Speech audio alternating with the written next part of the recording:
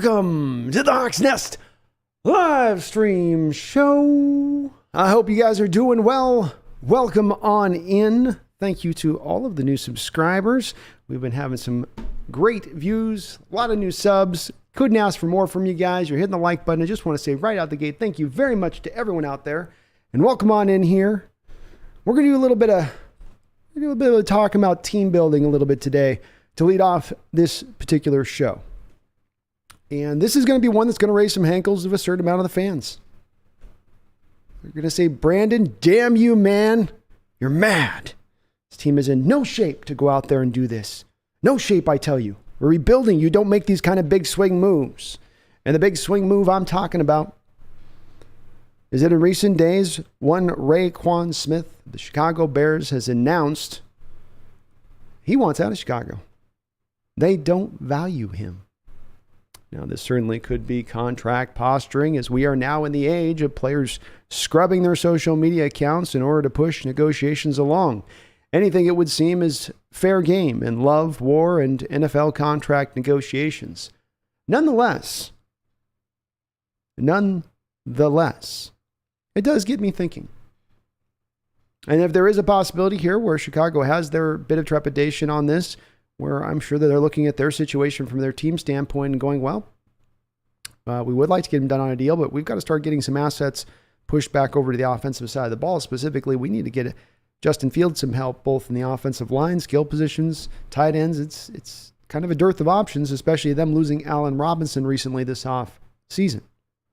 So it may, again, door cracks open with Roquan's requests. Doors pushed a little bit more further open with now the fact that they're going, we could maybe open this because we don't really want to. We like him as a player, but it's to where we're going as a team, what we're doing as a team, maybe it doesn't make sense. And certainly look at the middle linebacker position throughout the course of the last 4 or 5 years. It's often hard, even for the best guys, to get paid. Certainly Bobby was able to get paid, and Fred Warner, who probably stands as the head and shoulders #1 guy currently in the NFL at the middle linebacker position, has also been paid. But we've also seen with other guys, it can get a little bit harder. And it certainly is a position that is devalued as it's considered throughout football. Now, I understand that this is going to raise many people out to say that this doesn't make any there's no good reason to go do this. It's not the right time for it. I'm going to advocate for a counter position to this, but I'm also going to try to build in the points of what those people are saying from their standpoint to try to better represent the other side of the coin as I try to make my case on this. Because again, I do think they have a solid ground to stand on to say that there's no way you look to make this money, make this move. You not only do not want to come in and be spending that money on middle linebacker now when the team's in a rebuilding state, but you're going to have to be spending money on Jordan Brooks in a year. Doesn't make any sense. Are you mad? And again, I don't think I'm mad on this. Let me again try to build my case on this, because I do always keep coming back on this, and it's really what I feel like I like doing almost most of this channel is looking at the team and trying to understand what they're trying to do. What is the thrust of where we're going? Not where we are, but where we're going. And I say that through, again, that model of what's the blueprint right now? As Coach Carroll and Schneider have moved on from their Hall of Fame quarterback and their Hall of Fame middle linebacker and their legendary defense is now all gone, what is the new plan? And I do believe there is a plan in place. I may be off on what it exactly is, but I get the inklings that the plan is built upon that 2011-2012 blueprint, which is essentially, as I've always said with this, building a super team up around a young quarterback on a rookie contract and seeing if you can make that work once again, as you did so well in the early 2010s. I'm not, until I see differently, until I see evidence that points likely, and I can be turned off this spot, but all signs have pointed to this, including within the patience of this Seahawks team to not just go get a young quarterback this year, which, as I was saying throughout the draft period, would have been a year premature. You don't have the offensive line in place. When Russell Wilson arrived, get this, you were spending the most amount on the offensive line in the entire NFL when he walked in the door. You had set that stage up before he had arrived. And likewise, when I look at the way this blueprint could fit out into the future, I do go back again and again to the fact that Coach Carroll is a defensive-minded coach. It has grinded his gears over the past couple of seasons to see his defense flail, be ineffective, and sometimes not even able to put up much of a a battle against the opponent. There are times they've turned to the other side. They've been solid too. But we've had these stretches, right? Historically bad stretches. And I think he not only wants to avoid that, he wants to get a little bit of pride back in his defense and cement that within him, maybe a bit of his legacy. And I don't know if he looks at it through the legacy, is just that's the way he wants to build his team. And you look at this defense right now, they have started to build up a defense that's looks to be taking shape, looks to be solid this year with a chance to kind of even take another step above that as we go along, if these young guys can indeed develop, as we're starting to hear maybe some of them can develop. But the one spot you do look at in this defense that you get mightily concerned about is one of those middle linebacker positions, and is certainly the middle linebacker depth, period.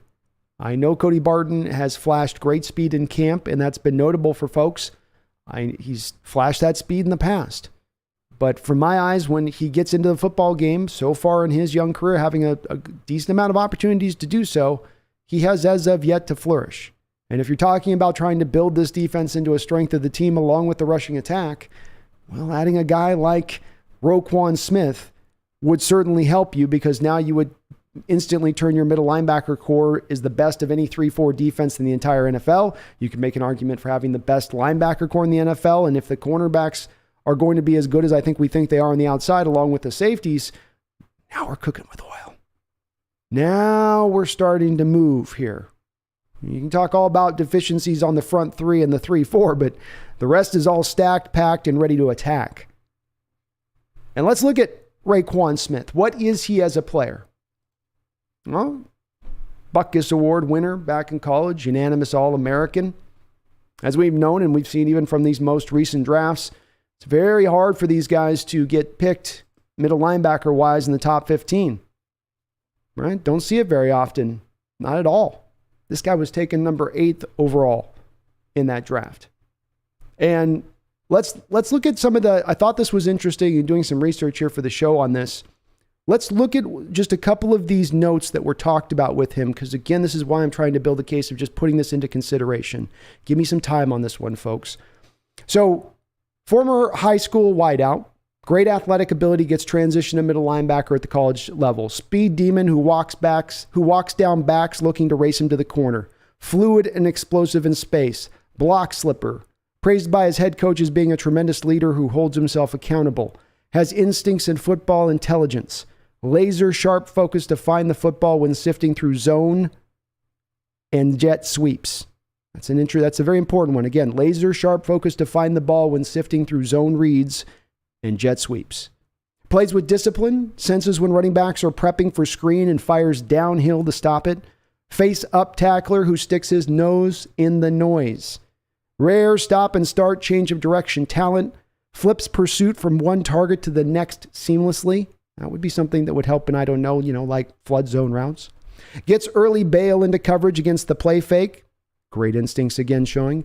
Able to mirror and match against the most athletic running backs in coverage. That might be helpful for a team that last year was on pace to give up a record amount of yards to running backs out of the backfield in NFL history through a good portion of the season. Gets early jumps to join crossing routes and has the speed to carry them across the field. Crossing routes have been a McVay special that he has certainly hit us with. And the reason I'm reading these college strengths that are talked about with him is because of the fact he has become those things as a pro. He has been exactly what that college reporter said as he would be, and you could say almost more, as advertised. Every single year of his career, he has over 100 tackles, 14 sacks through 4 seasons, so you know he's also a good blitzer. Last year, he had 12 tackles for loss. The previous season, he had 18 tackles for loss from the middle linebacker position, a stat by which we've seen with Bobby Wagner of recent had really dropped down. And when I read his scouting report and watch some of his film from last year, that part about sifting through traffic stands out to me. The running attacks from the Rams and the 49ers is all about sifting. You don't know where the ball is necessarily going. Is it going Debo? Is it going to the running back strong side? Or are they just running strong side to pull a counter back to the opposite way? Everything's so diverse in the rushing attack that it gets hard to sometimes align on what you're trying to target into. And having somebody who's who recognizes that just a little bit of a step quicker to go along with the fact that he's got the speed and athleticism in tandem with that is a very lethal combination up against teams and attacks that can give us some problems, or that we're at least going to have to face on a fairly regular basis. What's drawn this out for them, of course, though, where this has really gotten sticky between the Bears and Roquan, is that Roquan is his own agent, which does muddle things up.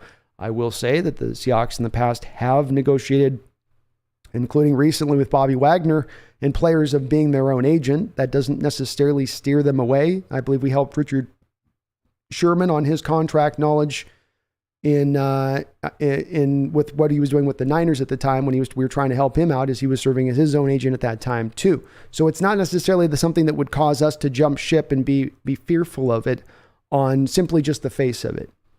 And he is asking for a lot of money.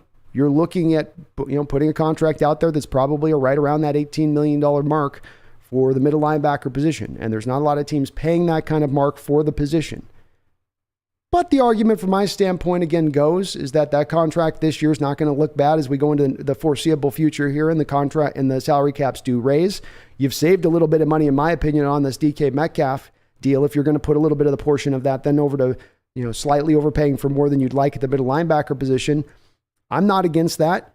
Again, I would love, as I think there's a lot of fans out there to see, let's get as we go into the future, let's get a high res passing attack, and we're going to throw on everybody, and it's going to be a high volume. Let's go for that in the future. But I don't see that as the designs of this team as we go into the future. So I always say that even though it's not necessarily the way I might necessarily approach building the team if I was sitting out of it, what I think I try to do here is find actually what they're doing. And if I'm saying this is what you guys want to do, if this is the type of team you want to build, great rushing attack, awesome defense, a team defense that's capable of being like a top 5 unit along with a great special teams unit, this is a way to take you there.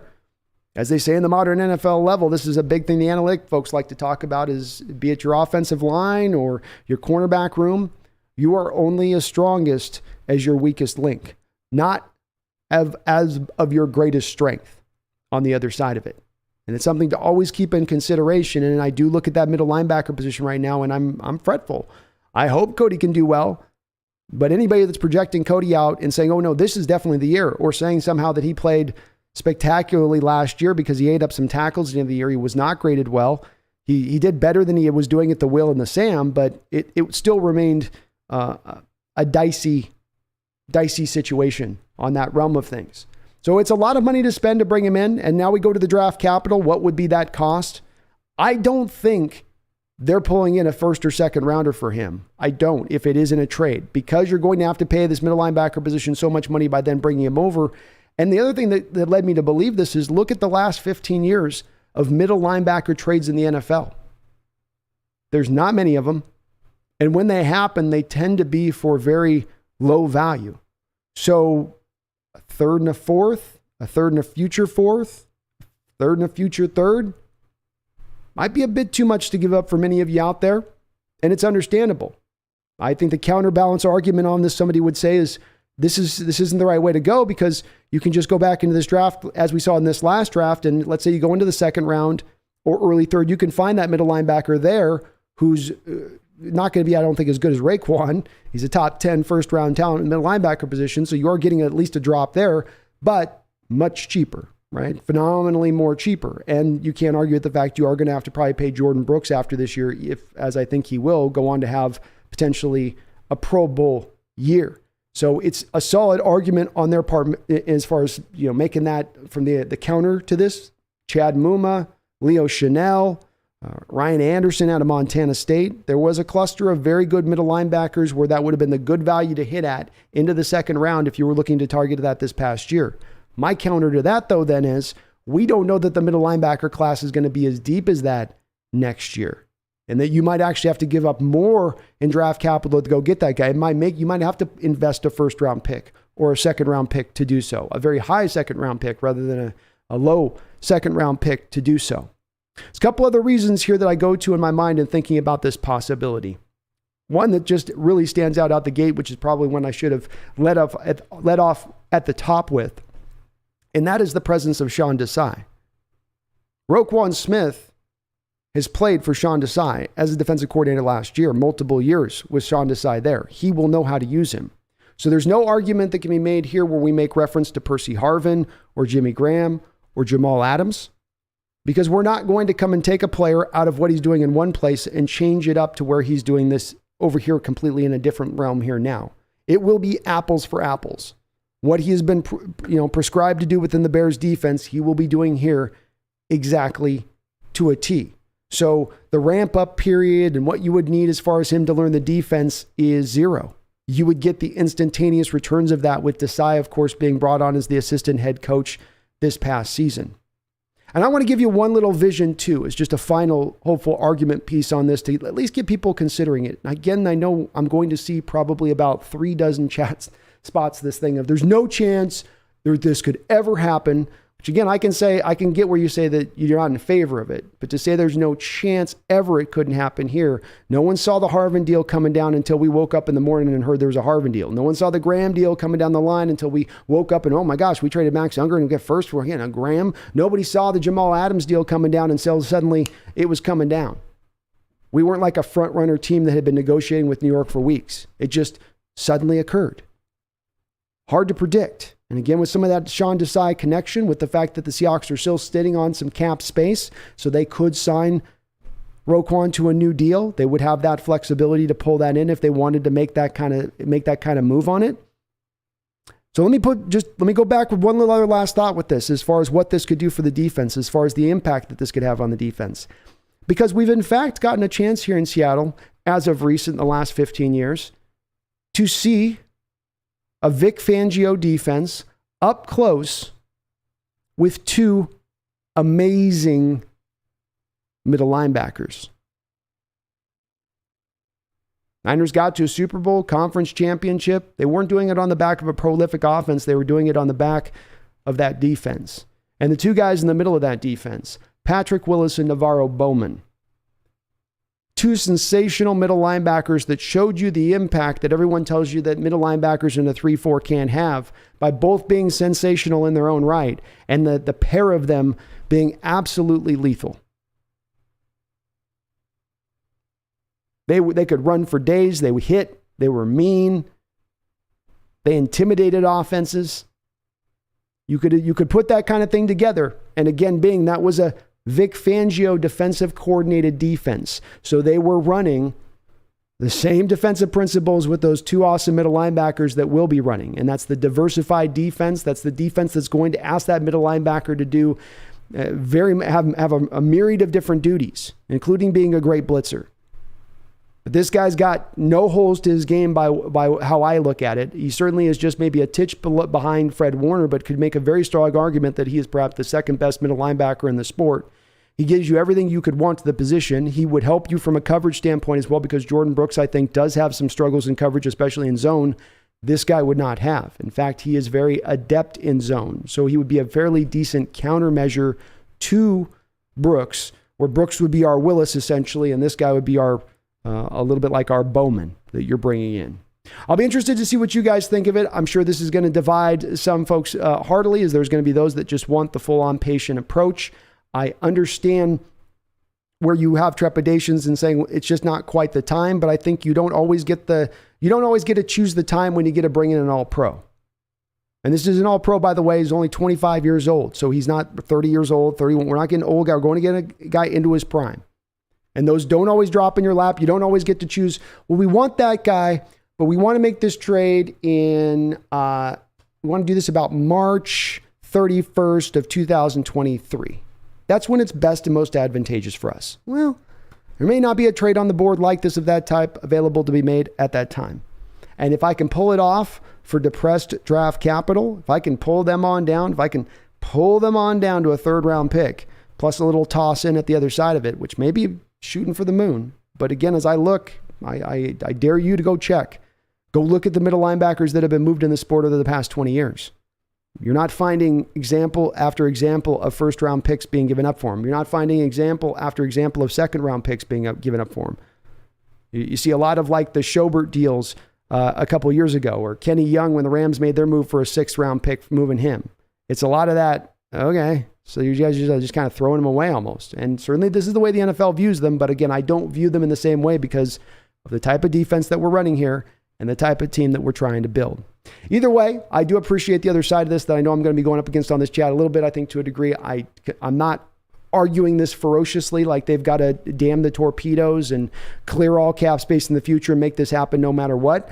But I would certainly like to see John Schneider dipping a little toe into these waters, finding out the cost. And if it's just a matter of really coming to peace, essentially, with spending the money on him, with giving him the contract versus being okay, say, hey, the draft capital given up is way worth it. If I can get you up for a third and a fourth for this kind of player we're bringing in, especially when you look back at the Jamal Adams trade, that's not even close as far as what you're looking at there. So let's see what you guys think on it. I'm just kind of intrigued by it, intrigued by the type of team you could build here. I think this is where I want to push some of the discussion as we go future here at the Hawks Nest. In that, yes, we're talking about what's going on with the team right now, and we're going to discuss day-to-day dealings and who's great in practice and all that type of stuff, but also have a view on this of how this team is looking to be built in the future. What's the appropriate trek to make here? What's the appropriate steps to make? And I know there's a wide variety of opinions on this. Of course, the NFL's got you get your team with your offensive line, then get your quarterback, and then it all rides on that quarterback. And I've been sort of advocating and hoping and feeling like this is what I'm seeing a little bit from this front office, and that they're looking to maybe instill just a little bit of a different approach. And then, as we always say, if everybody else is out there zigging, maybe the zag has got some built-in benefits to it. Appreciate everybody watching. If you do like what you're listening to, please do slam that like button for me. It does. You guys, I don't need to tell you guys are doing it anyway, but I appreciate you guys doing that, by the way. It has helped this channel just continue to grow. We're rounding out really well. So thank you to all of you who have been doing that. I know I ask it on the often, but I do appreciate it. And we will be going here till about, I think we'll get about till about hard 8 o'clock here. So just letting you guys know about 8 o'clock, we're going to be probably signing off. But let's dive in the chat. Let's see what you think.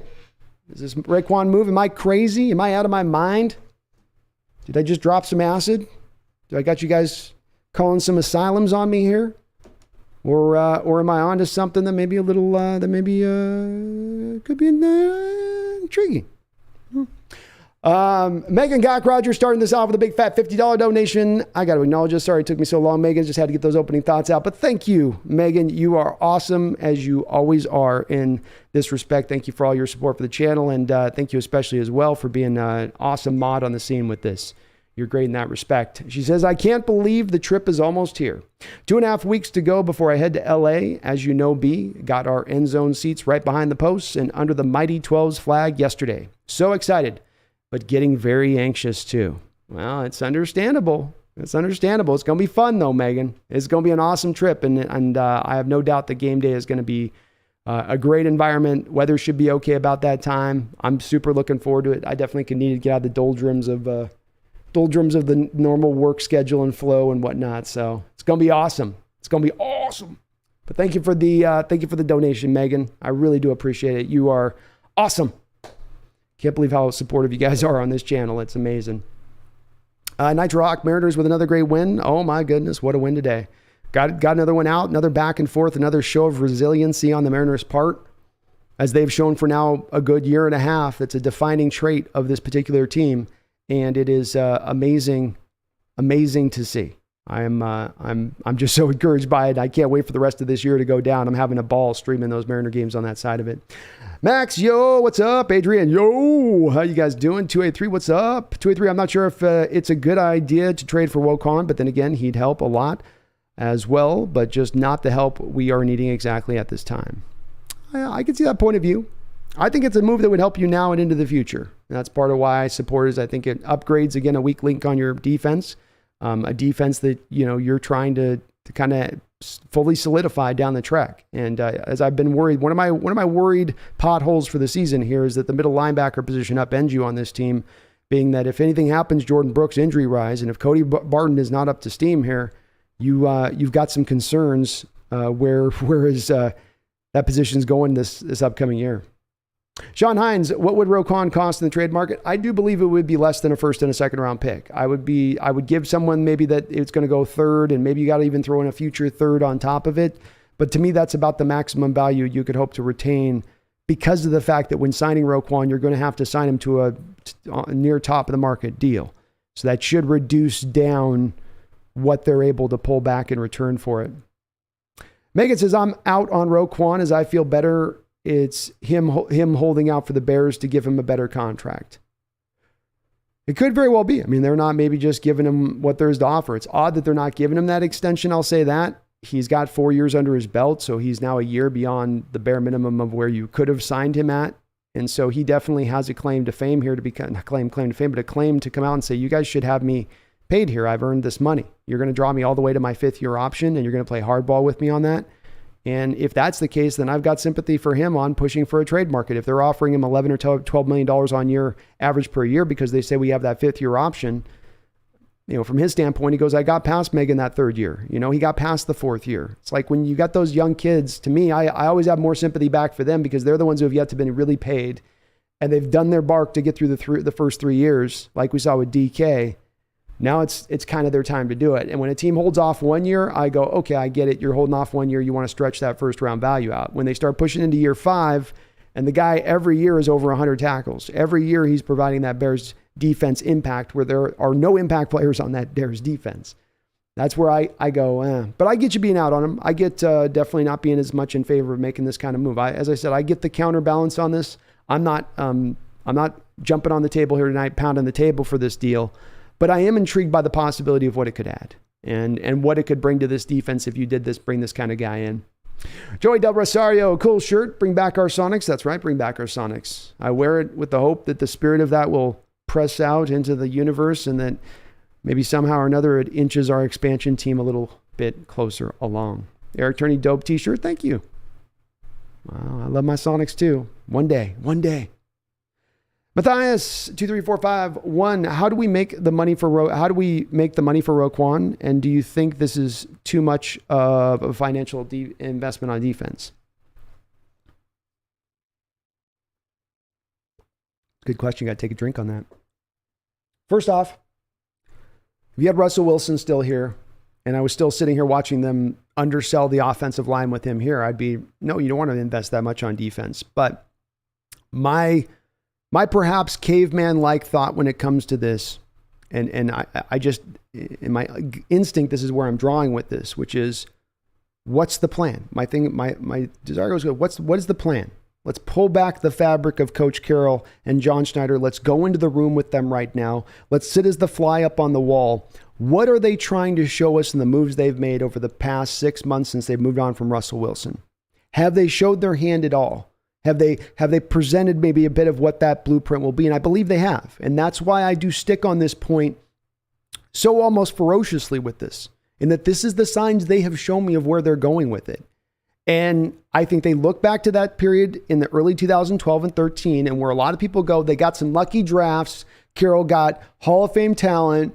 This is not me saying this, by the way, but this is a narrative that is out there and you guys know exists. They got the Hall of Fame talent and he just put his hands behind his head and, sipped on a Mai Tai and lucked his way into a Super Bowl and another thing because they had Russell and Marshawn on the other side and that's just all. No, I think they look at it as that didn't happen by happenstance or luck. That didn't happen because we just happened to have a couple of good drafts. That happened because we had a process, a trust in our methodology, faith in our philosophy, and we stuck to it when NFL teams around the league would laugh at us about it a bit. Now, I think that emboldened them later on and got them a little too arrogant down the road, as Coach Carroll himself acknowledged at the Combine, but it was working in their favor at the time. It was keeping them kind of with that. It was giving that almost like, I guess, an edge to them a little bit to me. They weren't being held down by anything. So to me, it's if it's fitting again back to the designs of what they're trying to rebuild before, and I'm not talking Legion of Boom. I think they know they're not going to be able to put a Legion of Boom secondary together again. But I also think, again, they don't look at that defense like maybe the fans or nationally some people do, where it's, this defense held this all together. They go, it wasn't just the defense. We had linebackers. We had a defensive lineman. We had pass rushers. I think the way they look at it is, rather than being about the secondary and finding some amazing reinvented secondary that's reinventing the secondary wheel, it's actually, we just want to get back to getting a great defense going again. And a Roquan Smith type talent at the middle linebacker position, cost the Bears a top 10 pick to get him. They don't come falling off the wagon, every other draft. And middle linebackers can sometimes be a position, and really covering these drafts closely, I'll tell you, There's been some middle linebacker years here in recent drafts where it's pretty bare bones. And after this year, Cody Barton, whether you like him or not, is only on a 1-year deal here. He is not here for the long term. So they're going to have to, in one way or another, make that adjustment to the middle linebacker position, even if they end up choosing to re-sign Jordan Brooks. Could make sense. Rob Terrell says, let's go Mariners, the Yankee killers. Oh boy, what a great, isn't it feel so good to take 2 or 3 from the Yankees? A sweep would be awesome, but 2 or 3 is just, and to shut down that lineup, shut down those bats. I'm so happy for Robbie too, because I felt like the way he's pitched this year hasn't exactly fit to the results he's gotten at all times. And I'm not saying he's been amazing, but and not just bad luck with it, but it's just had some weird kind of way things have played out for him this year. So good to see him on top of that lineup today. Adrian Sharp says anywhere ranging 1 to 3rd round picks and maybe a couple pieces. I don't think it's going to be a game-changing deal for a middle linebacker. I just don't think they command that kind of price, even a guy like him. Especially when you pay that. If you're getting him on the rookie deal, you're getting him for club control, that's where they could get some of that max value out. But when you're talking about the market-breaking contract, that should ding down things a little bit. I don't know how many teams are going to be chomping at the bit to give up first or 2nd round pick for Roquan and then also be paying him. Maybe there is. Like I said, the hard part on this is, and I look at this stuff historically, I went through and was Google searching my butt off, and I could not find any real commiserate trades for the middle linebacker position in recent history in the NFL that really pulled any kind of value. Let me get up on the donation. Devin Martzall with a $5 donation. And Megan, thank you again for the big 50, getting it all started off hot here, setting the tone. Devin also with the 5. I appreciate you, brother. Salute you both. Says, hey, buddy, just pitching in. Go Hawks. Hey, go Hawks, man. Thank you so much. I appreciate it.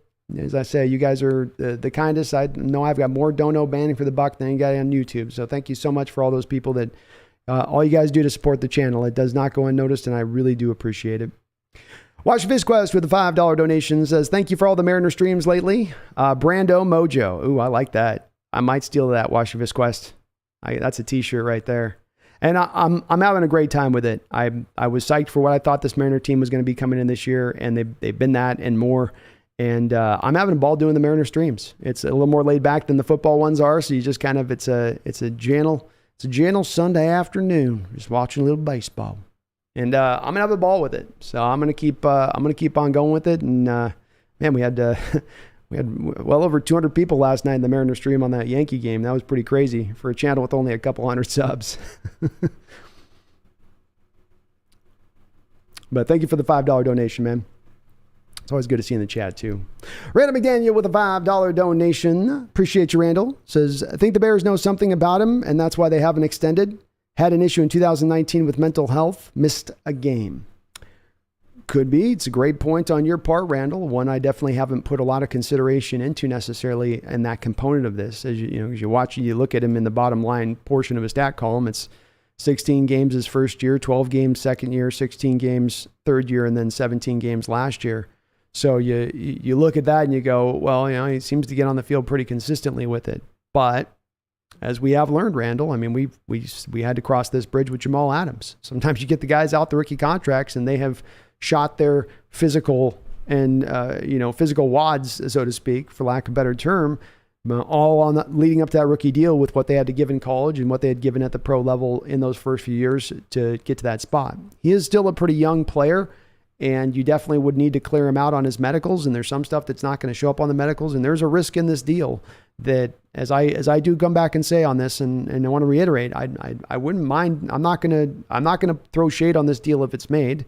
And if it doesn't get made, I'm not going to pound the desk or table as well. I'm advocating for it. It's not fiercely so, but that would be one of the counterpoints that you could make here with it, is just a little bit of, I don't trust putting him up on this new contract where I'm spending this amount of money on him. And, it's definitely a fair point to make, Randall.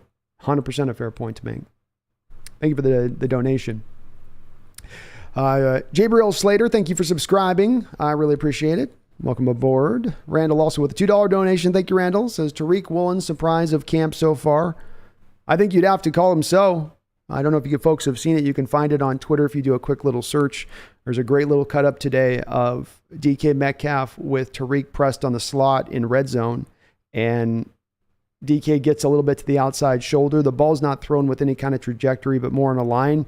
DK turns around, and Woolen does a great job of getting the arm up once he sees DK's hands go for the ball rather than necessarily just looking back for the ball. It's the type of technique you're usually going to see down in on the red zone where the cornerback doesn't have as much. He's just trying to keep himself pinned on the man and then react to the ball late, especially in those fade routes. And he knocked the ball free and then almost got the interception, I believe, on it as well. It's a really cool clip of Tariq Woolen. And again, as I say with him, when you want to tell me about tampering down my, and nobody is, by the way, I'm making this up because nobody's actually tampering down, but I'm not going to tamper down what Kobe Bryant and Tariq Woolen doing what they're doing. Because again, as I've said, it's not simply that you're going to see one of these two guys doing it in this upcoming preseason game, and that's the first time they've shown it to anybody and like, oh, that's what he's capable of. It's been that they've showed you this in OTAs and throughout training camp, and it's the scrimmage game. You keep seeing it at every turn. They keep proving themselves here before we even have gotten to the games, and that's why I just continue to get higher and higher on these guys as far as my expectation level. I already thought Kobe was going to be your day one starter. Tariq is going to probably make it very hard to keep him off the field. And if he doesn't get on the field as a starter, if he is playing this way, don't the Seahawks have to find a way to work him in if they've got a need for maybe a big nickel situation? Get him in there when you can have him matched up on a tight end and they're trying to flex the tight end into a wide out type role. A little bit like what the Bengals did with Trey Flowers when they took him off our hands and found success with him in that role last year. Eric Turney says trade Locke while he's got value, my humble opinion. I get where you're coming from on that, Eric, and I certainly have questions about him being a fit in this lineup as far as the blocking that's required from the lineup, their receivers respectively. The issue comes into play on this one, Eric, is that the dead money is so substantial right now, and even in the next year, it's fairly expensive to move off from him. You're kind of outside of us getting a really great deal. Somebody throwing you like a second round pick. There's really no way you're going to kind of eat that dead money at this point over the next couple of years. But I do get where you're coming from. Max, I don't even mind giving up the pick. I just don't want to pay him $20 million a year when linebacker isn't a premier position. I get where you're coming from on that. So it's, again, a solid point, understandable point. Not a lot of teams are paying middle linebackers. I wouldn't want to do a lot to push back against that. I say that he is a difference maker at the position. And much like the running back position, you do reach a point from my standpoint of the guy is such a difference maker versus his peers, versus the league average, that the squeeze becomes worth the juice. And I'm also cementing and locking in on the fact that the cap is going to raise significantly. I've heard anywhere from $20 to $30 million on the Amazon injection alone. On the Amazon injection alone, that will raise at $30 million on top of the normal increases. You could see a cap going up in a season here coming up soon of $40 million in that realm of things. And then if that happened just one off season over, the contract would look magnificent. Much like DK's deal is going to look unbelievable in, I think, another year and a half from now when we see where the cap's going. But I do, like I said, don't want to seem like I'm pushing too hard back on that, Max, because it's a completely valid point. Russell Mark Yu, I think we could get him. We are most likely to draft a linebacker anyway in next year's draft. Why not get a sure thing? We aren't paying for expensive quarterbacks, tackles, edge rushers, or corners. What a great point. You touch on magnificently there, Russell, exactly where I'm at with my mind and how I'm thinking about this one. So you're not, this is the upshot of not spending $40 million, $45 million, $50, $55, $60 million on a quarterback. Is that now you have the money to go spend it in other places. Now suddenly the pocketbook opens up considerably. Now certainly the big part of this swing is going to be getting the rookie quarterback right. Make no mistake about that. But that's not what we're talking about right now. We're just talking about, can it help the team? And you also touch on it well. You're not paying your tackles for the next couple of years if they round out. Mafi's not getting paid for a couple of years, as I've been told with Taylor, because he was injured his whole first year, doesn't technically count as a year in the league. So you still have him another year out from having to negotiate with him on a new deal. So shouldn't the upshot of this then be that you can afford a couple other contracts in and look at the cap space right now for your Seattle Seahawks? You have a plethora of it. Roland Connor says, waiting for something to be tantalizing enough to get us out of number 28th in power rankings. Well, it certainly will take you probably a little bit out of there. It's not going to substantially make you elite necessarily, But again, this isn't just a build. This isn't just a move for me bringing on a 25-year-old guy that's just about what you're doing today, but also what you're doing tomorrow. And as Russell says above, we are going to need to put some kind of capital or assets back into the middle linebacker position beyond this season, because you're not likely to re-sign Cody Barton unless he completely balls out and shows himself to be something completely different than what we've seen on the field prior.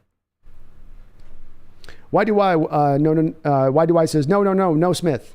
He is a good middle linebacker, but he will take what? At least a first round and a third? No, I don't think so. My logic and reason on this why do I is show me the last middle linebacker who costed a third or even a first round draft pick and compensation.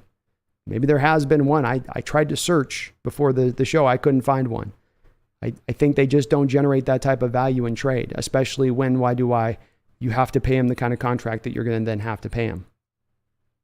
I think it's a little different. I could be making a bit of a logical I was trying to use the word fallacy, a type of leap, but that's where I would see it from. Again, understanding too, you're now deep into training camp here. Not a lot of teams have necessarily salary cap space to make this kind of move. So the market's not as deep as it would be, let's say, if we were in March trying to do this. Ethan says, hey, let's start off with the look of those Mariners. Woo, onward to Julio. Julio back on Friday. We start to get a little bit closer to all the engines hitting on at once, right, Ethan? We're in that B-52 in the air, and all season it's always been one engine just do.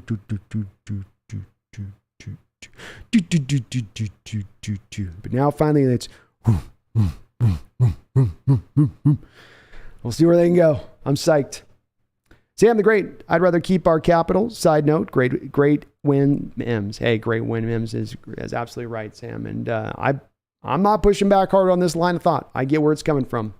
Saying, just want to keep my assets, want to sit where we are, keep building this the right way. Completely get it.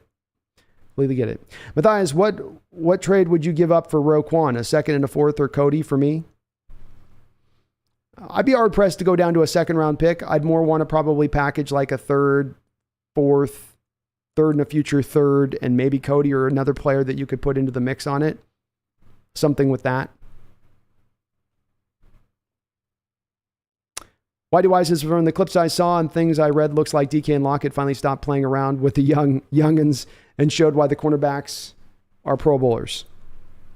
They did in the red zone today. The reports were that DK and Tyler were definitely having their way with the corners down there in the red zone today. A lot of touchdowns caught, which is good to see the offense getting a day with a little bit of a win, right? Defenses had their shares. Let's have a little bit of a counterbalance to that. So I think we're going to lean heavily on DK and Tyler this year for what they bring to this football team. I think they're going to help out the quarterback position significantly in their ability and what they do bring. We'll see how it plays out. Some I guess would believe that their impact is null and void because the quarterbacks are just so bad. And it doesn't matter that they're out there. It won't have a significant effect because the quarterbacks just can't throw to them. I don't agree myself on that, but that is the bit of the counterpoint you do here. Rob Terrell says Brooks and Smith as the inside linebackers. Sign me up. Hey, I'm saying, would you all be out on Willis and Bowman 2.0? I mean, sign me up for it. I'd get excited by that. that was a bad duo. That was a B-A-A-D bad duo.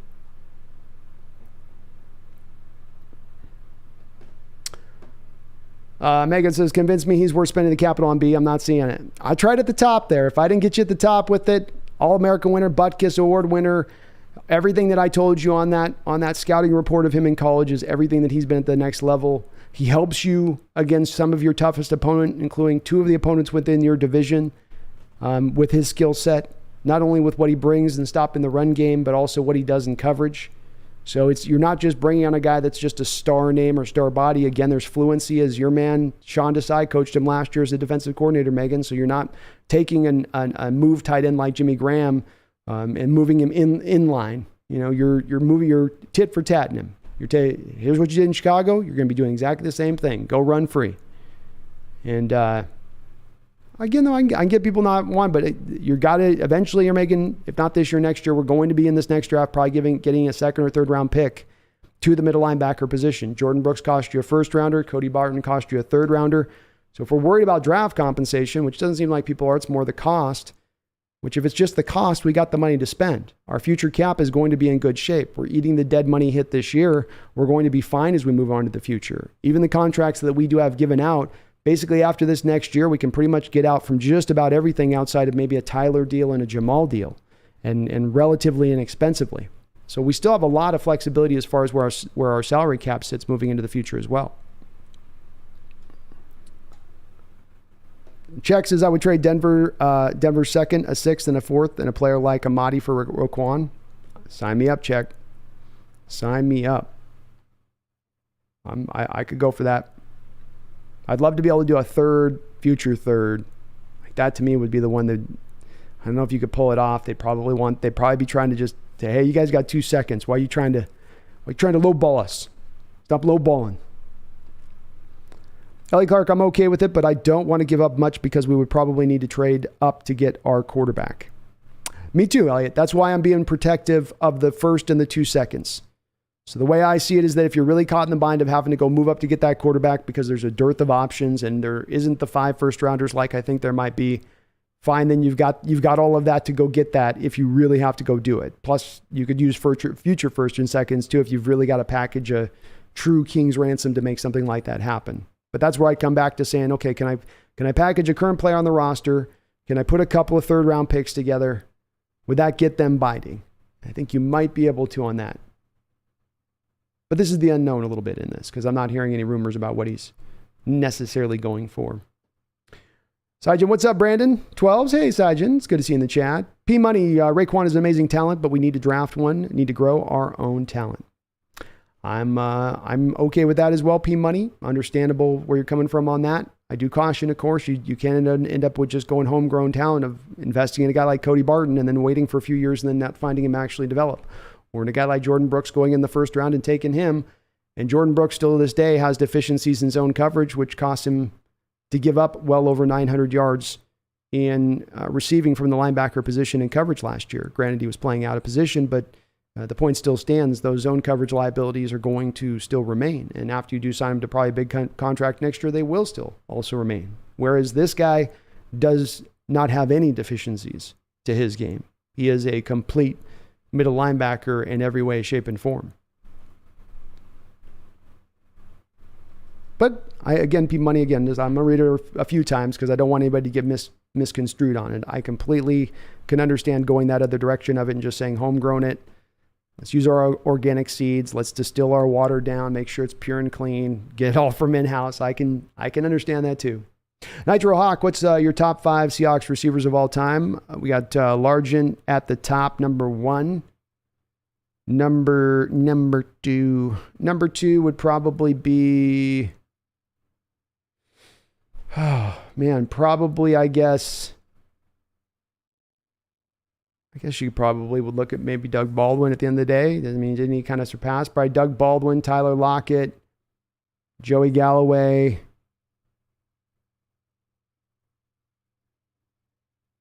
Brian Blades. Kind of in that order, I guess. That feels like the right order. But I think those would be basically your clear-cut top 5 there, Nitro. Sam the Gray, why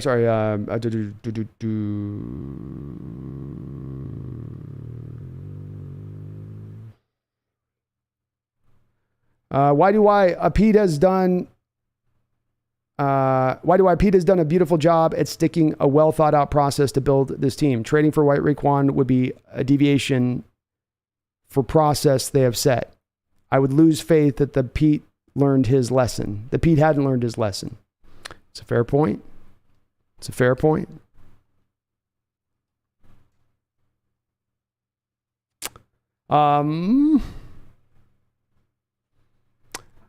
Brazil 75. Thank you for the $5 donation. Sorry, I'm a little slow in acknowledging. Says there's no downside to Raekwon.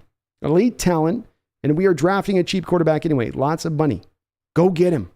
I love it. I love the aggressiveness. And let's remember too, these teams out there in the NFL right now that have had success in recent years.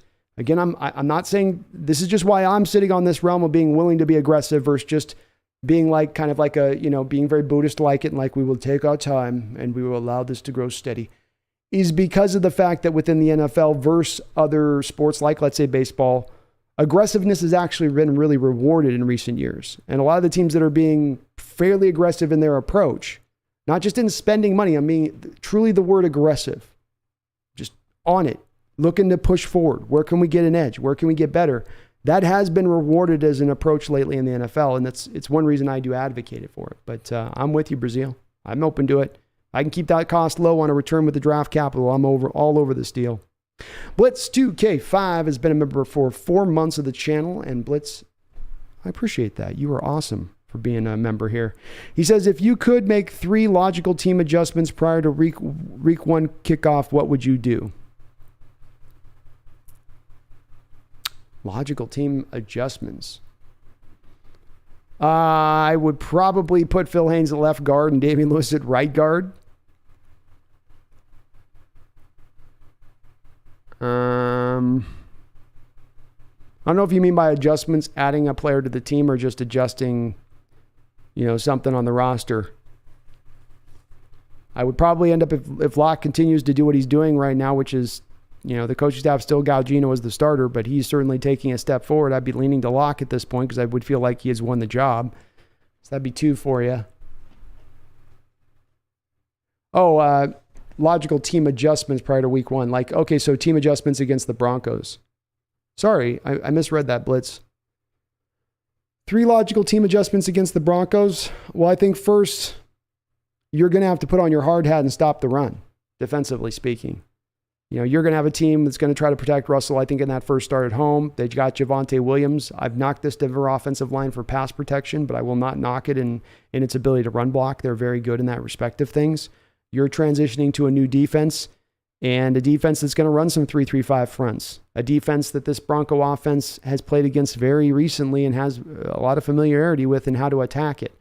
So you've got to really, even more so than you naturally do week 1, look at stopping the run and making sure that you're committing the resources to doing so.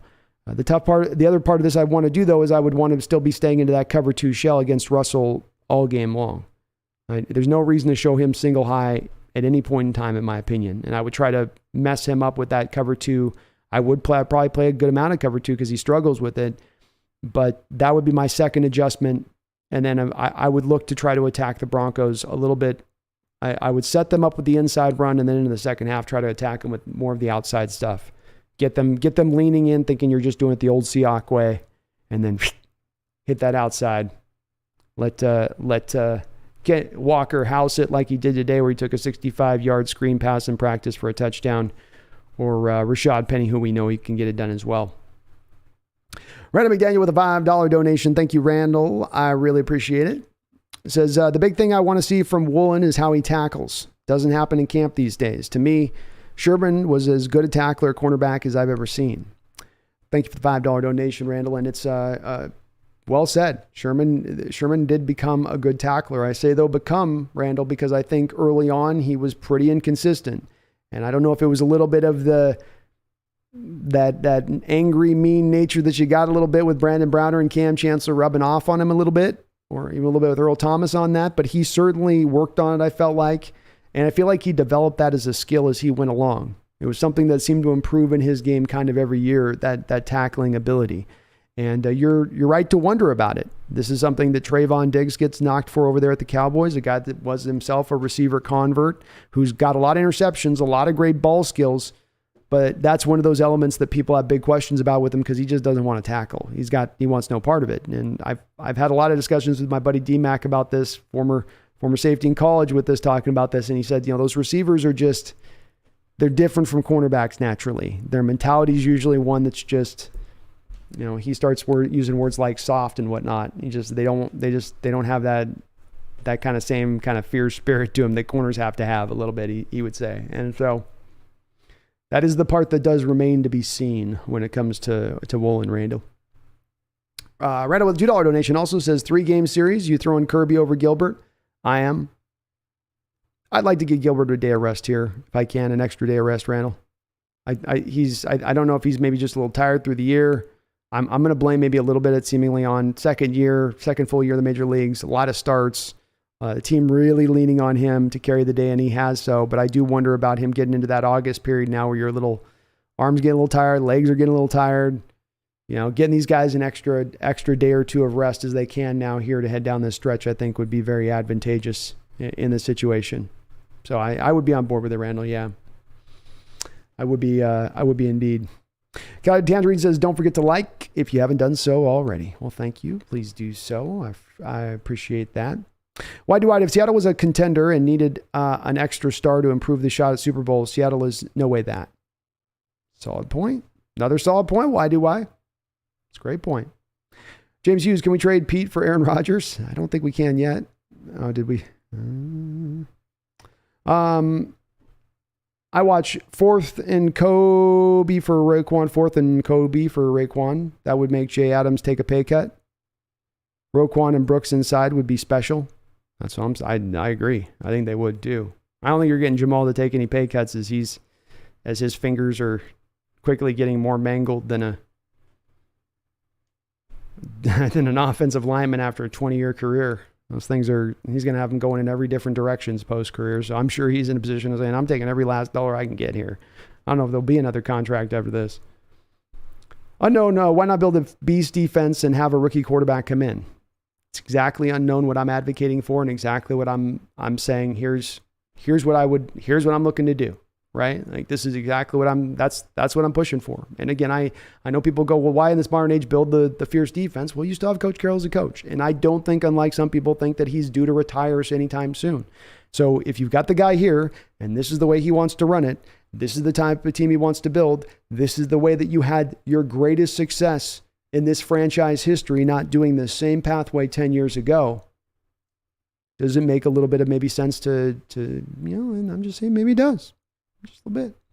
Ryan Snags, how you doing, Ryan? Good to see you.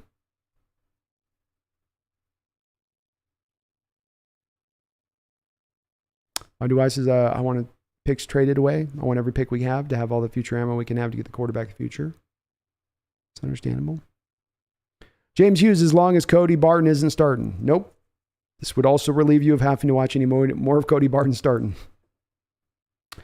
Or R says, hey, Brandon, maybe trade Kyle Fuller or Shepley and Swain Eskridge to Broncos. Why Russ knows both trade for Luke Wattenberg, center. He played for the Huskies, maybe a 7th round pick.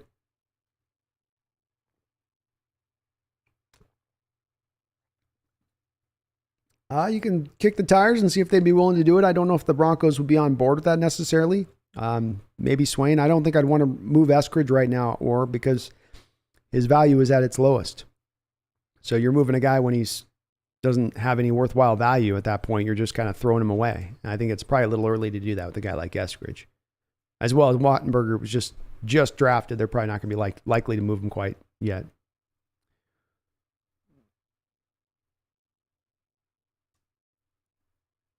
Jason Tudor says, considering how commonly teams run nickel and dime, would investing this much into 2 middle linebackers, Brooks is going to get paid soon, be a good idea in terms of value? It could be if the Seahawks were wanting to continue, Jason, let's go backwards on this. Carroll's got always his mentality of wanting to stop the run first and foremost. And a good way to accomplish that is to sometimes overmatch the offensive personnel. What I mean by that is, if the offense is in 3 wide receivers, you stay in base. The offense goes into 4 wide receivers, you go into nickel. And as I know this might sound a little bit crazy, if you go and watch the last 6 games of the season, there was no point in time that your Seattle Seahawks played dime. Now, they didn't have enough able bodies to roll it, but it's also been historically a method of approach for Coach Carroll to, I'm going to go one back on my personnel on you because I'm going to make it look to your quarterback then. And as he comes up the line of scrimmage with maybe a couple options on plays and he sees, okay, wait, they're in nickel while we got 4 wides. And this has been an approach that McVay has used to really attack us, specifically using 4 wides on that nickel.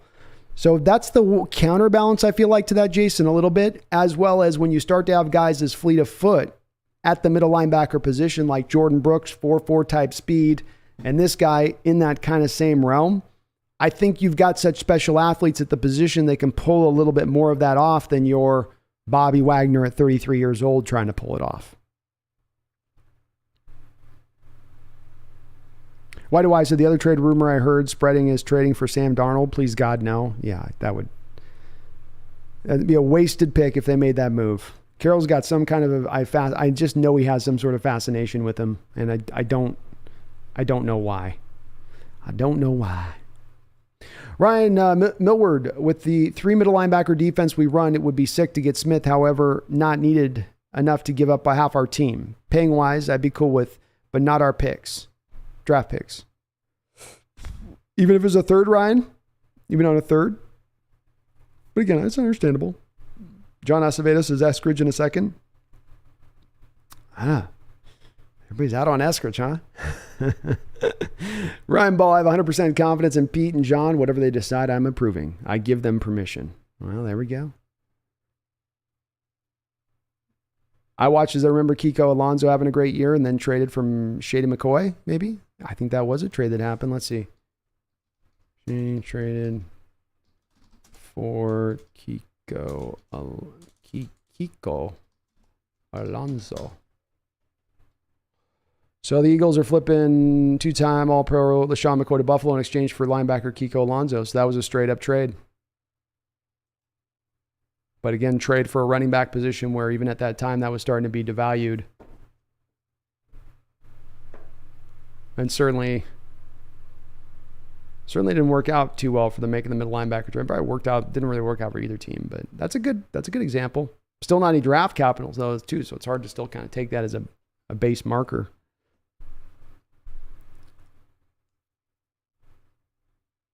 R says, hey, Brandon, we get Roquan Smith, maybe put Brooks and Barton for first and second downs, but I say mix and match either Boombe, Tanner Muse, and By Jones or Bellore for third downs. I don't think you'd do that. I think you'd run Brooks. It'd be Brooks and Smith full time at that point, or you'd have those guys running snap in and snap out. George Samuel says, hey, man, I'm so glad to catch your live stream. Well, good to catch you too, George. Thanks for jumping in. I watch all of them later, but I usually couldn't because of the time. It's 3 a.m. here. Oh, my goodness. Yes, I'm a Hawks fan all the way from Alexandria, Egypt. Hashtag Go Hawks. Well, thank you so much. I'm so glad you could catch it, George. I do need to get some more early morning streams for some of those folks because like we got folks up in Europe and whatnot too. Australia with Megan there. I know it'd be a little easier on them at times to probably catch it sometimes a little bit earlier if I was doing it earlier my time. So appreciate you hanging in there late on the stream and getting in live today. It's good to have you in. Well, good to see you aboard here for the first time on live. So, and thanks for watching on record. It's we've had so many views pump up here, and it's just not just on the live, but what we're having after it has been recorded, and that's just awesome to see. John Acevedo, I think the Seahawks would use one of those early picks next year on an inside linebacker. Why not get a proven one as of now? Exactly the argument that I'm attempting to make a bit here, John. It's exactly down the line of what I'm trying to kind of say with that. And, well, along with all the other points I made with it. It's just that you're going to end up giving a good draft capital piece here in the near future, next draft. Somehow, some way, that's going to be given up. And that is to John's point, that's for an uncertainty. It'd be a highly talented, but an uncertainty nonetheless. Guy Tendry says, I'm taking B to Arkham. Laugh my ass off. Just kidding. All opinions are valid. Appreciate your thoughts on this.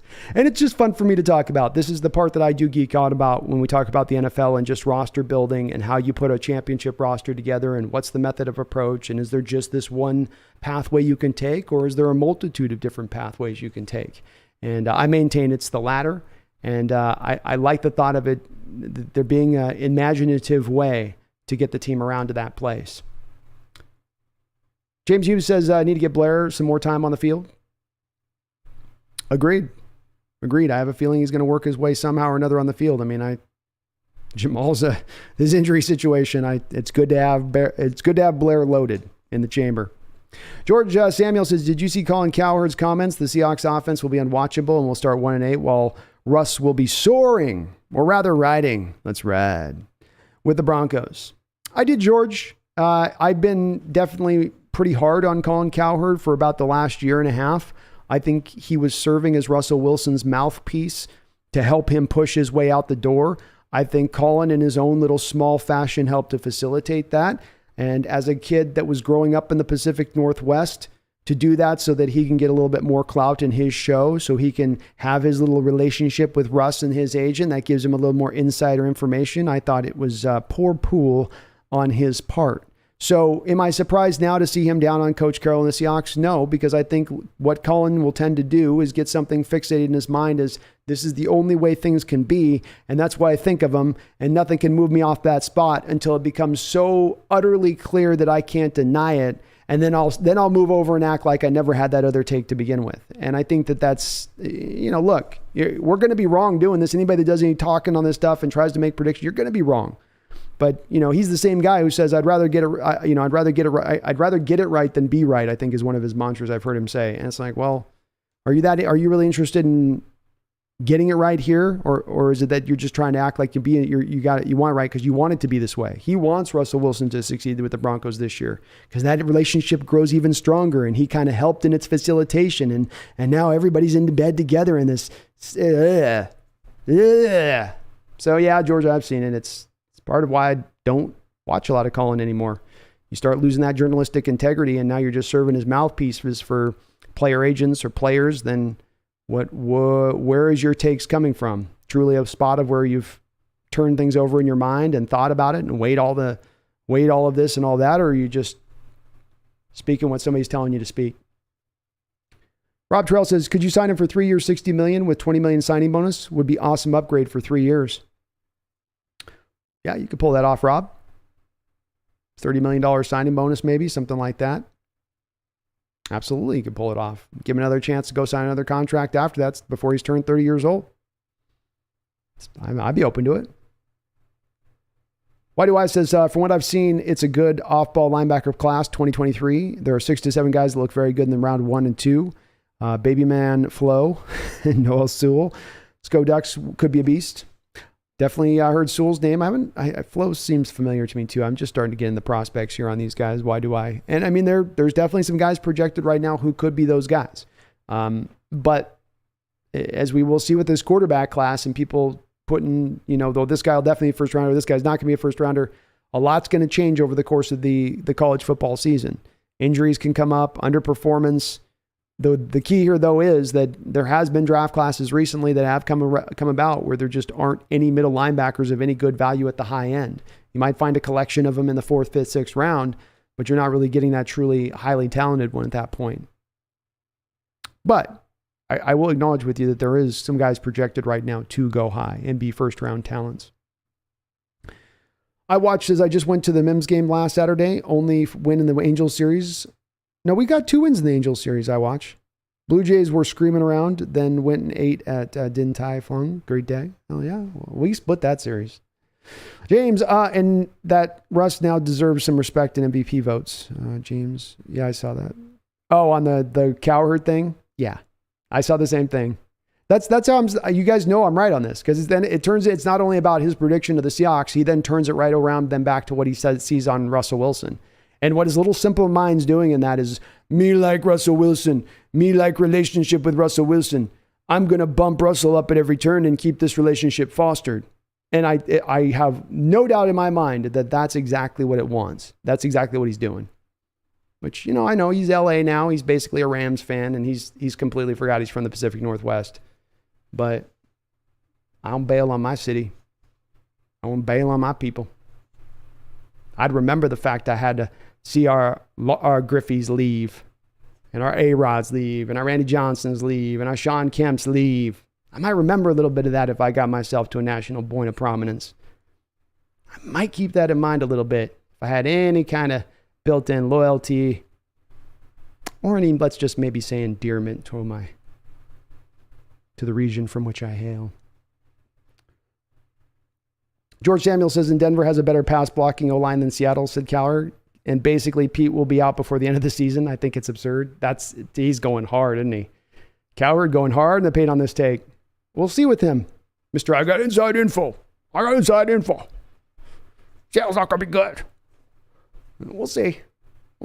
Yeah, and of course, he backs nothing. I love how he'll say ultimate statements like, Denver's pass blocking is great. Based on what? Statistics don't back that up over the course of not only last year, but the previous year prior to that. Part of what stilted Drew Lock's development. It's part why Teddy Bridgewater played worse in Denver than he did in New Orleans. Because the offensive line can't pass protect. But you know that, George, too. I know you're just saying what Colin's saying. So we'll see. James, you seen Keenan Allen clowning on Russ? Let's ride. Yeah, the Russ ride, let's ride clown has continued on. Russ is trying to embrace it. God bless him. But he's definitely heard it. Michael, what do you all think about the Mariners series versus the Yanks? Shows we can stay with them. Shows we're step for step. The Astros might have our number, but we can hang with the Yanks. We hung in their building. We hung in our building.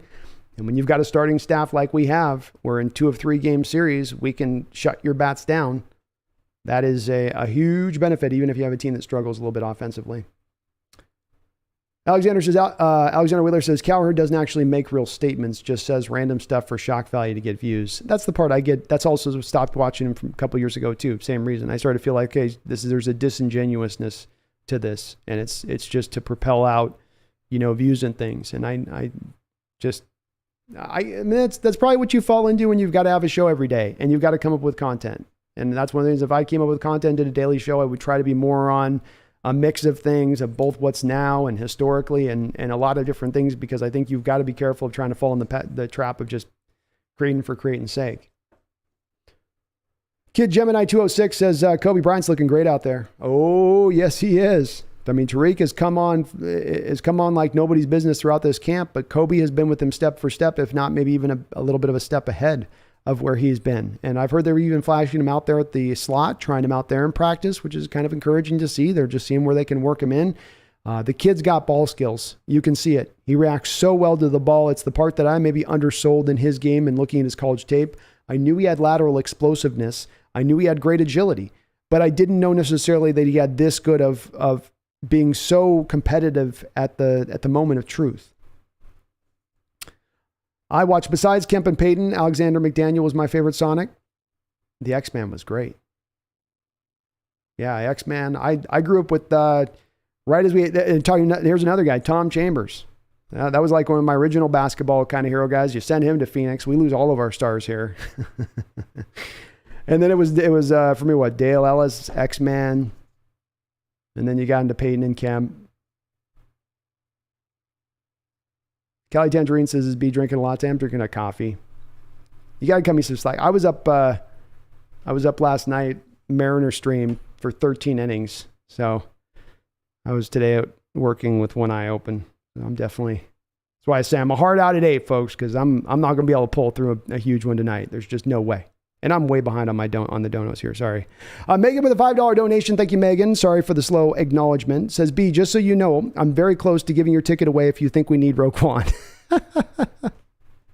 I'm going to sell you on it yet, Megan. I'm going to sell you on it yet. I'm just warming you up to it. I've thrown the initial salvo across the border here. So I know I'm going to get the initial pullback, and I'm letting it set in, and then we're coming back around for the secondary attack here.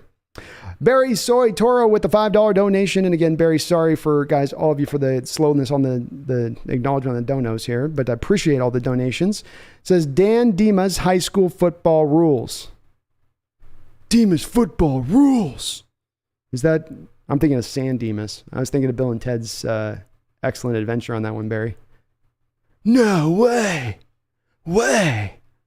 Dude. Dan Demas. We'll go Dan Demas High School. Your football does indeed rule. And it rules even a little bit more because Barry's donating to my chat to make it so. Randall says, with a $2 donation. Thank you, Randall. Says, I meant a 3-game playoff series. Kirby is the third starter. Sadly, I'm starting to believe here, Randall, that they're going to probably, maybe they shut him down just with the thought process they bring him back for the playoffs. They might do it that way. And if you're doing it that way, to me, you want to give him a start before the playoffs to get him back to speed if you're talking about sitting him for the next month and a half. But here's the part of that, Randall, I would sit on. I wouldn't want to make that determination right yet. I'd want to see if Logan's just going through a down thing or if he's truly gotten to a point of the year where it's dead arm, dead legs. I've lost I'm in my second year here. I'm still learning how to keep this body ready to go for the full year. So I think we still need a little bit more information on Gilbert about where he is over the next couple of starts. You're going up against lesser opponents. He's not going to face Astro Yankee lineups anymore here going forward a little bit.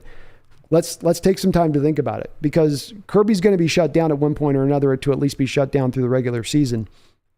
And so you're going to get a little bit more time, more data to make that determination. I think right now it's a little early just because it has been a couple of starts. He has been fading a bit as Gilbert, but I'm not quite yet ready to say, let's just go full keys to Kirby on that third starter in a playoff game.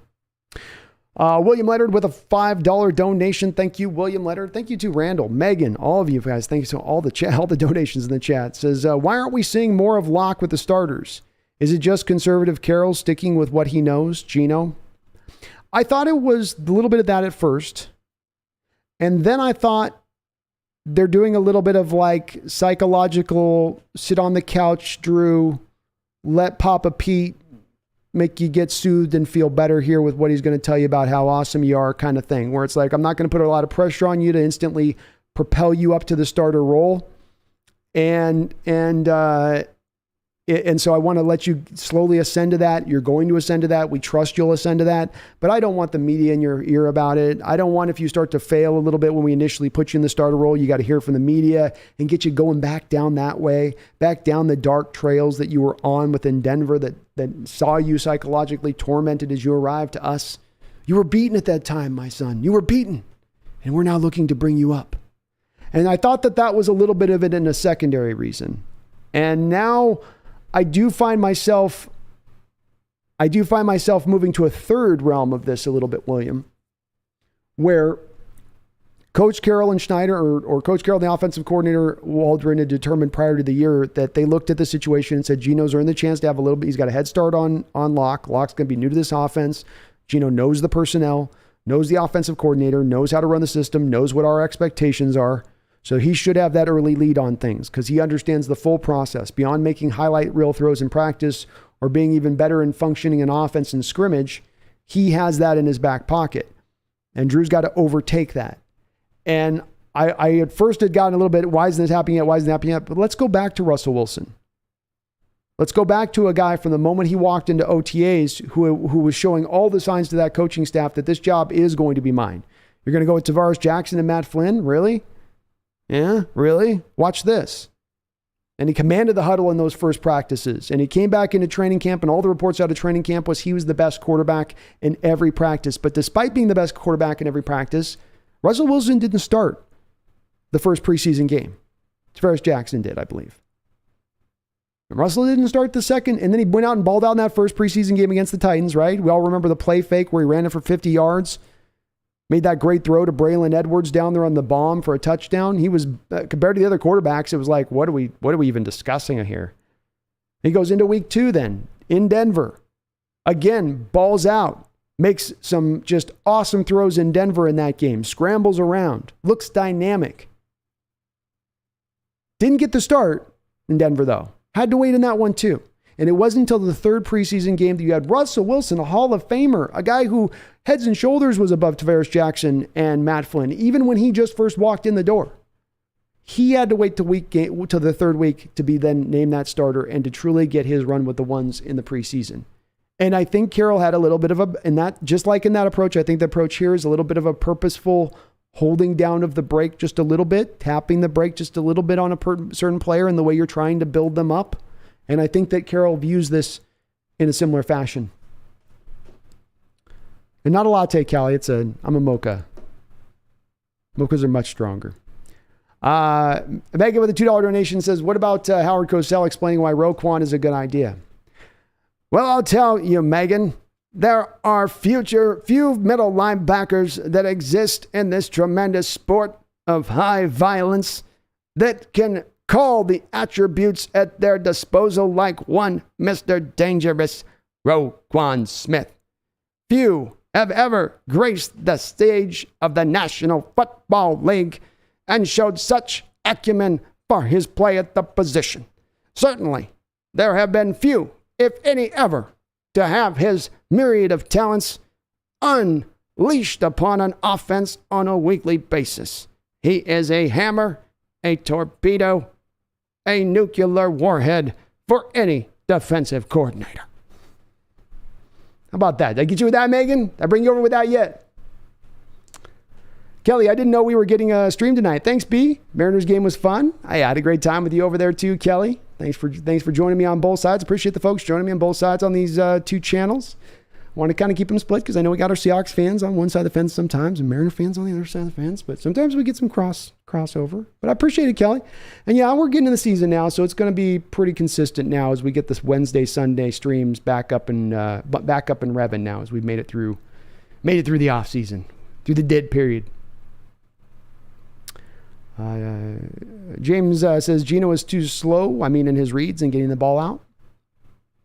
Definitely what we've heard a little bit in training camp. Our own reporter on the scene, Ethan Techworld, was saying that he was watching there was a keen difference between watching Drew Lock and Geno Smith and how long they were holding on to the ball in the pocket. Drew was being very quick with getting the ball out of his hands, and Geno was really taking his time, being very belabored in how much he was holding on the ball. Or ours says Geno still runs 40s and 4.6, probably somewhere around there, somewhere in that neighborhood. Sir Cheeseburger, the Sonics will be back within the next few years. I hope so, Sir Cheeseburger. As I've committed to my audience here, if they do so, you will see I think we're leaning to the TheSahawksNest just to keep all my channels consistent. But I'll be covering that too. I love myself some basketball. Someday I'll show you guys my handles with the basketball. You guys would be blown away if you guys saw me dribble. Be like, you can do that? Like, it's random, but yeah, I can. I got some Kyrie handles.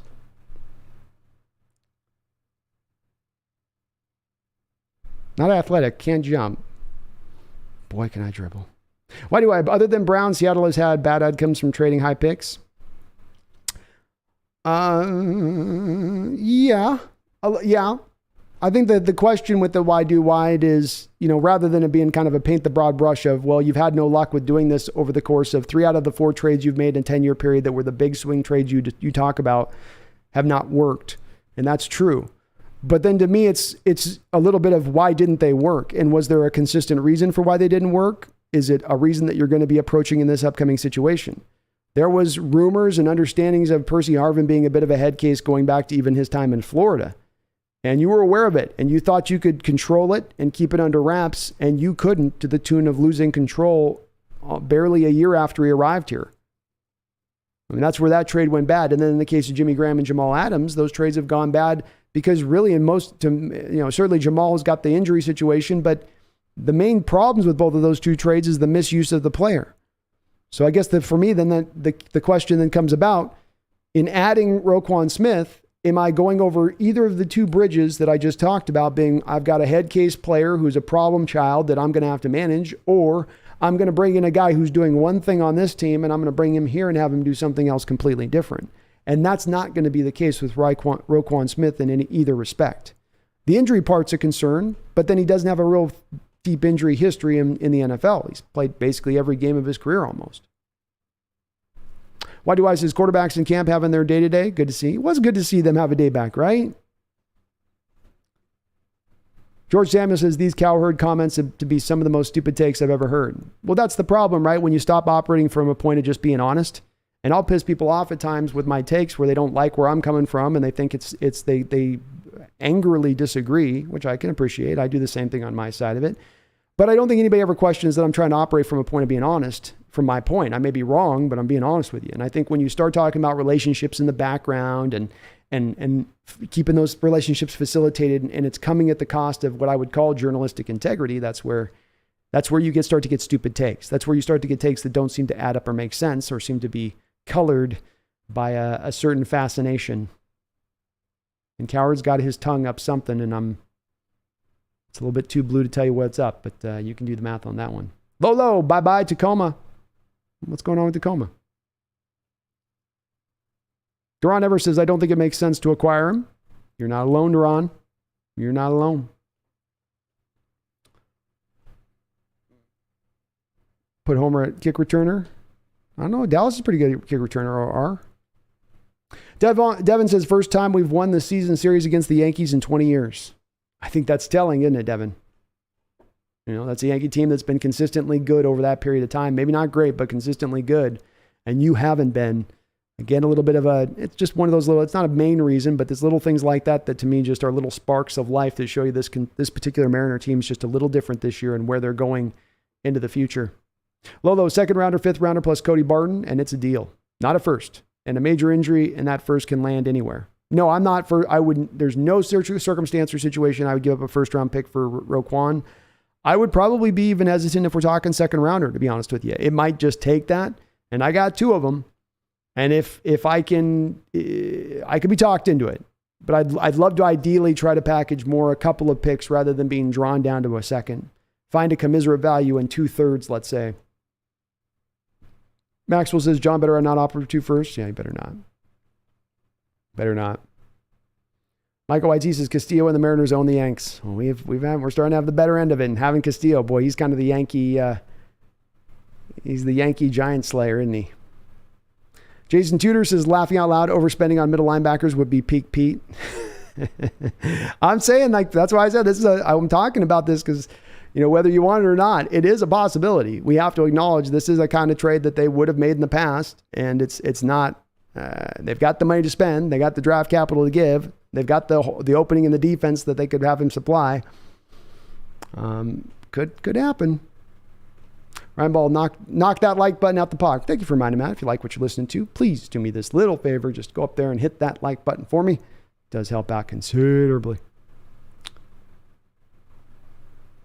I watched this. I think it says a lot that Pete Carroll and John Snyder are sticking with Geno Locke, going to build that defense again. Drafted bookend tackles and 2 solid cornerbacks. Pound the rock with a game manager quarterback until we draft a good one. Love it. I'm with it. I believe that's what they're doing too. And the part that you're touching on is a little bit of the part of why I opened this door to Roquan in the respect of, if not Roquan, let's understand that what they are trying to do is build a great defense again. Maybe not a legendary defense, an all-time defense, but a great defense will be, I believe, the aim, both from John Schneider and Carroll in this situation. Hawks of the Ace says, let's get him, bro. So we got 60-40 in favor, kind of, maybe 50-50. We'll split. James Hughes, sounds like we're going for the suck for luck strat. Yeah, potentially. I don't think we're going to lose 4 games this year. And I think that other teams out there like the Texans, the Giants, are going to be worse than us. Maxwell says, I've heard Walker's been amazing so far. Scored a touchdown in the scrimmage game on a nice run. He bounced outside, and then he caught a 65-yard screen today, I think, in practice. And yeah, I've heard the same things. Lolo, so far, Locke has had 0 struggle with little chemistry with the starting team, despite having so little time compared to Geno. Many say Locke has outperformed Geno on fewer chances. Pete, old pal. I get where you're coming from. I can understand the little bit of the, what are we waiting on here? I do. But I think there's a little bit of it. There is a, rather than it just seeming like Pete's being, stubborn to stay with Geno, maybe it's more of that this is just the plan to slowly acclimate him to the process. Kyle G says, how special is Seattle baseball right now? It's getting there. It's getting back that feeling. And look, this has got a baseball town pedigree to it. And when this team was at least just decent and competitive, they were selling that stadium out on a nightly basis. And it's hard to do that in baseball when you got 80 some games a year. But if you put a good product on the field, the fans will come out there. And I'll tell you, that stadium was, as I was doing the live stream last night, going into the 13th inning, that stadium was, you could feel that electrified energy that you sometimes get in those rare crowds in Seattle starting to build up, kind of like a playoff vibe to it. Jerron Ever says, I'm hoping that Locke becomes that guy, but not counting on it. We will see. Jordan Kraft, seeing Jordan Brooks and Roquan Smith would make me a very happy man. It put a smile on my face. I can go either way on this one, but I can't lie. I'm not gonna poo-poo it. I'm not gonna shoot it down. Jason, that DK on Woolen play was 2 guys making great plays. It was 2 guys. It wasn't like DK running a half rep, right? He was all in on that rep. He was competing. He kept competing even after initially Tariq made the good play, and then Tariq kept competing after DK came back at it. It was awesome. Ron Ever says that would be scary for opposing offenses. You're certainly going to have a hard time running up the middle on us. And we got 2 guys rangy that can go sideline to sideline, so we can get to that outside stuff too. Or says, hi, Brandon, why get Roquan's just put Brooks and Barton for first and second downs, then mix in the other guys? You could do that, OR, but I just don't. Part of why I'm advocating for this trade is a little bit of my lack of faith in Cody Barton. I think Cody Barton's going to potentially serve to be one of the weak links on this defense, and I think it could end up hurting us, especially when it comes to our consistency in stopping the run. Jabril Slater, big fan of you and Brendan. What do you think a Smith trade would look like? my ideal for it would be able to say, here's a third and a fourth round pick in next year's draft for Smith. If they wanted to insist on a second round pick, I would try to counter back with them on a third and a third. I think you're going to have to pay him probably about $18 million per season on a 3-4 year deal at that point. If you bring him in, you can lower down the first hit of that cap significantly in the first year. And you do have the cap space to pull this off. So though it would cost a lot, you do have the ability to fit it in if you wanted to fit it in.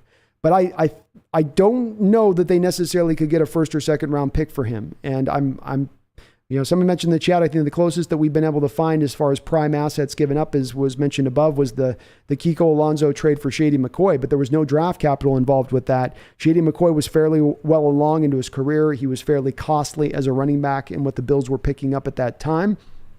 And Kiko, I think, had like one good year at that point. So it wasn't like he was completely established in the way that Roquan was. So it's a little bit hard at determining the value here because we don't have our normal baseline like we would if this was a wide receiver equivalent type trade. We just don't. So it's a little bit of a guessing game with that. But I do think 2 third-round picks, a third-round pick in the 2023 draft, a third-round pick in the 2024 draft, and maybe a player that we kick in the back end on it. Maybe that's enough to get it done. We'll give him Gabe Jackson. We'll throw in Gabe Jackson and save $3 million. How about that? James Hughes, teams with Bobby are going to smoke us as long as we sweep the 49ers of the Cards. That's all good. I'm with that.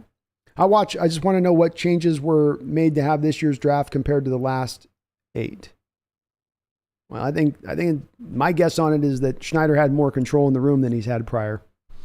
But I don't think we're going to know the answer to that one, but for a couple of years from now. Lolo says, I have an insanely strong feeling about this draft. They feel surprisingly ready to perform, and although topping that 2011-2012 class is really freaking hard, they could come close. Solid point. This could be a very good draft coming up. And there are some names being mentioned and bandied about already here. Whitey White says, I can't remember a camp 2 weeks in with this few injuries. I can't either. They've done a good job of protecting each other in practice. Carroll likes to go hard in those practices, but nonetheless, we've not been hearing anything about any major crazy injuries or torn ACLs. Look at the Broncos; they've had their share. I mean, I think one of their somebody went down today with a leg thing. I think I read. I can't remember who it was, but they've had ACLs and some other stuff. So it's good that we've been able to get through the first 2 weeks here so far. Thank God, stayed free and clear through. Jordan Kraft, Tariq and Kobe and steals, especially Kobe. How does he fall to the 4th round? Shaking my head. I'm not sure how he does either. The pedigree was there. 2-time All-ACC, Walter Thorpe Award winner. You've got maybe just the flashier trait guys in this draft. And I will say this as well. You could make the argument, Jordan, that this draft was the deepest at potentially the cornerback position. I mean, that's how not only do you get a guy like him at the 4th, but that's also how you get a guy who runs a 4.28 40 and jumps 40 plus inches and has 34-inch long arms and Tariq Woolen falling all the way down to the 5th round. Is you just have such a deep class of corners at that point. It's going to push guys down. And let's not forget with both Tariq and Kobe as well, you have zone-based corners basically for the most part. Kobe can do a little bit of man. Tariq maybe can do a little bit of man, but they were mainly being projected out in the draft as zone-based guys. So the man-based teams are going to be then out on those players. Doesn't mean they're not good players. It just means they aren't fit to what they want them to do in their particular scheme. Paul Third with a $5 donation. Thank you, Paul. And it's great to see you in the chat. I think the team is lacking leadership since Wags left. If Smith was a can't-miss replacement, I'd say do it, but I question his character after the letter. Fair enough, and I have to admit I didn't read through all the details of his letter. I just took out from it that he's not happy with the negotiations and he doesn't feel like they're valuing him. I would naturally, just looking at the situation, Paul, from a far-out view, as you've got a guy who's past his 4th year, balled out every year of it. The team kind of already got that bonus year with that 4th season at the low cost, and they decided not to pay him. Now they're still not hitting up to the rate that he wants to be paid at. As he goes into that 5th year, they're essentially, Paul, going to force this guy into his 5th year option. I do lean a little bit more pro to the player on that, with as short as the NFL careers are, with as few contracts as you get, especially the middle linebacker position, which is a lot like the running backs or the safety position, and it's just devalued in the league, and it's hard for those guys to often get paid. And once they do get paid, teams tend to try to find their ways out from under those contracts pretty darn quickly. And so that it doesn't hold me up as much. I'll go read the letter and see if there's something maybe I can glean back a little bit more from with it. But I mean, the thing that was mentioned in the scouting report coming out of college with him, I'll read it later. Here's praised by his head coach as being a tremendous leader who holds himself accountable. So at least, as a guy coming out of Georgia who's produced their share of very good prospects recently here, they seem to feel like he was good in that respect, at least on a college level. This is where it would help too, I think, Paul, in having the Sean Desai connection. Because Desai was there a couple of years ago, and if there was any issues with Smith, and if he is indeed a bit of the problem child mentality, then Desai would have been aware of it prior to just popping up in this last year or with that letter. And he would come to Carroll's ear and poo-poo it and say, nah, well, we can go a better route with it. But if it's the flip side of that, where Desai goes, no, they're trying to be a little bit cheap here with this. They want to hold off having to pay him for another year. They're maybe looking at the fact they want to offload that asset over to the offensive side of the ball, get some better offensive linemen in there. He's a dynamic talent. He'll be a great leader in this locker room. If Desai's got that kind of input on the other side of it, versus what I said to the former, that then does, if I'm Coach Carroll, start to prickle the ears up a little bit as far as, well, hold on. Hold on. Let's think this through here then. Let's talk this out. Megan with another $10 donation. Man, Megan, coming in with so many donos today. Thank you so much. Says, thank you to all our 12s and others in the chat who make this such an awesome place to be. I know things can slip through, and as head mod, I try to stay on top of things, but you guys make it worth it. Well, thank you for the $10 donation. I want to thank all my mods on here. I know as we've grown exponentially here on this channel considerably, especially this off season, it's made it harder to try to stay in with the chat, and the emotions are running high because of the state of the franchise and moving on from Russell Wilson.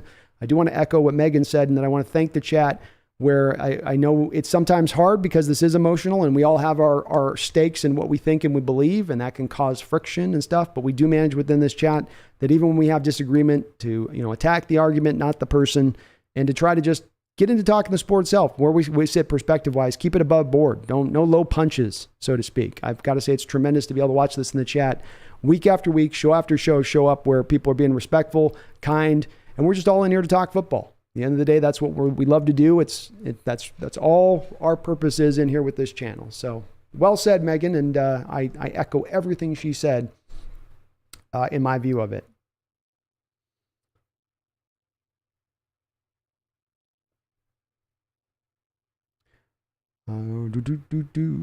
James, spend it on D or O line. You could. Of course, with the 3-4, defensive linemen are a little bit not as necessary as they were in the 4-3. Although I'm fine with paying players who are good and young enough to deserve such a pay. But the picks I'm iffy on. We're still building a roster. Those first and seconds are needed. Agreed. Part of why I would be very hesitant on the second rounder, and I try to push it into multiple picks, toss in a player on top of it that maybe gets the Bears interested. HB says Desai better be tampering right now. He better be tampering like a mofo. I want him breaking all the rules. Sean Desai plays by his own rules. When they ask him about it, he says rules are meant to be broken. YDY says PFF has a 47.8 grade on Roquan Smith last year, which is considered a replaceable rookie level of player. Ouch. He is not worth the money and picks. Well, I think that's where you can kind of maybe potentially be a little bit thrown off if we're just looking PFF as the grade and not assessing what we're seeing from the player on the field. And again, let's also acknowledge the fact that Chicago Bear defense didn't have a lot of talent around him. He was it. Khalil Mack was out most of the year. Akeem Hicks was out most of the year. They were just getting Goldman back from sitting out a year on the bid stuff because he took a year off.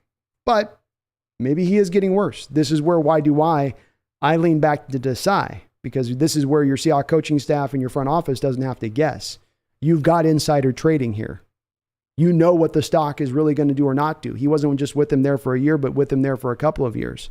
So he had a very keen opportunity to assess his character, assess what kind of player he is, assess where his true responsibility lied in that 47.8 grade, whether PFS a little bit off and where their determination is on where he should have been, or whether truly he was just graded out that badly. And I would lean on Desai a lot here for this and letting him pressed to make that call a bit. I wouldn't just do this in the dark outside of, we're not going to talk to Sean on this. We're just going to, he's a good player. We're going to bring him in. No. I would need his signature on that paper, if you know what I'm saying. Why do I? But it's a solid point, as you brought in a few of them. Lolo, other than the lack of athletic ability, Kobe Bryant has zero reason to fall into the fourth. Pro ready due to experience, accolades, played opposite of Garner while being targeted more and still won the Thorpe Award. Agreed. Just the NFL is about projection, and they look at it through that lens more than they look at productivity in college only. And they made an assessment with him at his speed, size. Again, he's only going to really be mainly fit to me to being in a zone system. So it's like college, they were playing the cover 3 defense in college at Cincinnati. So he's playing off zone. He's not playing man on man necessarily. He's doing it great, to your point. But like I said, you've got half the teams in the NFL that probably kind of lean a lot of the time into wanting to run man. And that's going to remove you down. And then you have a stacked draft of cornerbacks that's just thick as the day is long. It might push some guys down a bit then at that point. It's not completely beyond the realm of possibility. And I'm sorry I'm a little bit behind the chat, but we will catch up here.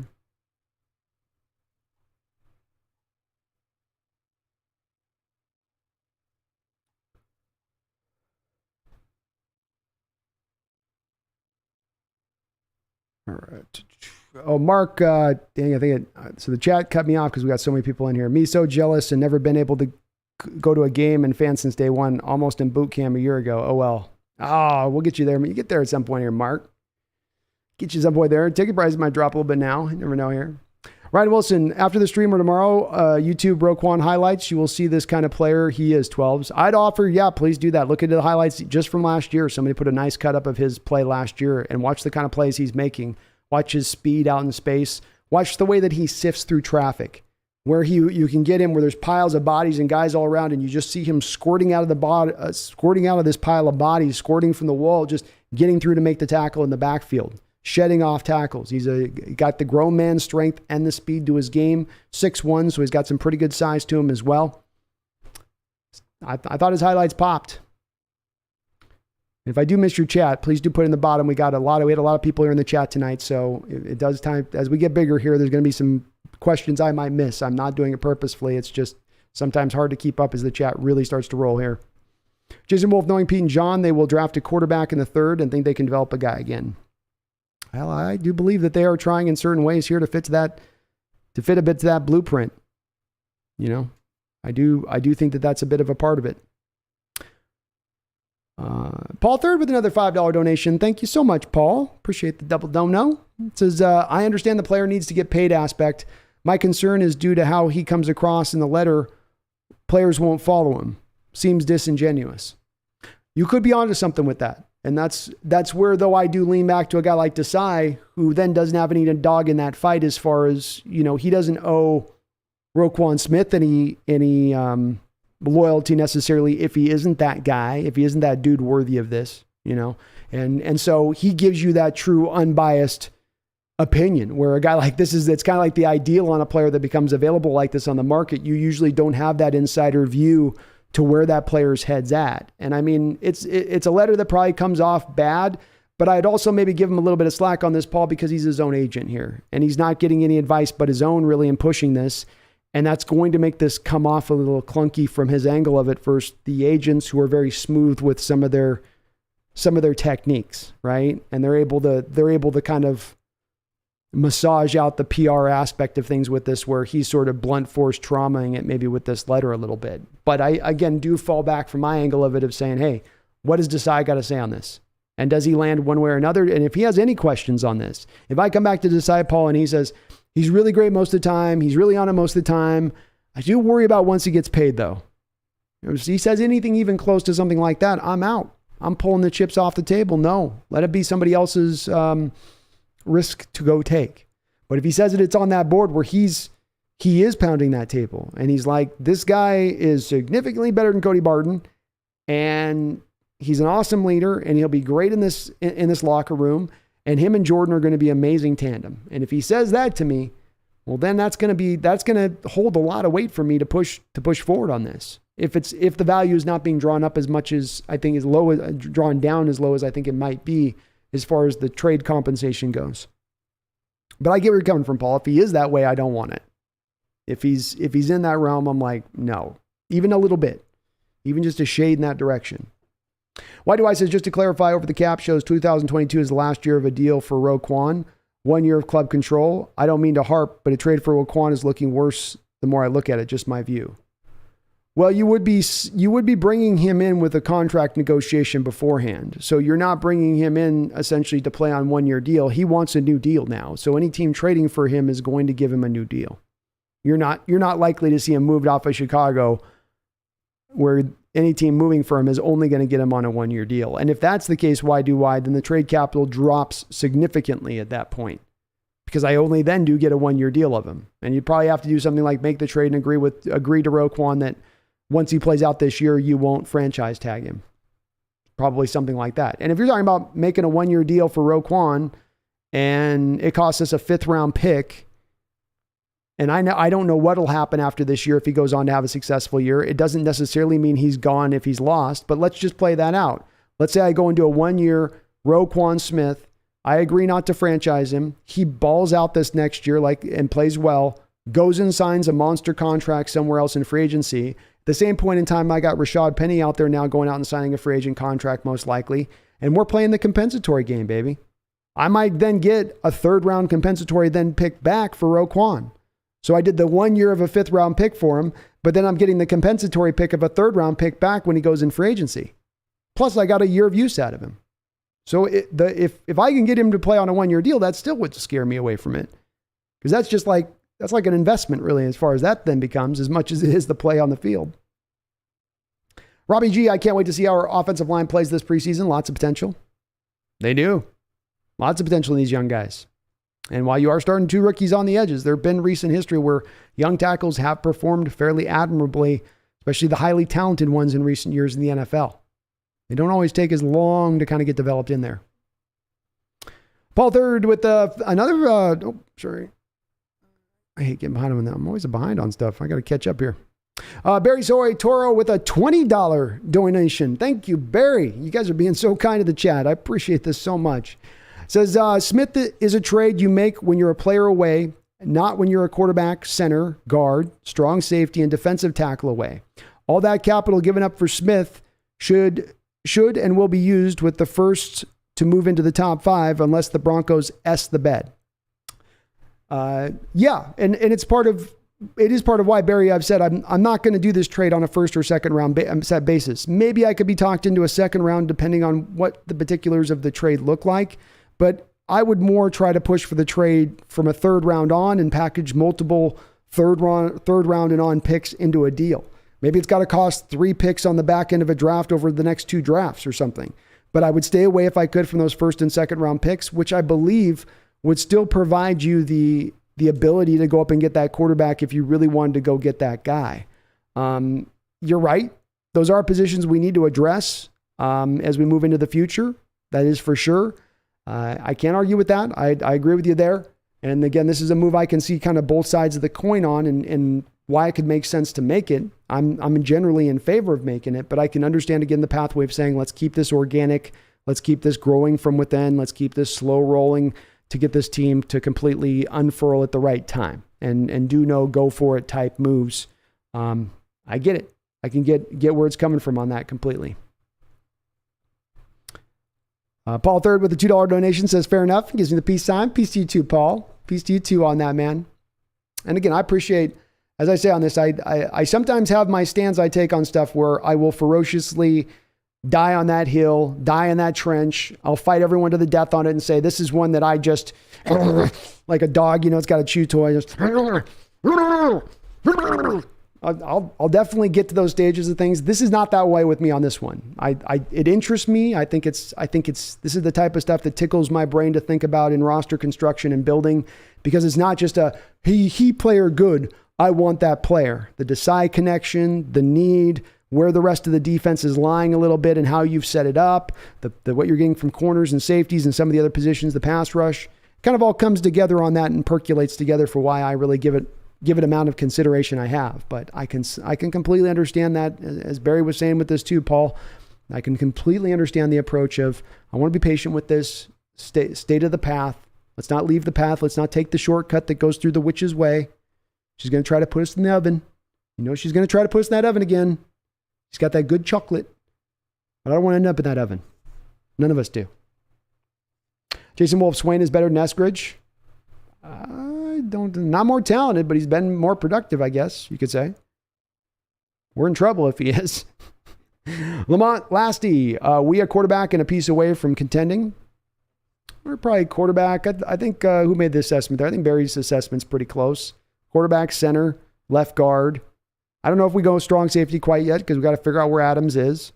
But then defensive tackle as you move into the future, sure. I'd kind of put all those in there in the same boat. Jordan Kraft, Doug Baldwin still better than Eskridge. Doug would, if you put Doug out on the field today, he would still outplay Eskridge, yes. Better route runner, better hands. Better off the line of scrimmage.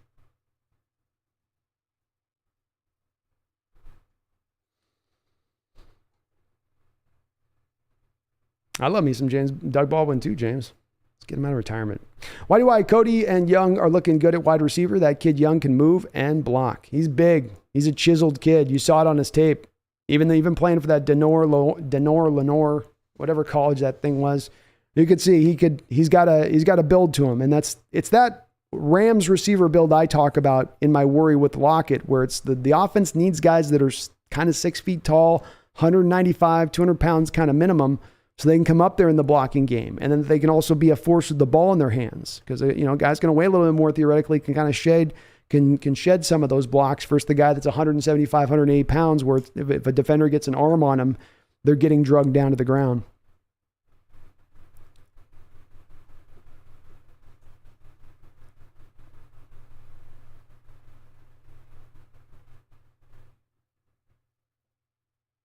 Ryan Wilson says, okay, all-time injury team captains. Precise Collier Eskridge.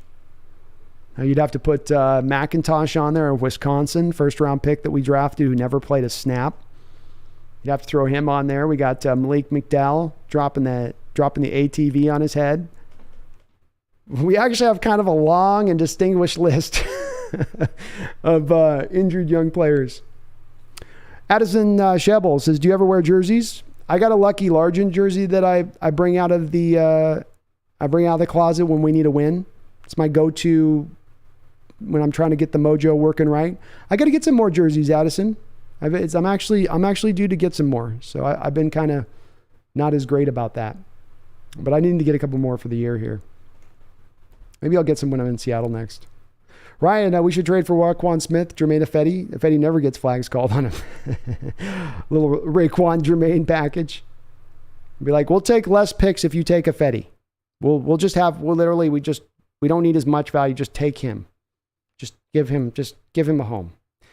AI, imagine if we had Creed Humphrey and these running backs with the 2 rookie tackles.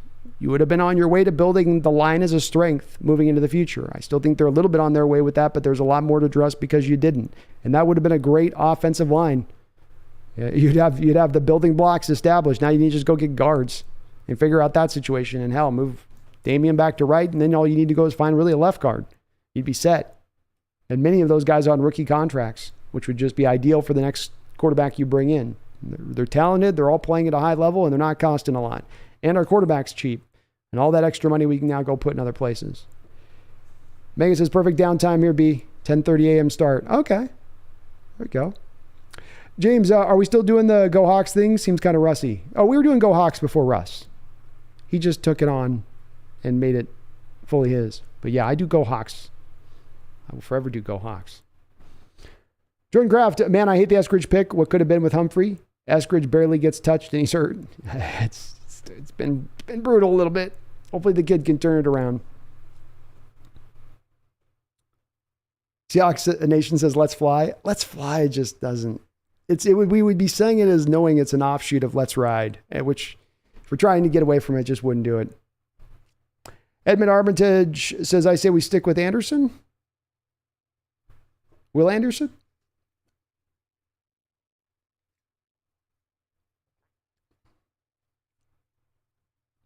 Let's fly. Seahawks country. Let's fly. Pacific Northwest. Let's fly. Kronos, damn, I started an hour-long podcast right before this started, so I didn't see it till now. Hey, well, better late than never, man. Welcome on in. Ryan Brazier, less than half of the first-round quarterbacks manage a single 4,000-yard or 24-touchdown season. I think we're better off bolstering other positions of need and taking a close look at Hendon Hooker out of Tennessee. Half the 4,000. Yeah, it's a crapshoot a little bit. Hendon is definitely a very raw prospect in watching his game from my standpoint. I like his movement. I like what he'd be able to do to generate production for you, even when he can't run the offense traditionally speaking. But his mechanics are a little bit rough. And boy, when he's running and moving, it's like his body's moving in every different direction a little bit. But he is one of those, to me, guys, second-tier quarterbacks that could easily vault himself, Ryan, into a first-round discussion if he can kind of clean up some of those parts of his game. If he can get a little bit more mechanically cleaner, the ball can look a little bit more natural coming throughout the hand than it does at times. You know, he's got some natural talent to him. He's got natural ability. He can move for sure. Aiden Simmons going back to the draft and saying you're taking a middle linebacker as one of your first-round picks. If we get Roquan, who would you use the picks in the scenario that drew us that guy and Drew is not that guy? Or that drew us to that guy and drew us to not that guy. It's kind of hard to know what you're saying there, Aiden. Going back to the draft and saying you're taking a middle as one of your first-round picks. If you're Roquan, who would you use the picks in that scenario that drew us that guy and drew us is not this guy? I would have gone to offensive line over going middle line of going with a linebacker in the first round. To me, offensive line's more important than that. And again, it's part of why even with Roquan Smith, the guy we're talking about, who's maybe the second best middle linebacker in the sport right now, I'm really having a hard time to talking myself into even giving up a second rounder for him. I do value middle linebackers, and he's great. But I would value those picks mostly in looking at other positions, Aiden. I think that's what you're asking. Sorry, it was a little bit cut off at the end on what you were meaning exactly. Eugene Junior Miles says the Sewell kid from Oregon is not it, guys. Well, it's good to hear from you, Eugene, on that. I've been told, I haven't had a chance to look at him, so I'm going off what people tell me, but I think you touch on a key point here, is that if we look at it and say for sure that we know middle linebackers are going to be there, this Sewell guy will be there for us. Will he? Is he going to perform out this year like we think he's going to perform out? And you know, do not guys year in and year out get proclaimed to being this good prior to the season in college football, and then we come to find it completely changes over the course of the year. And sometimes becomes just a whole new guy that we never thought of coming to the forefront. And sometimes guys just don't come to the forefront at the position. Take tight end, for instance. You know, tight end is many years in a row, it seems like now, the tight end position in the draft has just been dirty as hell. You look at the tape and it's rough. A lot of big, they look like mummies moving out there, awkward. They got size, but they don't have anything else to them. Jason Wolf, Marquise Blair is an older D. Eskridge. Neither of them can take a hit. Soft. It's Hoof. Cowherd's a bozo. He's definitely drawn more into that lane of things. And Megan, I used to enjoy him too. I'm not so much now. I feel like he used to be a little bit more about just trying to, you know, whether you might disagree with him, but you at least knew that he was coming from a place of like, I've thought this through and this is my perspective on it. And then I can always have my door more open to, oh, okay, it's just your way you're looking at it. I'm cool with that. But when I got to wonder about where you're coming to arrive at your opinion and that maybe there's outside factors affecting it that have nothing to do with you just thinking stuff through, then that's where you deserve a little bit of shade at that point. It's Looney says, I think Kobe could be a star. Possibly could be. I mean, he's showing some of that potential on the practice field. And, you know, if you want to be a cornerback who sees yourself risen up in the ranks and looked at and viewed in a way of highly amongst your peers, it really comes but by one road, and that is by gaining interceptions. As you see last year with Trayvon Diggs, for instance, I talked about the fact this guy's a receiver convert who does not want to tackle. He also gave up a ton of yards in coverage last year, but there's a huge significant portion of the fan base out there that if you took a poll nationally would say Trayvon Diggs is one of the top 2 cornerbacks in this sport.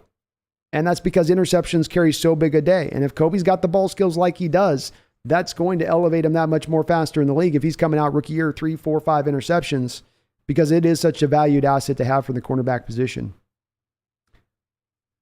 Jason Wolf says, Colin Cowherd also, you said Kaepernick was built for a long career and Russ wasn't. Oh, how the opinions change, huh?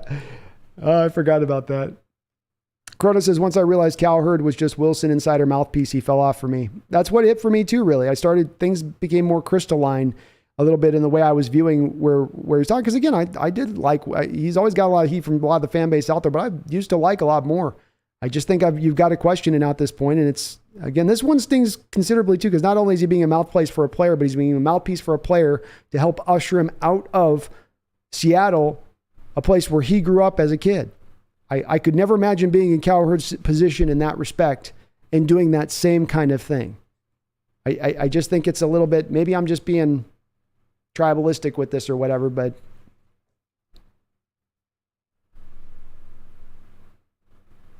I watch as Cowherd always seems like he's slobbering. Just a dude with a show and opinion. Well said. Jordan Kraft, I can see Kobe being a great player in the near future. Oh, you better believe it. He's showing some signs, man. These rookies usually don't pop like this in training camp this considerably early on. You might get a day here or a day there, but every other day it's either Tariq or Kobe, or both. And both of them did ball out in the scrimmage as well. What's up, DJ? Good to see you in the chat. Jordan Kraft, I could see Kobe being a great player in the near future. I could see it. I already read that. I'm sorry. Eugene Jr. Miles Sewell is slow. The kid from Clemson's the best. Simpson. Heard a little bit about him. I'm a little behind you, Eugene. I got to jump on it this year for sure, as I'm not going to wait like I have in previous years to start looking at these prospects a little bit more early on. So I'll start taking a glance at these guys, but I haven't really dived too deeply into them yet. Jordan says, yes, Kobe's amazing. Can't believe he fell in the draft underrated. Very underrated. Well said. Hawks of the A's, call it is ridiculous. How does this show do so well? I'm going to troll his show after we win week 1. He knows, like somebody said, he knows how to generate the clicks. You know, that's his opinions also get drawn out by what's going to get the clicks, what's going to get people emotional, what's going to get people energized. And it works. It works. Instead, Roquan is just bring back KJ right on third down red zone. I think our KJ's probably days are done. I think went to the Raiders last year and barely was able to get any snaps out there from them. I think that there's probably a good argument to be made. He just does not have the foot speed anymore to play the position in the modern era, which isn't the worst thing to say about him. He's older player, played so many years. You know, it does happen to players. Sam the Great, all he talks about is the Lakers, and Russell Wilson is amazing that he's out of Seattle. Yeah. Yeah. He will stay on his topics that are the hot topics. Not a lot of range on that one, is there? Jordan Kraft, Drew Horse Hose Lock. Ryan just wants to sweep the Niners and beat the Donkeys. That's all he's asking for. DJ says in our Gary Payton's leave. They do. I do agree with you. People are getting way too ahead of themselves on 2023 quarterbacks. Fools acting like there will be 7 to 9 quarterbacks with first round grades. No. Yeah, I don't think there'll be that many either. I do think there's going to be more than there was in the recent draft, but it is the point you got to make with it. You got to always remind yourself is we haven't gotten to that final year of tape yet. And not just the quarterback position, but any position in college can swing so wildly off of, your early evaluations. Did anybody see Trayvon Walker being the number 1 overall pick last year before the start of the college football season? I don't think so. And there were guys that people thought fairly high of. There were the guys like Thibodeau and Stingley that people knew were going to be top picks and turned out to be top picks. But to me, there's more of a fluctuation to it than there is. We know who all the guys already early on are going to be allotted to be. Addison Shovel says, do you play fantasy, Brandon? I don't actually, Addison. The problem is I kind of had to stop playing fantasy once I did the football channel, because football season, you got to do as much as anything with the content and videos and all that.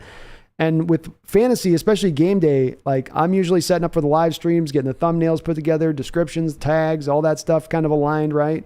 And you've got to be doing the last minute check of the lineup and flipping this guy out and flipping that guy out, because sometimes they don't tell you who's going to be out of the game until it's a game time decision. And I just was finding when I tried this the first year to do fantasy, I wasn't able to stay on top of it. And you really do, to play it well, you got to be ready there when stuff's happening, when a guy hits a waiver wire, Megan says, I do like Cowherd's memories of Vin Scully, but that's it.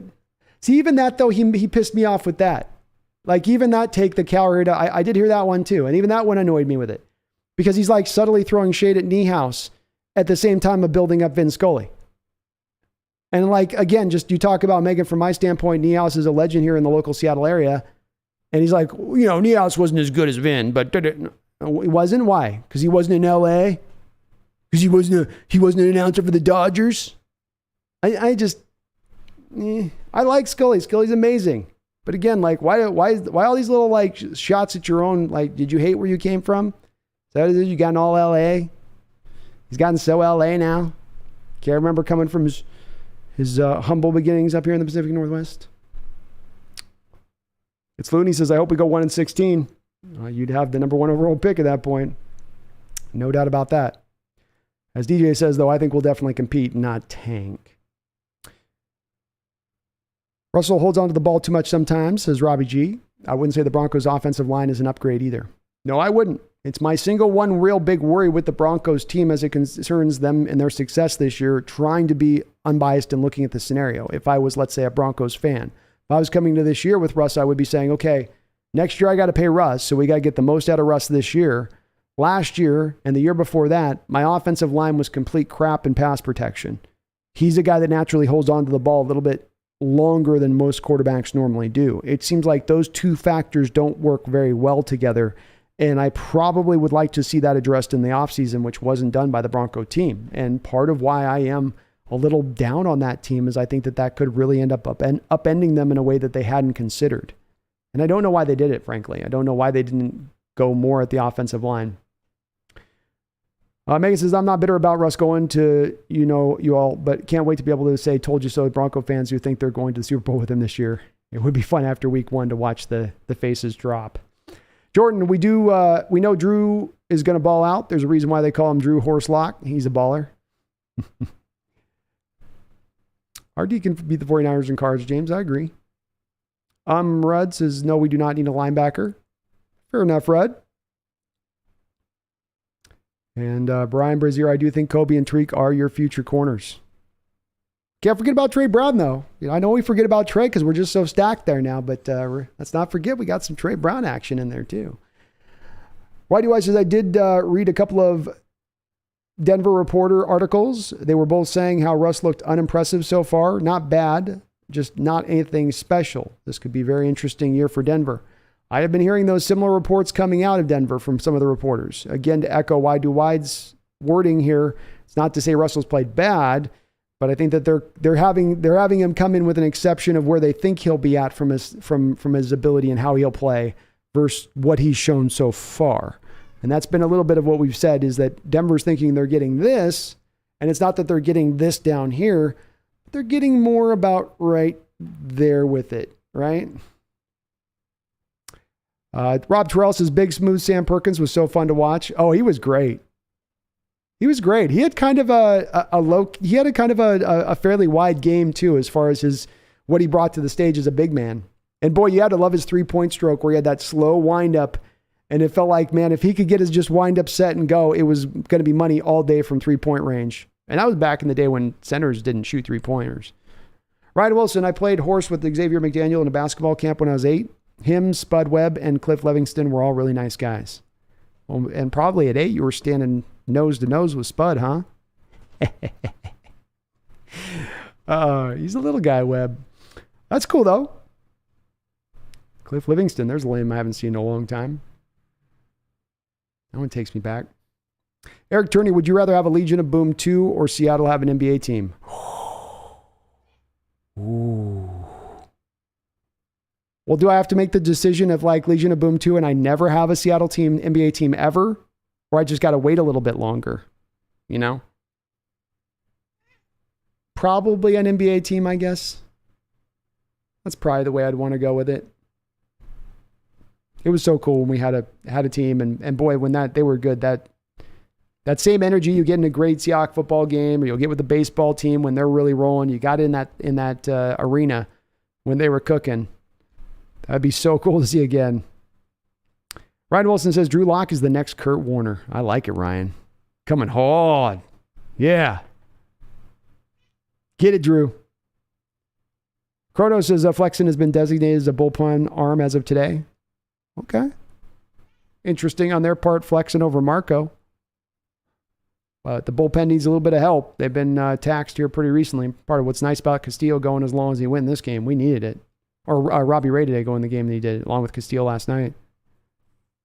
Ryan Wilson says Gino will not throw over 200 yards in many games. That's my take. Possible. Robbie G, Buda Baker, David DeCastro, and Miles Jack went to Bellevue High. Buda literally has all our athletic records still. Produced some good players. Dreadley just got here, but what are the middle linebacker prospects in next draft? Anybody that looks like a future Pro Bowler? I think there's some varying opinion on that, Deadly. The Sewell kid is mentioned about out of Oregon. You've got Simpson out of Clemson talked about. There's a few guys that have been mentioned. I don't think that there's any necessarily like true game-changing guys a year out. That's absolutely a no-doubter future Pro Bowl possibility. Interesting options. I think it's just kind of too early to tell a little bit. Jordan Crafts is the ultimate GOAT is Brandon's favorite player of all time, Matt Corral. Oh, thank God we avoided that. I was so worried they were going to pull that trigger. Thank the Lord. Thank the Lord. Thank the Lord. No Corral. Ryan says Corral would have gotten us a 17-0 season. You mock me, Ryan. You mock me.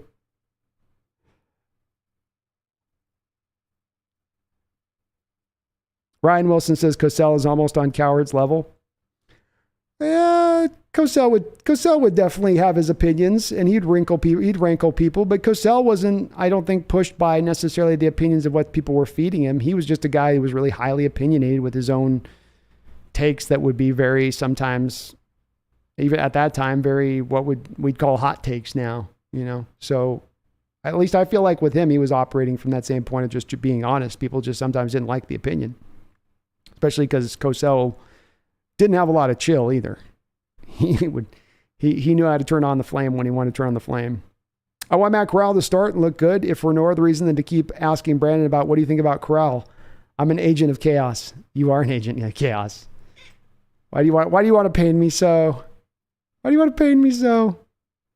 Megan says, sorry, Mr. Cassell, still no Roquan. I don't understand, Megan, what you could be missing on the sensational talents of this young man. Hailing from the Georgia Bulldogs, a program producing an endless array, a stream, a conveyor belt, you could say, of talent of the highest order. How can you question that? Gotta go to bed, says Ryan. Have a good night. Have a good night, my man. I like to watch the NFL. If we don't give up a first for Raekwon, I'll be fine. I'm advocating here. I like watching NFL. Here's my trade. Two-thirds in a player. Two-thirds in a player. Let's see if we can steal them out from under them. Jordan Kraft, watch us really trade for Matt Corral. Brandon will not hear the end of it. Oh my God, dude. The chat would be reveling. So the chat, there was a huge portion of this chat prior to the draft that didn't even like Matt Corral, that just wanted to see him drafted by our Hawks to see me lose my stuff. Simply for that reason alone. And I know you all still exist out there wanting it. It's not happening. Not at least for a couple of years. I hope. Randall McDaniel with a $20 donation. Thank you, Randall. All the donations, you guys are so nice. I really appreciate it. And I salute all of you out there in that realm of things. He says, I guarantee Cowherd was picked on in school. He moved, became successful, and hates on home teams because it reminds him of his youth. He's the sports talk show host version of Frasier, the yuppie from Cheers. Joy, his co-host, is fine. She's okay. Yeah, I mean, she's okay. I don't have necessarily any issues with her, but I think you put it probably pretty well. There seems like maybe some unresolved frustration that Cowherd is perhaps still holding on to for his Pacific Northwest home. And maybe it was being picked on a little bit as a kid. I don't know. You might be onto something with that, Randall, because it's weird that somebody who was born and raised here would have at times such a seemingly underlying amount of vitriol for not only the place he was. I mean, you listen to him talk about us. Listen to him talk about the people in the Pacific Northwest. You know, he doesn't exactly make it say, oh, do you drink coffee? And it's all the same cliche stuff you'd hear from a Californian talking about a Seattleite. It's like, I just wonder, like, do you completely forgot your roots, my man? You completely forgot where you came from? Oh, I don't know. Thank you for the $20 donation. I like it. Frasier from Cheers is right. Only missing some of the maybe. At least Frasier was book smart. Wash Visquest has been a member for 10 months of the channel. I really do appreciate that. All the members of the channel, thank you so much. He says, next live chat, I'll wear my Sam Perkins jersey. Hell yeah, brother. Hell yeah. Big Smooth. One of the great nicknames, too, of all time. And Sam had that look on his face like he took down 2 big, large blunts right before the game. Like he was literally in the locker room like... because his eyes were so cheeched out by the time he got on that floor. But no denying he was a great player and a national champion. Guy played with Jordan at North Carolina and Worthy. Great college player too as well, Washington Visquest. But that sounds good. Mega Gockrager with a $5 donation says, Mr. Cosell, get our quarterback sorted out and then talk to me about Roquan. Well, Megan, I'm trying to tell you, the quarterback position is of less in order when you have a man of order the likes of one Coach Carroll. He's not a man to be reliant on the quarterback position. He's used to with his college experience, which is innumerable, finding a way to get by year to year with a new man under center. It can only be told that he is one of the few coaches that does exist on either a pro or collegiate level who has the ability to get by at the position with less. Thank you for the donation, though, Megan. I'm going to get you over before the stream's over with. I'm going to bring you to the side. If I gotta force this to happen, I will make it happen. HB says agreed, not a first, but a third rounder is a no-brainer. No one you're drafting here is a guaranteed Pro Bowler. Then you don't have to spend a first on a rookie linebacker next year either. Bingo. We get a player that we know is a certainty of what we're getting. He's a young guy, so it's not about being just a one-year move. And then also now we don't have to give the future draft capital that we have to ascribe to that position, as you say, going to the first round, which to me would be not a great way to go. I don't want to go take a first-round linebacker once again. We just did it. It's not the greatest of approach. We did it back in the day with Aaron Curry. Wasn't the greatest approach. Did it back in the day with Brian Bosworth. Wasn't the greatest approach. You know. But yeah, third rounder, 2/3 HB even. I think you'd even be there 2/3. Third in 2023, third in 2024. I bet you that gets it done. Happy Lamb. Hey, y'all, give your like for this dude. Oh, thank you, Happy Lamb. I always appreciate when you mention that, guys. Please do if you could for me. If you're listening to this, you like what you're listening to, hit that like button for me, please. It does help me, helps the channel grow tremendously. Ryan Ball, yeah, I thought a couple of days ago, think about it. Who's getting tested the most right now, Drew or Gino? It's Drew with the number 2-0 against the number 1D. I think Drew is in Pete's microscope. Agreed. And I think he's got him on that sort of protected climb, especially, again, look at it historically of what he did with Russell Wilson before and the patience that they showed in getting him out there to start as well.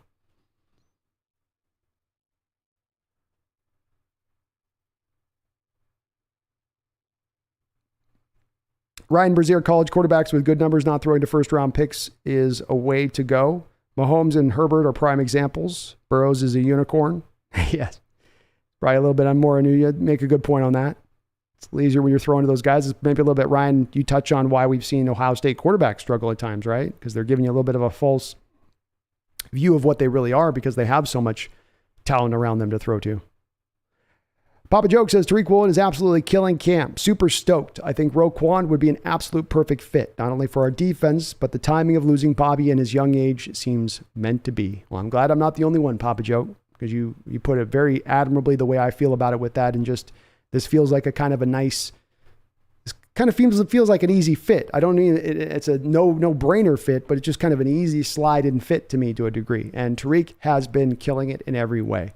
I've seen no video yet of him displaying any of the bad footwork that I saw at times that would show up in college, which, word was he was working out very hard prior to training camp, trying to work on his technique in this way. He's looked good throughout in training camp. He's looking competitive. There's a fire to him that I didn't necessarily see on his college tape that you're seeing here at camp. On the play today, you saw it with the staying with DK, staying with him on that fade route, staying in after DK seemed to maybe have the catch. Then after it's tipped into the air, the wherewithal and the spirit to still stay with the ball to try to make the interception. I think we've got something in this kid. Don't know if it's going to be this year we get to see the fullness of it, but I do think we got something in this kid. Megan says, I haven't been so excited for the Mariners since Ichiro was here back in the day. Still deciding whether I'll go to a game or two while there.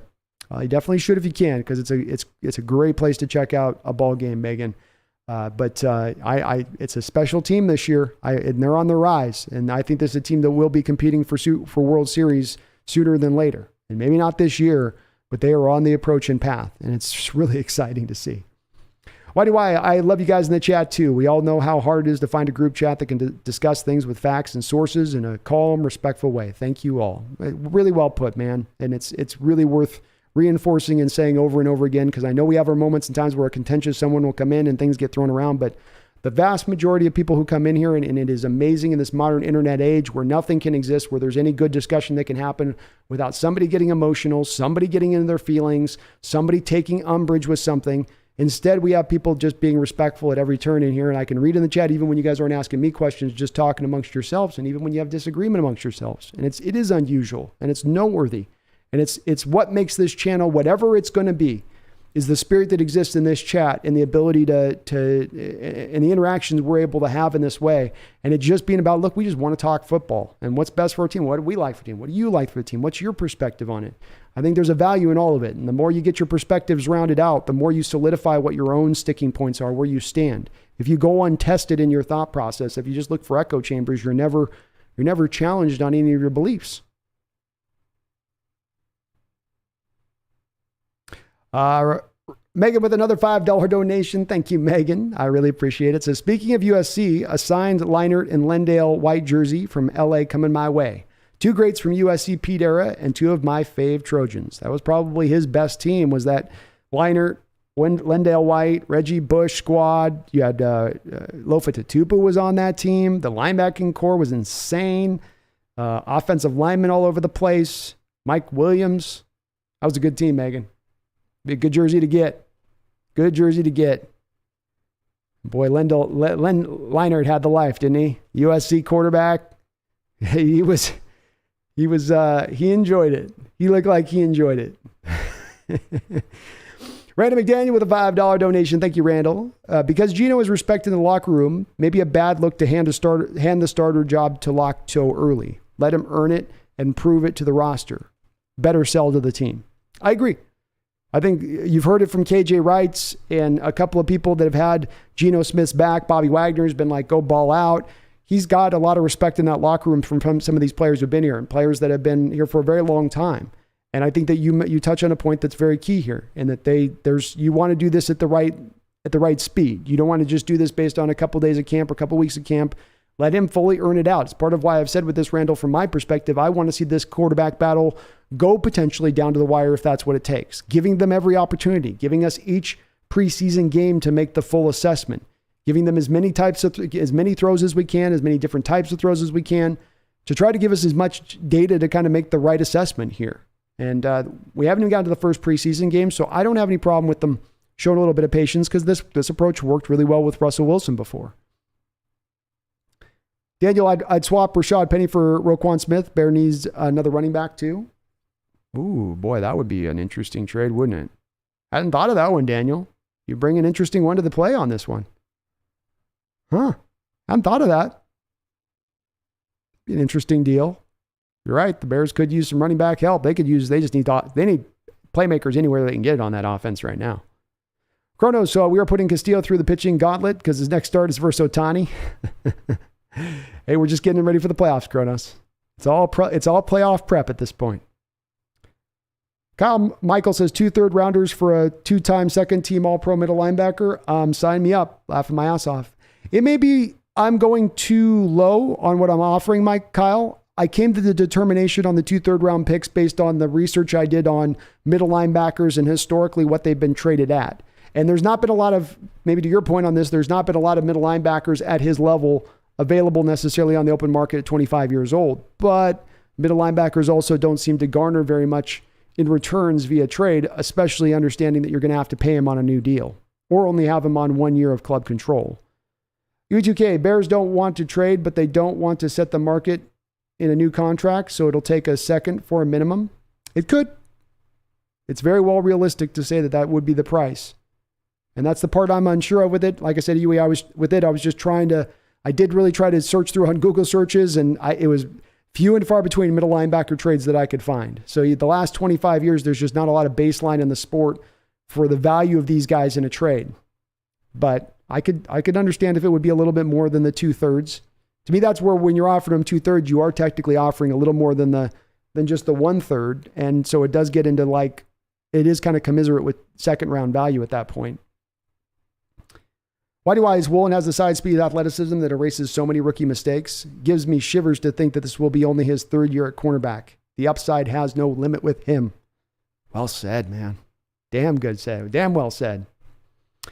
Daniel says, did you see Tariq Woolen breaking up touchdown pass on DK in the red zone today? Looks really solid. 100%, man. It's an impressive play from a lot of different angles, not just in the fact he stays step for step with him.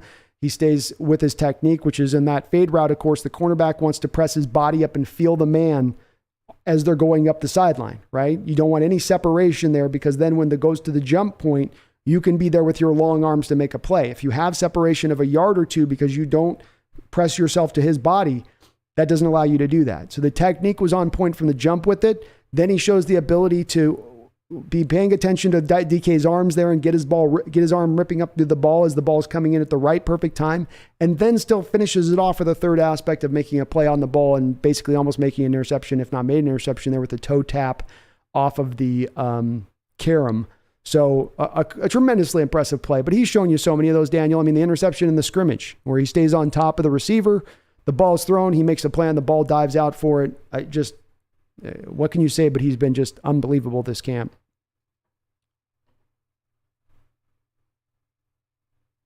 Jordan Kraft says it's the Russ curse. Broncos players about to fall like dominoes. Injuries galore. HB says they're interchangeable too. It'd be heaven. Oh, they would be. They would be. The linebackers, you bet. Mr. Kane, hello, my brother. Mr. Kane, hey, my brother from another mother. And Hawks Nest family. I know nothing about Roquan Smith and just tuned in, so I'm being lazy. Is this a move we want to see, and why or why not? I think it's kind of split, Mr. Kane, on this one. I think there's a segment that wants to wait and let this organically grow. They don't want to pay the price that he would cost. You're going to have to give Jordan Brooks a contract extension here soon, no doubt about that. I think those things all kind of hold people up a little bit on this. They'd rather just slow roll this thing. He's a dynamic talent. He's a do-it-all linebacker. He's 25 years old. He is certainly, you could make an argument, maybe the second or third best middle linebacker in the sport right now, depending on who you ask. So to me, it's the squeeze worth the juice because I don't think it's going to cost a tremendous amount in draft capital. But it's an interesting debate, and I don't think that there's any necessarily clear-cut answer here. I think there's a lot of good perspectives with it, varied perspectives. HP says Barton's a good special teamers at best. That's kind of how I view him. Megan says, with a $2 donation, thank you, Megan, for the $2 donation, says my shoulders popped out, so I'm heading out. Well, Megan, thank you for all the donations, including the big $50 donation at the top of things.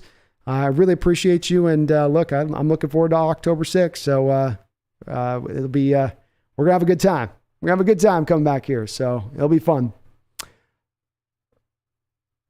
Wayne Wilson, Smith, and Brooks would be the best linebacker duo in the league, and not to mention having Taylor, Usu, Harris, Puna, Mafe, Adams. I know not all can be on the field, but damn, pass rush could be scary. Could be a kind of a dangerous group, right, Wayne? I mean, if you put it together, it's like that could be a group that, I mean, good luck. It's a lot of speed on that football field. You got hitters, good tacklers, a lot of athletic, long bodies. U2K Smith is one of the best linebackers in the league. Think he's a 2 to 3 time All-Pro in 5 seasons. He's been a 2-time second-team All-Pro. He's great, but plays a position don't like to spend heavily upon. Understandable, Yui. That is, again, a going consensus. Basically, if you took league-wide circles, that's most general managers and most football teams and how they're running their teams would look at it from the same vein. Why do I? Dealing with these last few drafts, I have to pinch myself to see if I'm dreaming. With Seattle getting bookend offensive tackles, cornerbacks, and might have filled those spots for the next 48 years in one draft. Just nuts. Absolutely insane, dude. That's why I was so over the moon with this draft. It was unbelievable how different it was from prior drafts. Gucci Young Dreams, go Seahawks. Go Seahawks, man. That Soviet Spy just joining in. How's everyone doing? Yeah, we're doing awesome, man. Just talking a little bit of roster building. Stuff I geek out on. Bryce Bergheim. Smith fits the timeline, given it's a second in trade. I believe so. I think it kind of fits. It's a move that, you've made in the past. You've got the Desai connection. You've got the need on the team. You've got the money that you can spend. You've got the extra draft capital where if you were to part with a third or a fourth round pick or 2 third-round picks, you could still say, we're fine though. We got 4 picks in the first 2 rounds in the next upcoming draft. It does make some sense. Kronos, I was hearing that they were getting second-round pick offers. So some joke trades from us was Broncos second plus Barton. Makes sense. I mean, it makes sense. And I could see them insisting. I could see second-round value being ended up what it bears out to. It'd be hard for me to do that. But I could be talked into it if the numbers made sense on the contract. And if Desai was really the guy on this, that if you make this trade, the first thing you're going to hear is from Desai in a presser speaking about this guy and talking about why he went to bat for him. You would 100% see that if that other thing happens. So kind of depends on that. But if that is the case, I'm on board with it. Sign me up. Sign me up.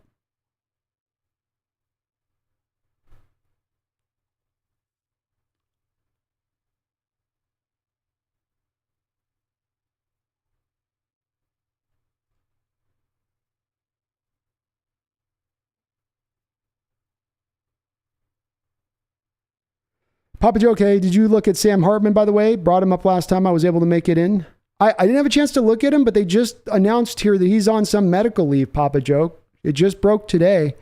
Something to non-football thing related. He's got a medical situation going on that he's dealing with.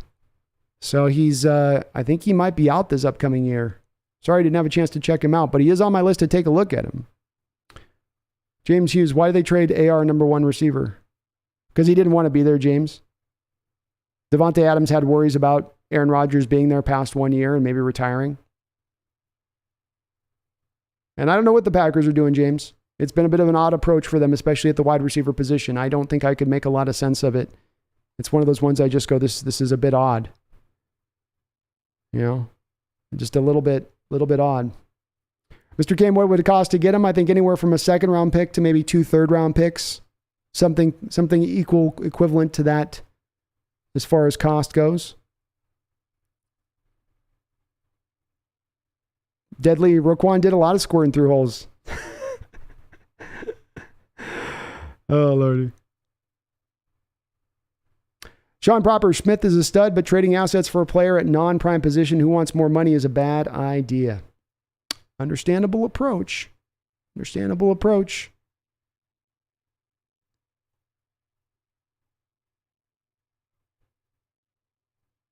I think having 2 guys in this particular defense does impact that versus other defenses and how they utilize middle linebackers. But the point does stand. Chris Williams was saying it's because Smith went as his own agent, so he's seeing the grittiness of the contract negotiations and it's upset by them. But I call bull on that. Yeah, I mean, I don't know it's that. I really don't know that it's that. I mean, that's kind of an easy answer for Smith to go to. The guy's his own agent, so it's holding things up. Maybe it's also, look at Chicago from their situation. They're not close to competing. What does the signing of Roquan to a new contract do for them? Their defense isn't going to be special. They're not close to getting to even really a playoff contention. They don't know what they have in Justin Fields. They need to get Justin Fields some more help, especially on the offensive line. They need draft capital. That's why I think they're kind of maybe looking through this as a situation of really giving it honest consideration, because there's a logical pathway here as to why it makes sense to move him. Because you would rather put those assets to the offensive side of the ball, both be it in draft picks and from a monetary standpoint. I would think, at least. Steele says, been listening for a couple of years. I don't comment really ever, but I will comment for Megan. You rock, Megan. Truly making this community great. Keep it up, please. Yeah, Megan has done an awesome job of keeping things flowing there in the chat from my mod stot. We've been having usually about one person will pop in the chat on fire and ready to unleash the flames, and she's been right on top of it and on top of dealing with all the porn that comes flying through here in those links. So props to you on that, Megan. You did a great job. I'm sure you're off with your shoulder injury, but you're still listening out there. YDY, Harris is a good 3-4 defensive end. He stuffs the run and had 9 sacks last year. For me, he is the most underrated get of the Russ trade. Well put, man. Well put. We don't talk a lot about him, but he's a legitimate, great player. The most pure, maybe 3-4 defensive end we have on this roster in addition to that. Well said. So he spices it. If and when Pete retires, do you all think the Seahawks will promote from within or bring in someone else? Who would you prefer? I think Sean Desai is a guy that makes a lot of sense from within, is a guy that'd be a candidate that you'd look at. If not him, how about Sean Payton? James isn't Aaron Rodgers look for a way out of Green Bay. Nope, he just got paid, so he knows he's stuck in it. And supposedly, James, he was aware of the fact Davante Adams was leaving prior to signing the contract extension.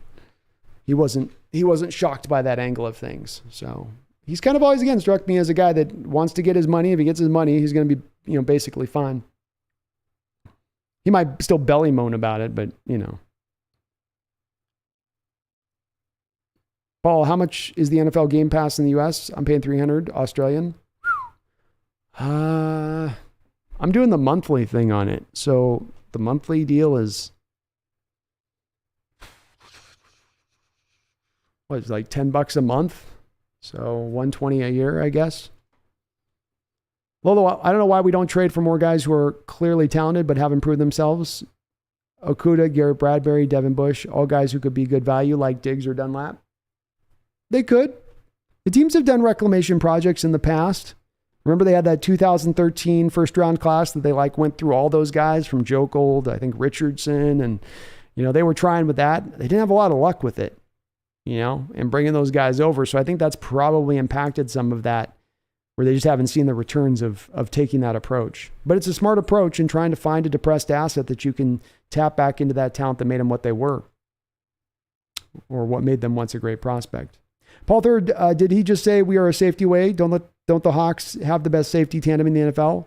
I don't think safety away. I think they were saying we're going to have to address the strong safety position at some point in the near future, probably, Paul. And I think the comment in the chat, not to speak for them, but I think it was intimating a little bit the fact that Jamal Adams is probably on a path with the injury situation where it's going to be hard to count on him moving into the future if this continues the way it is. So maybe still a little bit of a leap, and maybe Adams still has a few more years of being here and things can settle down on that front of things. But I could understand somebody looking at it from that approach of it. And Kyle Mulkey, Tariq is definitely looking like a steal in camp so far. Jordan Kraft, Tariq Woolen's very similar to Richard Sherman, just a lot faster. Very much so, a lot faster. Sherman was like, what, a 4.6-ish guy coming out? This guy's a 4.28 guy. Significantly faster. Significantly more explosive. Duran J, any word on Shamarius Gilmore? Thought he could be a diamond in the rough, but haven't heard a peep on him. Haven't heard anything from him either yet, Duran. He's a guy I think much like the last year's guy, Greg Island.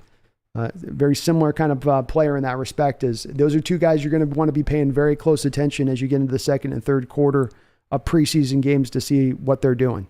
But those are guys that I am going to be having a very close eye upon. But I wouldn't take anything away from that. You hadn't heard anything quite yet. You had established guys in those positions ahead of them for just getting into the pads in the last week and a half or so. You're not going to have a guy overtake those guys like Lewis and Gabe Jackson that quickly unless they're just true 100% ballers, which undrafted rookie free agents aren't going to usually burst quite like that on the scene.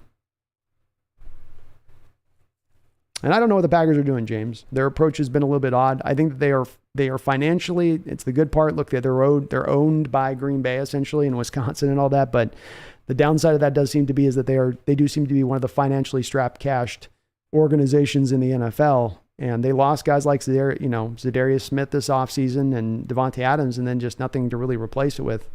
Hell, they even lost the guy to the Kansas City Chiefs, right? Isn't it like Lazard, they're number one right now? Mark Abercorn says, Doug may be the smartest receiver Seattle ever had. Steve was good, but Doug used his brains to fool defensive Austin. I don't know. Largent was a guy who used his brain too. I mean, he had to do it every bit for the same reasons Doug did. Not necessarily being the most naturally gifted or the naturally biggest guys. It's like how a blind man's got to lean into his hearing and his scent. It kind of forces you into that lane. And DJ, Thorold Simon could be on the all-injury team too. Let's fly.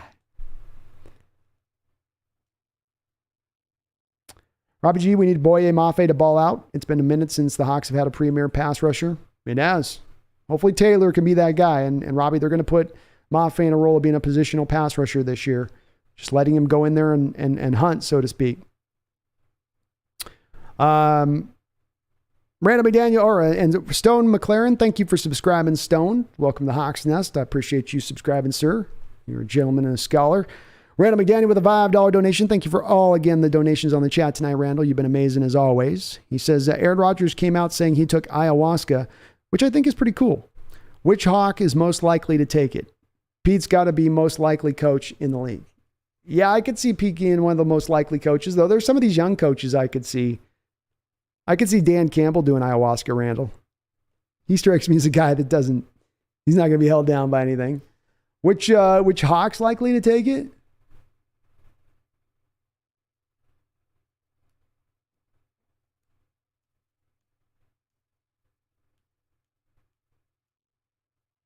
I want to say DJ Dallas. He strikes me as a ayahuasca guy. I'm going Dallas. DJ's out there like, why are you throwing shit at me?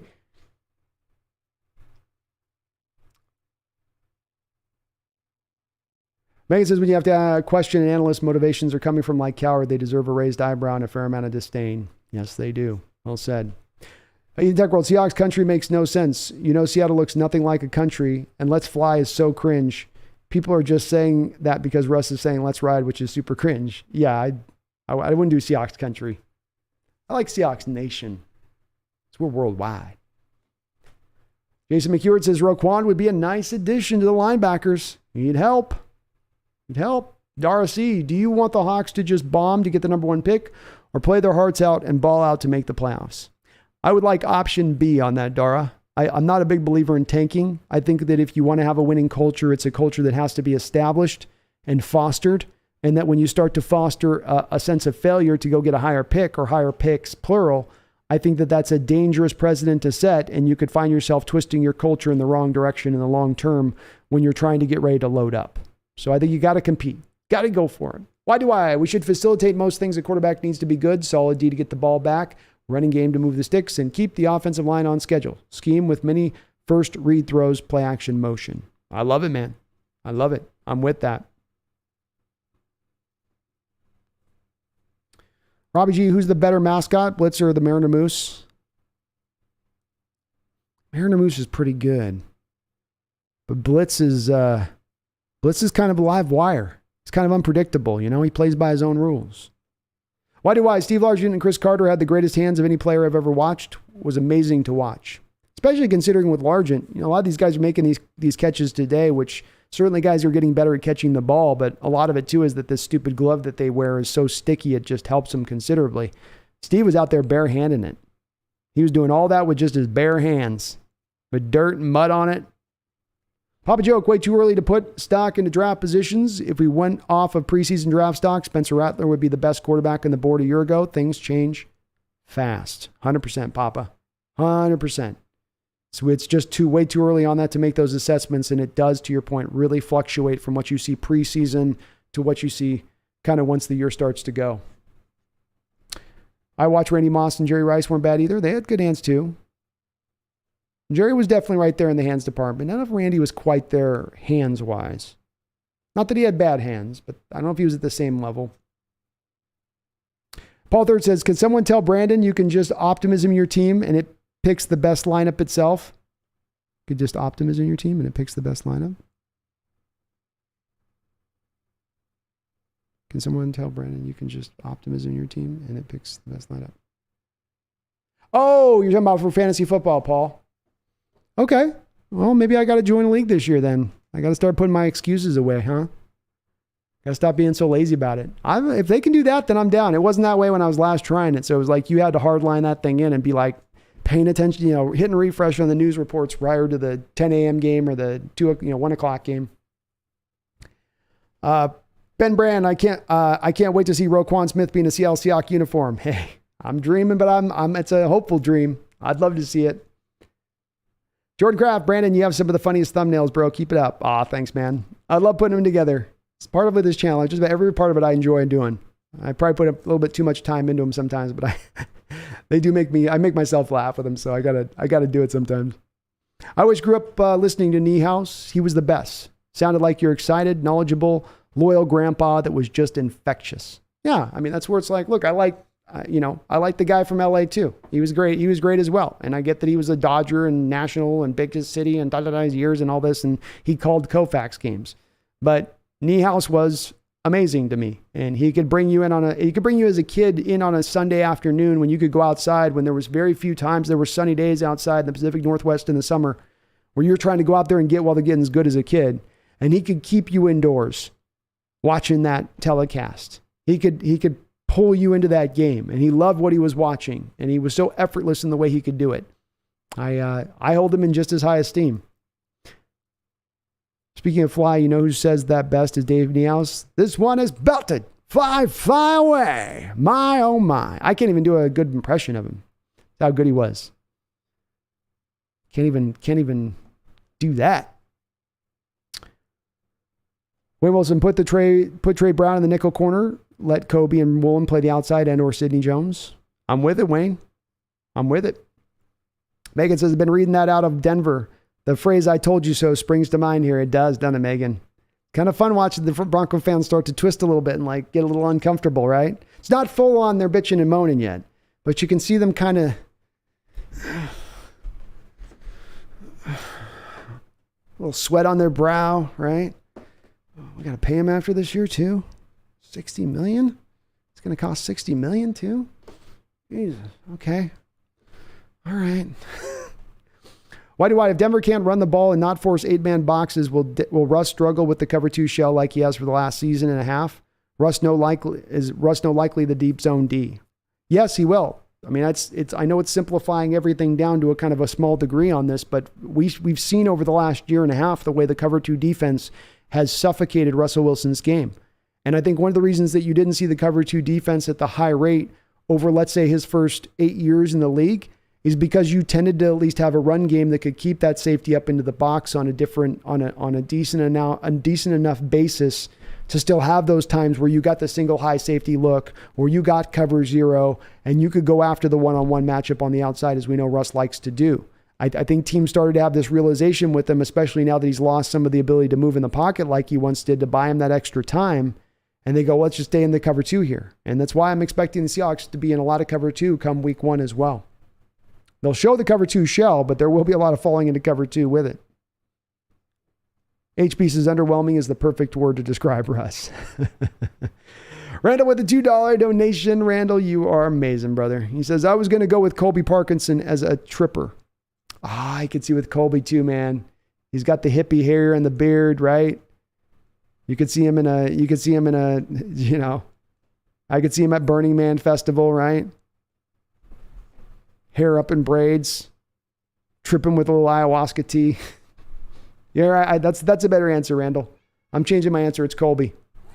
It's Colby Parkinson. Randall says, I'd trade hockey and soccer for an NBA team. I'd make that trade. I know that's going to make some Sounder fans mad, but I'd make that trade too. I watched Take Away the Deep Ball and Russ isn't unstoppable. The deep ball and Russ isn't unstoppable. Plus lost his running quicks and isn't escapable anymore.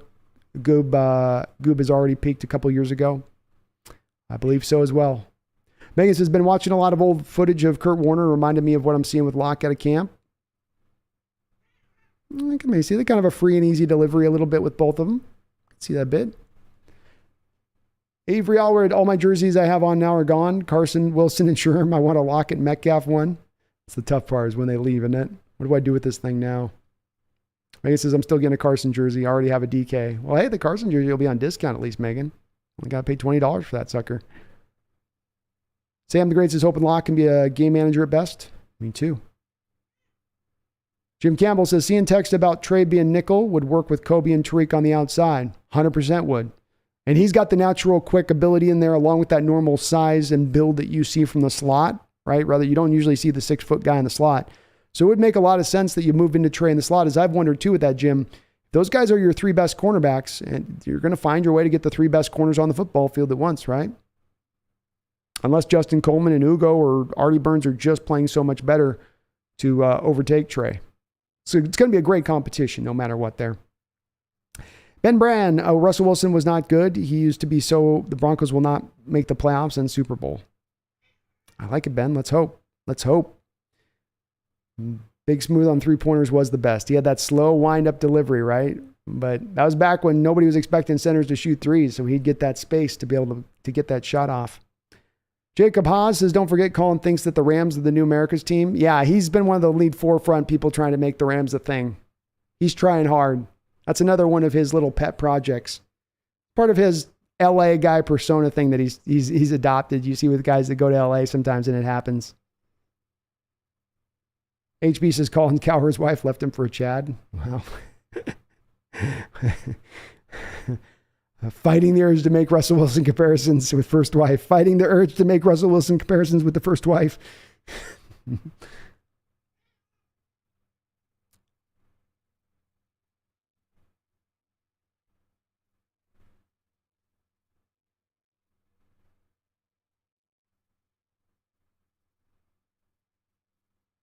Paul Third, I think people are forgetting the Hawks have dominated San Francisco because they have struggled with mobile quarterbacks. They are a lot tougher to beat purely from the pocket. Look what they did to the Cowboys and Packers. Well said. Well said. I think also, Paul, that you've had a little bit of success with them against him too. Part of what I feel like San Francisco has, and I'm not maybe speaking to their defensive side, but maybe just the way the matchup works. San Francisco's offense is really run on the fact they can run the ball on just about anybody, not only with their commitment to running the ball, but with their diversification of their running ability. And with the Seahawks' commitment to stopping the run first and foremost defensively, that kind of works into the wheelhouse of a Coach Carroll defense, as opposed to that offense that might, for instance, dink and dunk around the football field and just, whittle their way up the field, as Coach Carroll's defenses, of course, at the forefront are going to stop the run and protect against the deep ball, which then will open up some of that short stuff. Your boy Michael says, I want Roquan, but don't want to give up one of our firsts. I don't know why. I don't either, your boy Michael. I don't think it would cost a first, though, either. Herbicide says he'd give up a second in Barton. I think we've got a little bit of a swing here. I think it's a little 60-40 willingness amongst the fan base here. Paul Thurst says, hopefully the Hawks can exploit the San Francisco offensive line. Let's remember, they've lost a couple of key guys in that run-blocking game this offseason, right? Alex Mack and Laken Tomlinson. Another guy that was really good about being able to generate holes for them, Paul, in that respect. But I think it also does help. It's something that I've done a lot of reading on. There's teams that do play to the pass first and foremost over the run. And Seahawks are a very unusual team in the way that they are. It doesn't matter what you're doing against us in the pass. We're going to protect against the big play and kind of give up any of the short stuff underneath. But we're stopping that run first and foremost. We are going to make you one-dimensional. And then once you make a San Francisco team one-dimensional with what they have at the quarterback position, you're forcing them to play a little bit left-handed at that point. That's part. I think, Paul, your point about the mobile quarterback is also true in addition to that. So I think it's a bit of both of those things having a factor there. Second's a little too steep for me, says HB. Third is a snap call. Well, what about 2/3, HB? 2/3 in back-to-back years. Will says if it's only a second and not much else, then yes. I think it'd be right around that cost. I think it's right around there. Sam says, due to Geno's past, I'd rather take a risk with Locke under center. Well, he's earning the job so far in camp. No doubt about that. Will says, the best channel in the world, a safe place. Hell yes, it is. Hell yes. Safe place for discussion, not safe place to avoid yourself from difficult discussion, but a safe place for difficult discussion, for fun discussion, for varied discussion, for high emotional discussion. There's no spot on this channel that I'm ever going to take on a subject outside of politics that I'll say is we can't talk about when it comes to football. What I want for this channel more than anything else is that we can talk about anything football related. And when nobody's going to lose themselves in too much of their emotionality to not be able to have discussion. And you guys don't. You guys are awesome about that. Roquan is a first-round talent. For sure, give up a second for him. Mr. Kane, my brother, what would the contract for Roquan look like? 4 years at $18 million per and $33 million, probably $20 to $25 million in bonus money and $35 million in guarantees. So costly, but worth it. Big Mike Williams. Hey, he was good for us for a year here with Hasselbeck, wasn't he? We got a little out of him. Nitro, hey Brandon, how much money for you to show us your gritty? You guys don't need to see me dance, man. Nitro, you don't want to see a man over 40 years old doing any kind of football dance. It's not a sight that's a pleasure for anyone, I can promise you. It's a lot of jiggling. It's a lot of stiffness, you know. Everything's just a little stiff. I've tried the gritty. It's actually harder than you think it is when you're watching him. It's like, eyes, do the eye thing. And you start doing it and you got to put the eyes together. It's a little bit of like two things at once. Ethan Techworld says last year, Jared Kelnick hit a home run off Ohtani. Make sure he's in the lineup. I don't know, man. Kelnick is scuffling. RSF24, what's your trade package for Roquan Smith? Just came in late. Sorry. No worries, man. My ideal on it would be like a 2/3 and maybe a player. I could maybe do a second round pick on it, depending on what we're looking at from a contract standpoint with him and what the final numbers are on it. So I could maybe be swung towards the second round, but I'd love to do 2/3 in a player, which 2/3 in a player would get you equivalent to kind of a second round pick at that point. I certainly don't think it's going to cost more than one second round pick. I think that their Bears are dreaming if they think they're going to get much more than that. Will Rashad's value will be as high as ever it gets right now? Obviously, hope not, but maybe sell high when you can now. Hey, I can get it. And look, if you're talking about Rashad, moving him and to get value for a guy like Roquan Smith, who's going to be here beyond 1 year, I like your idea on it, man. I like it. It's outside the box. I love outside the box. Not ideal. Seahawks are relying on Penny as much as they will this year with his injury history. It's true. It does remain a part that you got to worry about and be aware of, cognizant of. Jamal Michael Brandon there giving Tariq Woolen the nickname Avatar. Ooh, I like that. That's a good nickname. Robbie G says, damn, tearing your rotator cuff is brutal. The Seahawks surgeon actually fixed my torn labrum. Yeah, that's not good. That sounds painful. Mbaku says, outside of DK, Lockett, and Eskridge, who do you think makes the active roster at receiver? I think Freddie Swain finds his way on one way or another onto the roster, fortunately or unfortunately, depending on where you stand with Swain. And I made the prediction on this in Baku that I think Bo Melton is going to be your 5. Bo Melton will be your 5th receiver on the roster, I think. Luke Helbsman, I would think John and Pete are already dipping into the Roquan move. You better believe we know they're at least in on every deal, folks. Whether they make the move and pull the trigger, they are in on every kind of one of these deals that are out there. They are making the calls. They're kicking the tires. Remember when we talked about Jordan Davis? Still think that was a move we should have made, even though I like what we did drafting. Jordan would look great here. You know, Luke, I think that's one of those situations where you kind of could have been successful going either direction you went, in this case, in how you attacked the draft. But, boy, I sure do love how we came out of it with the players and what we got. But I like Jordan too, man. I do. Oh, well, Goodwin and Swain easily make it at wide receiver, in my opinion. That's possible. That is possible too. Goodwin certainly has shown out in camp, so that's another good mention there as a combination you might see.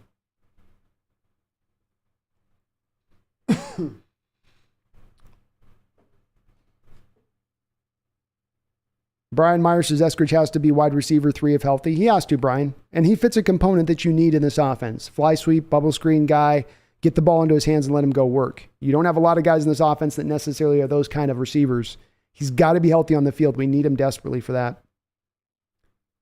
Haven't been at camp, but have heard positive about Goodwin, says Will. You see anything or hearing anything different about him? Just hearing good things, making catches. I saw a highlight of him here earlier today where he was making a catch over on the sideline in coverage. So he's looking good. Looking good, looking fast, looking smooth, sudden. The tough part with him, of course, is either due for the veteran minimum if he makes the team, and if he's here after the first week of the season, that's fully guaranteed.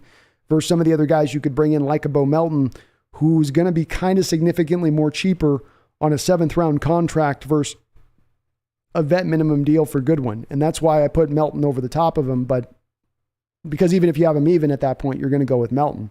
But Goodwin is definitely pushing him. Wayne Wilson says, just a suggestion, you should do some reaction videos to players rumored to be traded, or for some possibilities, also game film and some draft reactions. Definitely. I got the draft reactions up, Wayne, for sure. So I did that this year and did a little bit more of the individual draft reactions, but it's my goal as I go forward this year on the channel to do a little bit more of the shorter videos and trying to cover shorter stuff, clip stuff from the live stream show that might be on a given subject. So you bring up a great suggestion, and that's definitely where my next goal is for the channel to try to get to, in the hopes of kind of generating more content, and more content that's not just like asking people to invest in a 5-hour stream every time on that end of it, which I know isn't always the easiest thing to do. Papa Joke says, didn't even see the Hartman news until now. That's heartbreaking. What an absolute shame. Thanks for telling me, though. Yeah, it was brutal when I saw it, Papa Joke, because I was like, gosh, there's one down, I guess. And boy, when you hear it's off the field, you start to get really worried, don't you? Like, it's not, cancer or something, is it? Pray for the kid on that one. Brian Myers says, please no trade for Roquan Smith. It's about 50-50 today, Brian, in the chat on where people are willing or not willing on it. But I get it. Ryan Ball says, maybe he just wants to come to Seattle and Desai. Well, he learned he had one of the most dynamic young coaching talents in this sport, and he knows he doesn't want to stay away from that. He wants to be a part of that. Ethan, do you think third and Alton Robinson would get a deal done? Could. Depends on where Chicago sees Alton Robinson or a player of his type on this team. But that's the kind of creative package that I would look to put together, Ethan. HB says the new owners will bring in their guy, coach-wise. QBeats 206, I watched maybe, Grug, we need to trade for Roquan. He's a proven beast, and we won't have to give up much assets. He's a great piece to add if you want to contend for a Super Bowl in the next couple of years. Well said, Grug. I'm making that same case here. The Terror Bear, thank you for subscribing. That's an awesome name, by the way. The Snail has donated $5 to the channel, and I appreciate all the donations tonight. You guys are so kind. Glance to Denver's schedule, 5-6 wins. Top pick for us. Can you see, Snail, a little bit why I look at them and I go, why has everybody got this team proclaimed as some front runner in the AFC? They've got, not only does the AFC, stacked up, but the division is stacked up. And then not only do they have to play 6 games that are going to be tough within their own division, they got another 4 games that are going to be tough against the NFC West. I like you.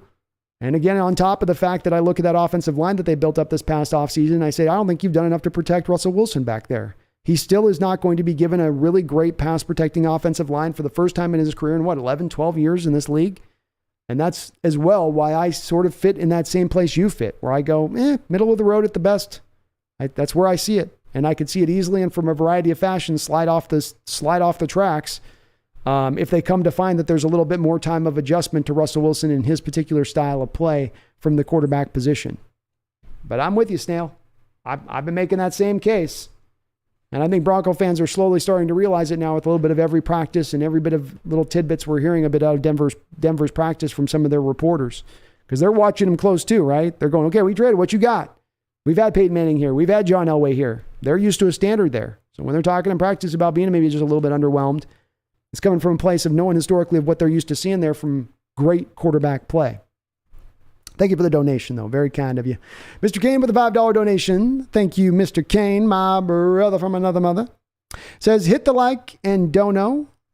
Cheapest therapy available. Thank you for mentioning that. That's right. I'm here to get you guys on the couch and get you chilled out, get you calmed out, get you excited for this team. No doubt about it. And thank you for the $5 donation, my brother. You're awesome. Awesome. Why you can make the argument that there have been better quarterbacks than Brady, but when you talk about value cost compared to performance, Brady is off the chart. No one is even close for second. Yeah, I agree. Nolan, seeing reports out of Denver, it seems Russell's play is just fair good, not the game changer they hope for. I take those Broncos, let's ride. What do you think about it? Just like I was saying, I think it's legitimate what they're saying out of there. They have nothing but... the impetus should be upon them to write nothing but glowing reports about Russell and being in that honeymoon period. For the honeymoon period to already start to show some cracks within it before they've even reached the first preseason game speaks to the fact that, again, he's not failing in practice, but that there's at least enough notable signs that they're seeing him going, wait a second here. Wait. Are we sure? We thought we were getting this. What they thought they're getting at the time when they talk is like a top 5 quarterback in the sport, when in actuality might actually be getting a top 13 quarterback in the sport, which is a little different. Yeah, Beast Mode got hit with a DUI. Tough look for him because he had already been popped once for that in Buffalo. I think the woman had died in a car crash in that particular accident, if I'm not mistaken. Something like that. I maybe not died. I shouldn't say that, but there was something with that. Or, hey, Brian, Jabber the Mutt. Paying a linebacker and 2 safeties $50 million a year makes my head implode. Roquan is a horrible idea. See where you're coming from on that. It's valid enough point to put, for sure. Justin Lilly, even if they're played their best looking at 4 wins at most, even if they play their best looking win for most. Broncos?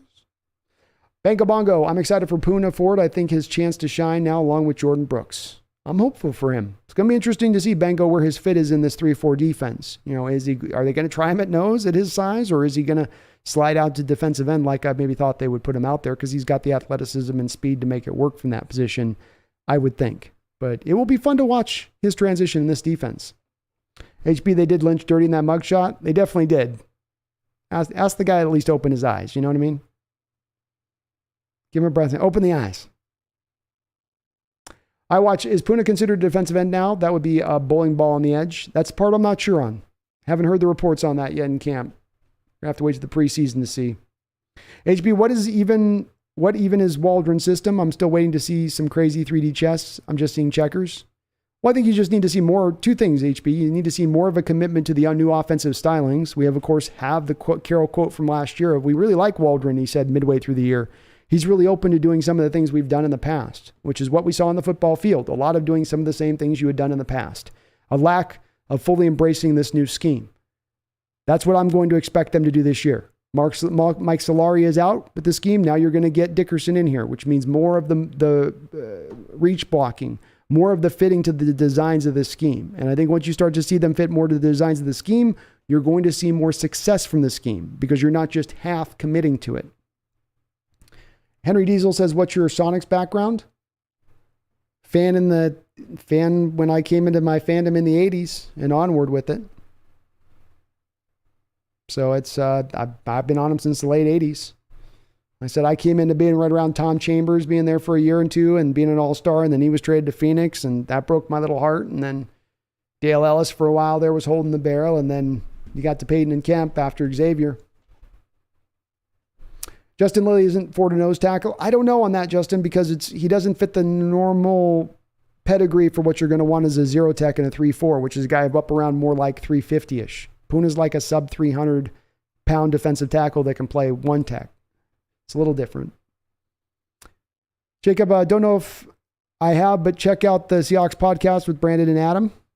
Will do. I've been meaning to try to check that out at some point.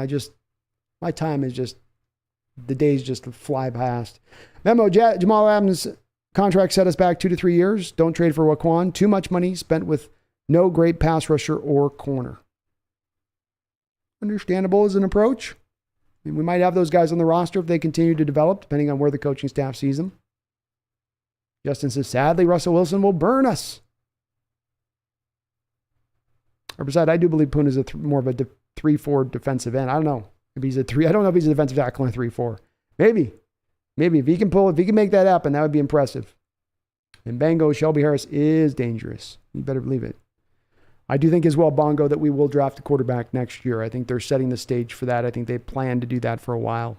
HB says should have had KD in Seattle all his year. Biggest blunder ever. He is. And KD's personality with sometimes people, the way that they go after him a bit, I think he would have had the perfect enclave in Seattle for his type of personality. Where just he's not having to hear as much noise and stuff, and he can just play under the radar and do his thing. I think he stays with Sonics potentially his whole career at that point if it goes in that direction. Ryan Ball says, oh yeah, Corwin Smith on his Wager Wednesday episode today brought out that the betting sites are starting to think the Hawks will do much better than people expected. The worm begins to turn. Isn't that interesting? Eric Turney B, if the Bears magically wanted to part ways with Justin Fields for a first-round pick, do you make that trade? No, because I could be high. I'm much higher on the first-round quarterback that I'm going to get in next year's draft than I am on Justin Fields. I was really never a big Justin Fields guy. I just wasn't. I didn't love Wilson. I thought Mac Jones was fine, but I also thought why draft a quarterback for limited in the first round for limited top end? Isn't the point of drafting a quarterback in the first round for top end? And while Justin Fields might have that top end, he has a lot of rough edges to his game that I didn't like coming out of college. And he's shown nothing so far to me that says he's cleaned that stuff up yet. Now, the Bears have Also done, again, that poor job of building around him and not giving him an offensive line, and they're going to maybe potentially have him build poor habits up because of that, because they're going to get him beaten up a little bit in this first couple of years. But the point still stands. I wouldn't want to make that move. I wouldn't want to be giving them a top 10, top 5 pick for Fields. No. Why KD is overrated? I don't know if KD's overrated. He's getting older now as a player. He's not 25 anymore, but in his prime, he was awesome. To me, there are 3 things does an all-time level that makes him so good.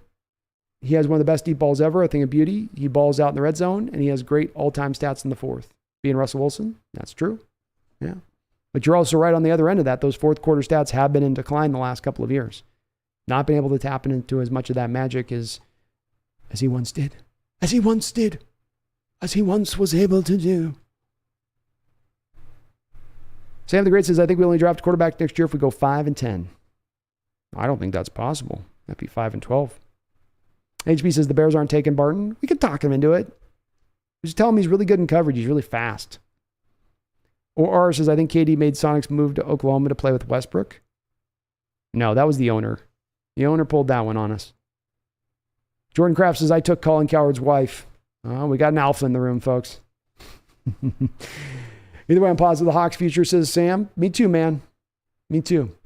Why do I? Speaking of San Francisco, man, oh man, are they worried about Trey Lance? He was 4 of 16, missing his last 11 throws, 1 practice, and the writers were all over him.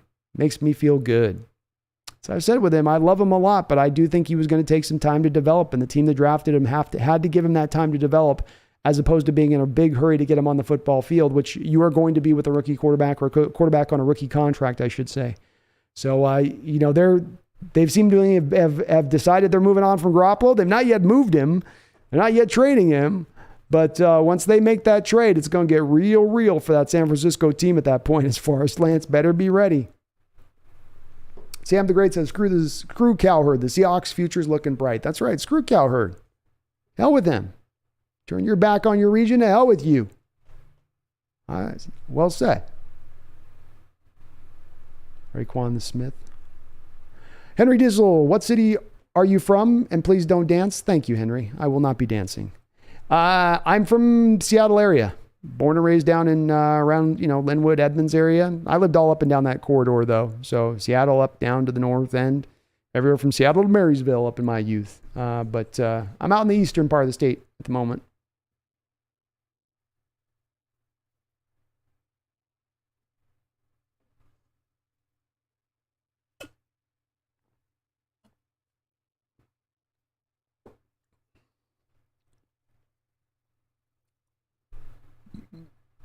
Brian Myers, any feelings on the new cornerback signing, Brandon? He's just kind of camp fodder. He's a guy to bring in because you have guys working through some injuries. So you got some guys kind of beat up. Trey Brown coming off the IL. I'm thinking Major League Baseball. I'm talking too much baseball now. I'm just moving things. Coming off the injury list, and then you got Sidney Jones dealing with his concussion problems. So they're just trying to get some bodies out there. Let's get some bodies. Dropping bodies. Garth Knight with the $5 donation. Thank you, Garth Knight. Very kind of you. And I really appreciate, so many donations tonight on the channel. I really appreciate you guys on that. Garth Knight, it's great to have Sherman Baldwin back to camp. What was the record the Seahawks had without Russell and them here again? What was the record the Seahawks had without Russ and them here again? Below 500 with those two guys before Russ got here. But, I don't know if you're saying within that Russ is the reason that we got to over 500.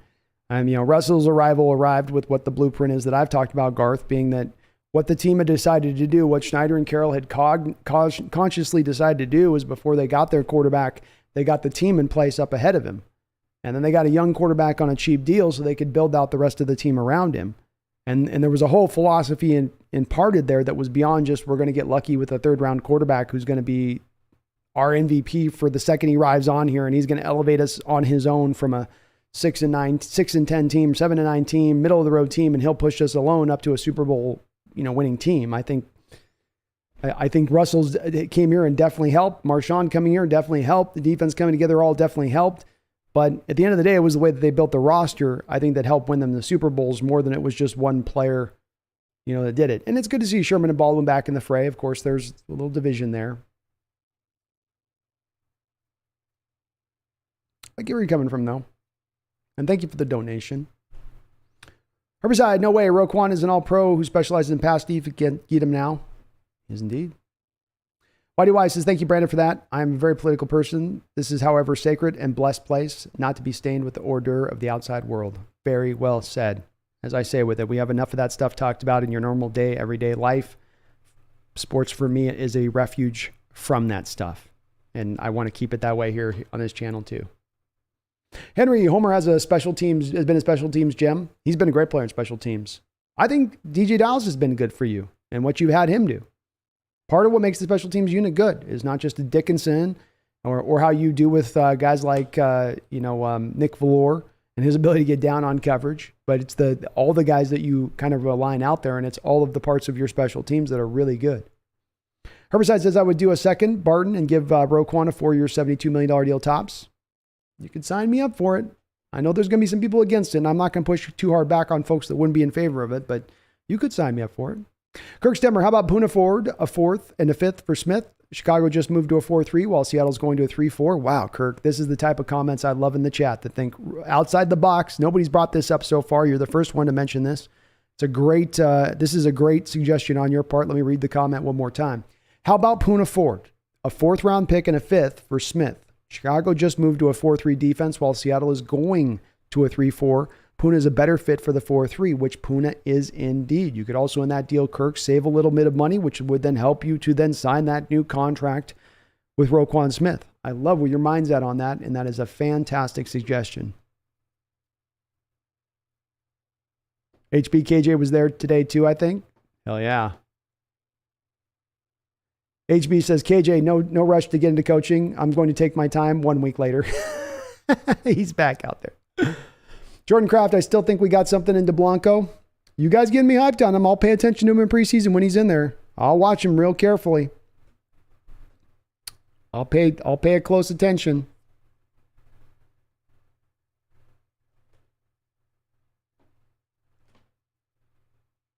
Snail says Poona was listed as defensive end on the initial depth chart. I think that's where they've got to play him. I don't remember the last time I saw a sub 300-pound player playing the zero tech. Maybe Aaron Donald has been in that spot a couple times for the Rams, but they don't consistently put him there. They've got big dogs up front to put him up in that role. V Tiger, as a member of the Hawks Nest alumni, I would say a 3rd and a wide receiver would secure the trade of Raekwon. I like it, V Tiger. Let's do it. Let's do it. Let's give him, we can do, Eskridge in a 3rd, maybe? I don't know. Just throwing out ideas here. Ranked 31st in the league in pass attempts while Russ was a game manager. Exactly. I'm just fitting to that model now. Fitting back to that model. Back to the model.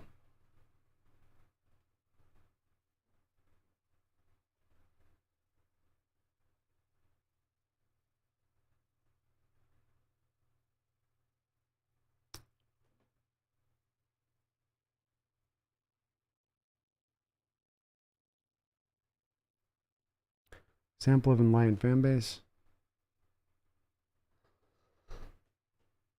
Motive, go Hawks. Jamie Cruz, you think because of our cornerback turnout, that's why we are moving up in the rankings and our defense on the outside linebackers? Maybe. I think maybe people are just looking a little more closer at the totality of the roster here. And you had so many people as the narrative were coming out trying to put us in the same territory of a Houston Texans team or a New York Giants team. And we have a better roster than that. We're a cut above that. Maybe we're not a huge cut above that, but we are a cut above that. Looks like, Garth, you're a big believer in Russ on this one, huh?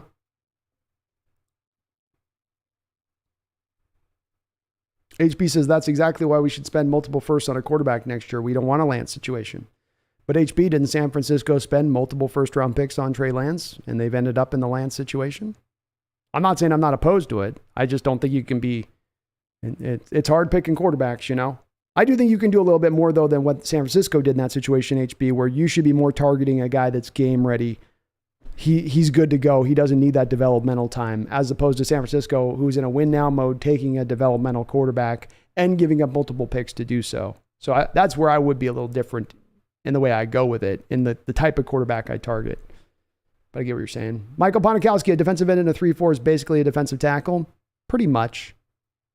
It's pretty much so. Motive still love the show Hawks Nest, but where's Pumpkin? I know I got to get my cat tree over here. It's been so hot she doesn't want to sit in the cat tree because it's cooler on the ground. So it's been like 100 degrees here, and I can't turn on the AC when I'm doing the live stream, so it's kind of muggy in here. She don't want to be up in that. As it gets cooler, she'll be willing to get back in the tree. Why do I? Well said, Brando. The Andy Dickerson move showed me Pete fully gave the offensive reins to Waldron in the new system. Same with the Desai move. Pete is more a project manager and cheerleader now. Agreed. I just think that he's made changes. It's part of why I've eased up on Pete a little bit over the last 6 months, is because, and even over the last year and a half, is because you've gone from running the 1980s offense and the stilted approach that was getting destroyed week after week to now changing both sides of the ball. Will it breed about success? I don't know. But it's a lot more of an intelligent approach rather than just trying the old-ass defense and offensive approach that was no longer working. Jabba the Mutt, what do you see in Will Levis over Bryce Young besides athleticism and build? To me, Bryce's accuracy, anticipation, pocket awareness is all massively better. Levis couldn't even beat out Sean Clifford. I can't speak to the Sean Clifford situation. Guys develop at their own pace. We don't know where, a young kid, I'm going to give him a little bit more time than, take a 19-year-old and say, I'm going to draw conclusions based on what you're going to do in your pro career at that age. Kentucky and Alabama have a vast difference in the amount of talent. And that is kind of everywhere. Alabama's got an offensive line that's going to generate first-round picks across the board, or at least have 5 guys probably playing damn near all at the NFL level. And Will Levis doesn't have that. He might have one offensive lineman who is going to make it to the NFL level. So he has to be under pressure a lot more. Go watch the Georgia game last year where he's completely under a cavalcade of a rush 24/7. And I don't think that Bryce Young had to deal with that at the same type of level that Will Levis had to deal with it. He's also running right now the Rams offense. He's running our offense right now, Jabba the Mutt. Can you imagine having the opportunity to go for a first-round quarterback who's already been running your exact, not kind of like your playbook, been running your exact same playbook in college multiple years? So that also carries value to me. I've got worries and concerns with the delivery to a degree, a bit of Bryce. You look at that delivery and he's got a little bit of that because he's small. He's got to do a little bit of that. It reminds me a little bit of that pitcher for the Giants. He was I think from UW, Tim Lincecum. It's like Tim Lincecum a little bit, where he's got to generate so much torque with that throw to get it over the top in his delivery. So it's not just a quick, fast delivery that comes out. There's a little bit of a buildup to it as he works that small body up to get that ball out. But as I do say with this Jabba the Mutt, the thing to consider with this is, again, I have on my list of initial 5 guys. I think there will be 5 quarterbacks in the first round next year. And so that while I do like Levis and I do hold him as a high first round pick, I've got Bryce Young in the 12th to 15th will be where he picked in the first round. So while I do have a bit of a little difference, I mean, it's really not a difference of me saying Bryce Young's a second round talent versus Will Levis as being a first round talent. Yeah, I do like the anticipation and that as well. But the thing with that, again, is that Bryce is running a pro-style offense, which is going to be harder for a college quarterback to run than, let's say, or Will Levis is running a pro-style quarterback versus Bryce Young, who's running a lot of the spread concept stuffs that proliferate college football and make it easier on those quarterbacks to run those schemes. So I just think from a development standpoint, he's going to be a little bit more pro-ready to hit the ground running, Jabba the Hutt. And remember with me, I'm looking at this through the view of the next quarterback I bring on the rookie contract. Yeah, I want him talented, but I also need the guy that's ready to hit the ground running from day one. I don't want to wait time for him to have to come into his eventual good spot. Where he will be, I guess. Michael Ponikowski, a first and a third for Roquan. Tough, but I wouldn't do it. I would do it. Boy, that'd be a tough. That seems like a bit much to have to add for them to get. I don't think they're getting at that in training camp in a trade from anybody. I could be wrong, but I don't think they are. Paul Third, I've seen the exact opposite on Trey Lance stories. Can't believe the overhype of his arm.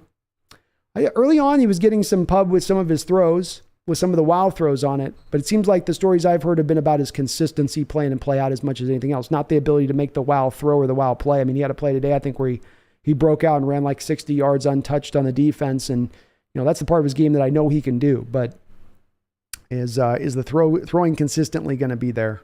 Is the decision making going to be there? TJ, sup? I have one question, and you probably already answered it. But could Roquan Smith come to Seattle? We already have the Bears coaches. It wouldn't be anything new for him. It's part of why I think, TJ, the door's more opened up for this type of deal, is because you're not asking to do the same thing you did with Graham or Adams.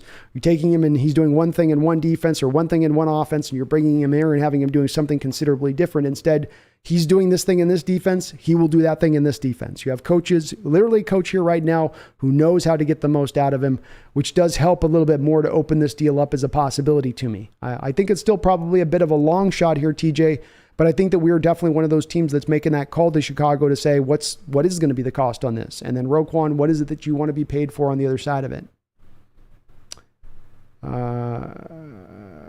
Brandon, don't be a fool. What are you talking about, man?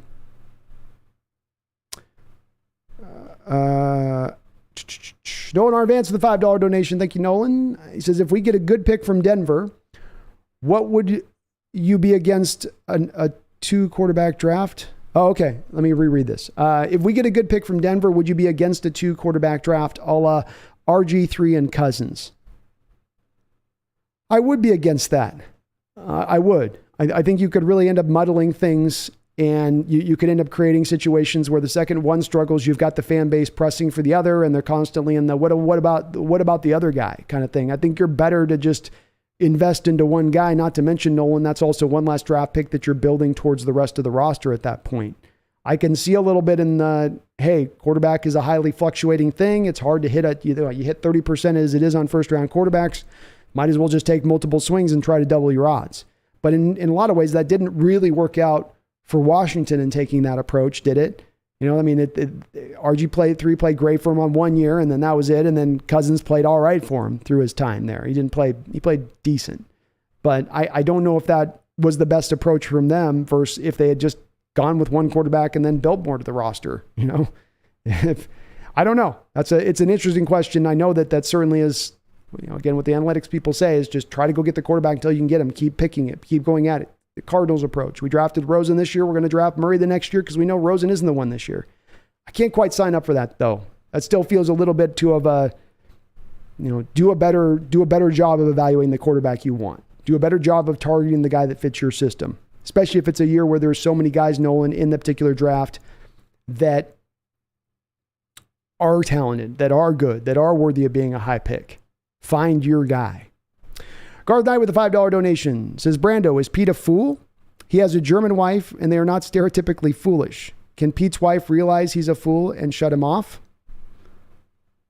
And he has a German wife and they're not foolish. I don't know why would Pete, maybe I'm missing something, Garth.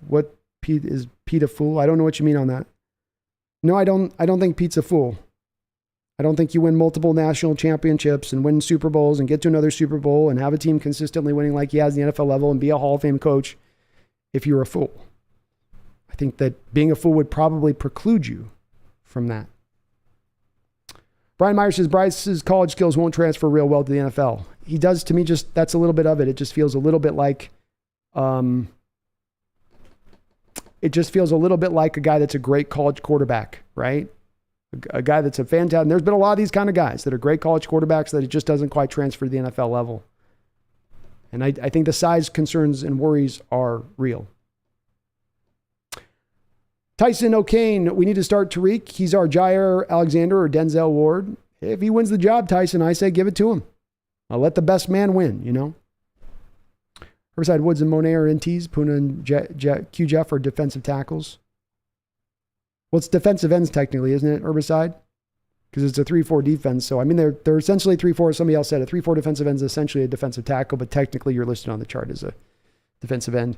Eric Turney, you think the 49ers trade or cut Jimmy G? If they trade, who would pick him up? And for what? Maybe a fifth max? Niners are going to keep some of that salary too. I think he's getting $23 million. It's $24 million they would save by moving off from him. They could maybe eat some of that contract, to your point on that. The Browns seem to be like the team that would jump up on this one. Their offense fits to what Jimmy G does in the way that they feature the 2 tight end sets. You see the commissioner's office pushing for a full year suspension on Watson. That would seem to be the one that it would go to. I don't see Seattle jumping into the fray on that one. I just don't. Garth Knight says, keep speaking, Brando, but what were they before number 3? So I guess, Garth, you sit in the lane of, as some fans have, including yourself, that sit in the lane and believe that it was Russell Wilson's sheer presence and ability on the scene that is what has propelled this team to the Super Bowls, and that it was his response, it was his appearance that caused all of the greatness that we've had here. I'm sorry, I just disagree with that. I think that's a really simplistic way of looking at it. I understand that, again, you're not alone if you look at it in that way, so I appreciate where you're coming from on that standpoint of it, but I tend to look at a football team and see 53 members on the football team. I look at the team when they were at their most winningest, and it wasn't Russell Wilson slinging the ball over the football field. He was actually fitted in as a pure game manager at that time who had mobility. And there's a lot of great elements to Russell's game. Love him as a football player. But to me, the narrative that somehow Russell Wilson is somehow this sole factor for us being anything we've been the past 10 years, I can't quite sign on off that. I don't get where that comes from. And I give Russell a lot of credit, as much as I possibly can. But I think if we ever end at a being point where you're trying to give all the credit to Russell Wilson, or trying to give all the credit to Coach Carroll, or trying to give all the credit over to Legion of Boom, and you're standing in one of those camps and looking at the situation from that standpoint, I think it's a little bit slanted in the perspective of things. I think it was all of the things that worked together. It was the legendary defense with Marshawn Lynch running the ball and a dynamic young quarterback on a cheap contract, and the offensive line that was the highest priced offensive line in the NFL when Russell Wilson arrived. I think it was all of those elements that worked together. I don't think one element took all of those other elements and threw them on his back and went, here we go, boys, let's go on up the hill. I just don't see it as being that way. I don't see it that way. It's Albs has subscribed. Thank you for subscribing. Appreciate you on that.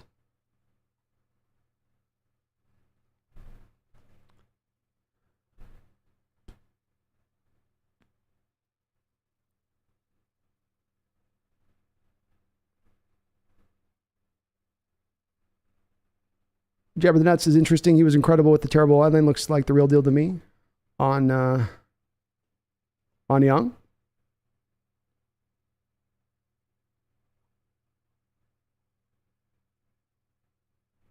Garth Knight says Smith couldn't be worse than Adams. No, I don't think he could, Garth. That's for sure. HB says Sidney Jones in a 5th. I'm in it. Randall, you have a good night, man.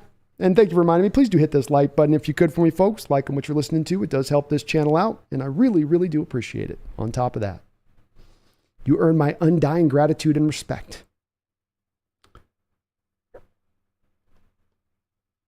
Jamie Cruz, it is nice to have Jefferson back in the middle. It's a good solid piece for you at the defensive end. And with making the change to a 3-4, you needed more personnel that fit to that, I think, a little bit. And he does that. Garlizo, I wouldn't mind Roquan Smith if we can get him for the right price. That's where I stand on it too, Garlizo. I'm making the case maybe you could pull this out with 2/3. It might cost you as high as a second, but what if you could do 2/3 in a player? Maybe it'd be worth it. Snail says Nick Bloor would definitely do ayahuasca. He's got a little bit of that personality too. I could see that. Why do I finally figured out who Russ is to me. Alcabides. More Seahawks than Seahawks. More Seahawks than the Seahawks. More Bronco than the Broncos. I don't know that reference, man. I'll have to look that one up. Herbicide. It's been a second would be the most I would give up for Roquan. Me too. I ain't going past that, no doubt. Jimmy Cruz, you think we see Noah and Parkinson will line up in the wide receiver slot a lot? Probably not, unless they're going to feature a lot of 3 tight end sets. You could maybe look to flex out one of those guys as a slot receiver and keep the other end a tight end. That's a possibility. And maybe when you're down by the goal line or in the red zone, I'd love to see Parkinson featured a little bit more in the red zone, because that's what he was utilized a lot in college. TJ, I don't like Bryce Young because Alabama quarterback stuck in the NFL. Mac only good because he has the greatest head coach. Garlizo says, I love the background. Well, thank you. I got to add a little more to it here for the season here soon, but thank you. Appreciate it. And yeah, TJ, it's I'm not sold on him either as of yet. Not quite yet.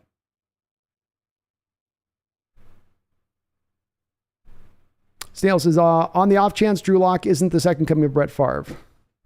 Did I miss him? Jabbernut says, fair enough. I'd rather take Bryce Young at 21 and teach him because I think his skills are good to pass up. Plus, he's only 21. Levis will be 24. But that kind of does touch on a little bit of what I'm talking about with the Jubber, why I lean to Levis, where the 24 doesn't push me off because I want an advanced prospect. And again, I get a little bit fundamentalist with this because I feel like they're trying to fit to the 2012 blueprint. And if you're trying to do that, then you want the quarterback you're bringing in who's pro ready right now, who you can start from day one. And a guy at 21 with Bryce Young and that frame, and maybe I need to develop that frame a little bit more, and I got to give him a year or two on the bench before I'm really getting those returns. And those returns might be what you say, where the returns long-term, the upside long-term is indeed maybe more on Bryce Young at that point with his age, because certainly a 24-year-old prospect, it's pretty well set as to what they're going to be. But with Levis, then I get the young guy coming in who's ready, who's been running this offense, who I don't have to have that wait period on, as I have already got the super team kind of started to be built around him on his arrival. It's kind of the way I look at it with it. But I do like Young a lot. So as I say with him, I've got him in my top 5. And this is a quarterback class that has 10 guys we're going to be looking at in this next year's draft of guys you're checking to see if they're going to take that step forward or not. SBZ says, got here late. No on Roquan Smith unless it's a good deal that involves losing overpriced contract, maybe even Adams for the right value in return. Still, I think it's just public negotiation. Could very well be that. Appreciate your perspective on that for sure. Don't think you could offload Adams, as Adams would cost too much in dead money to try to move him in this particular deal. But I'm with it if it's not going to cost too much. I'm willing to pay. It's just not the draft capital is too much. Tyson, we're not trading. Jamal, we paid. Yep, exactly, not trading him. Megan says, couldn't resist B. Time for a membership upgrade, but still on Roquan. I'm bringing you over here. I'm trying. Fusion 1560, Bears fan checking in here. You're going to give up the farm to get him. Well, Fusion, when's the last time a middle linebacker has got a big return as far as in trade return? I mean, if it happens in this time, it'll be like the first time it's happened in 25 years in the NFL. So we'll see. It's kind of a devalued position in that respect, but we'll see. That's the part I am a little uncertain on. As GoOx 2022 says, I don't think anyone's given up the farm for a middle linebacker. And that's the thing, is that, he could be a great player and you could think that he's worth that value, but if there ain't a team willing to part with the assets of what you're talking about, then it doesn't matter. The market is what the market is on it.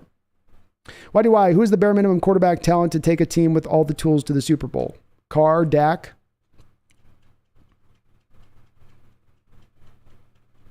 Good question.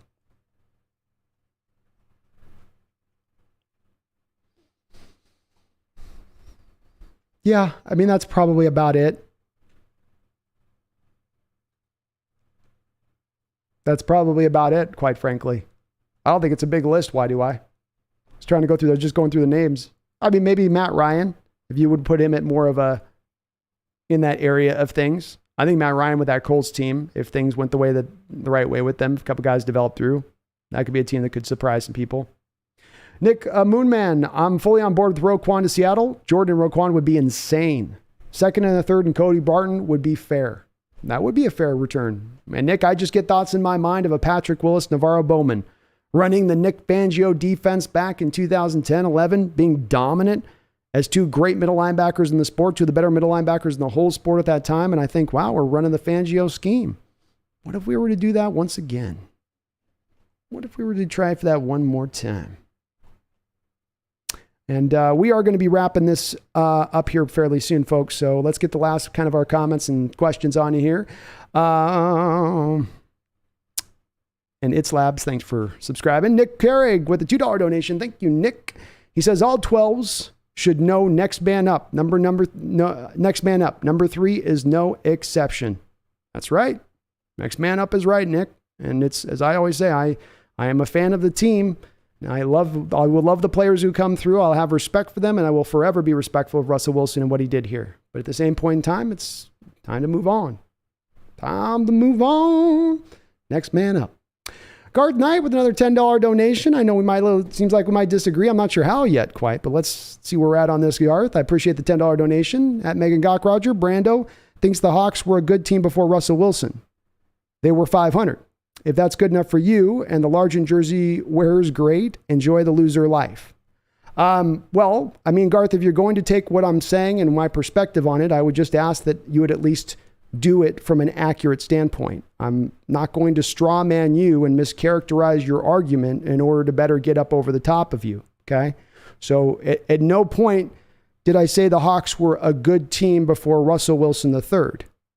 No point I did. What I was pushing back on you against is your inference that somehow Russell Wilson's mere addition to this team is the only thing that has brought us to prominence. Seemingly like that he's responsible, as I said, that he took this team and somehow threw him on his back and brought them to win that Super Bowl, and that there's some sort of holy responsibility that he somehow has for doing that. And that's the part I'm pushing back against. I'm willing to give Russell Wilson his share of the credit. I'm willing to give Marshawn Lynch his share of the credit. I'm willing to give the defense their share of the credit. But it is a share and not a whole. And I think that's the part that I think you're maybe not understanding in this part of what I'm saying.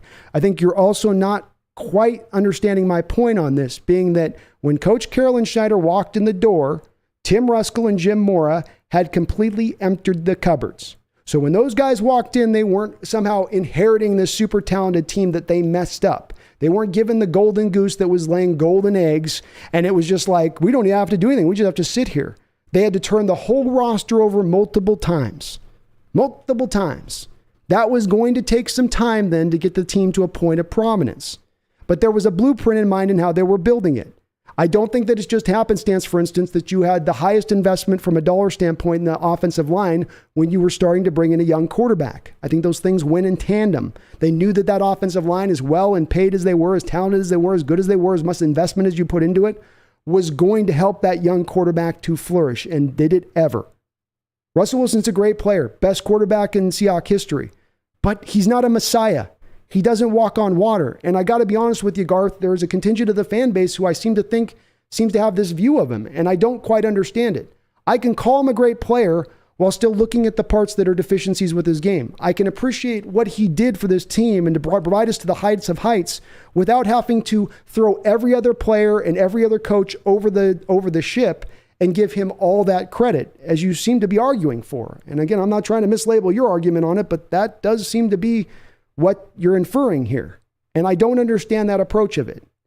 It doesn't seem to add up to me because, again, it seems to ignore all of these other points I've measured. And as I tend to get in these debates, it always seems to be I'm trying to get into a nuanced, detail-driven discussion and talk and debate back and forth. And the other side wants to just, again, get really close to the name call thing and then just start painting broad brushes and start speaking in generalities and not specifics. And then the debate never goes anywhere.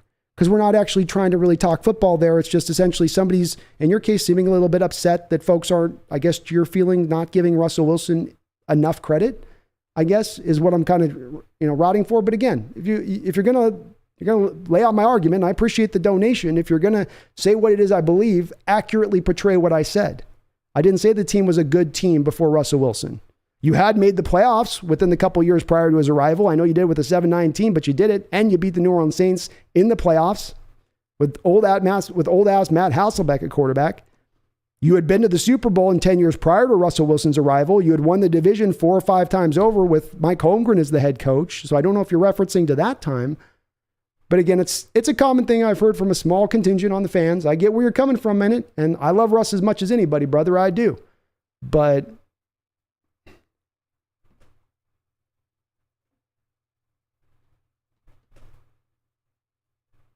well, I read his deal on it, Megan. I don't mind going back and forth with Darth on this. I don't, honestly. So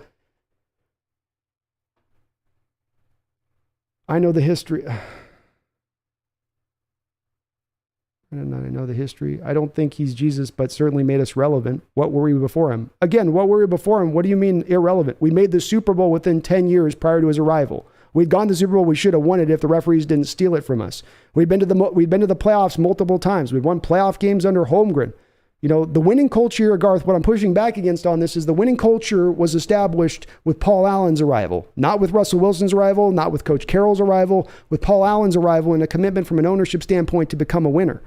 But again, this is a part I just don't understand. It's ignoring all of that history before Russ, wanting the picture painted that we were somehow this Dark Ages organization that hadn't done jack diddly dandy before Russ arrived at all, that we were somehow we were like Cincinnati Bengals organization within the NFL, and it's just not an accurate portrayal of what the team was. You had a bad couple of years before Carroll's arrival, but that was, again, part of my point as to why it took so long to turn this back around.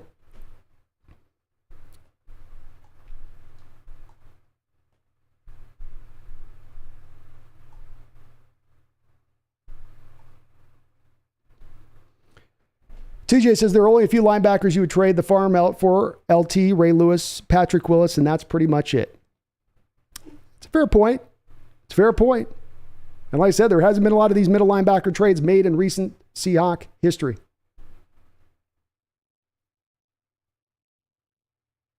Yeah, I'm okay, Megan, from talking however he wants to talk. If he's going to donate on it, let him donate. And again, I get the perspective. I'd rather have the back and forth on this than I want to just push people out on this. I'd rather just, let's have the conversation here. Let's have the back and forth and see if we can expand out into this and really,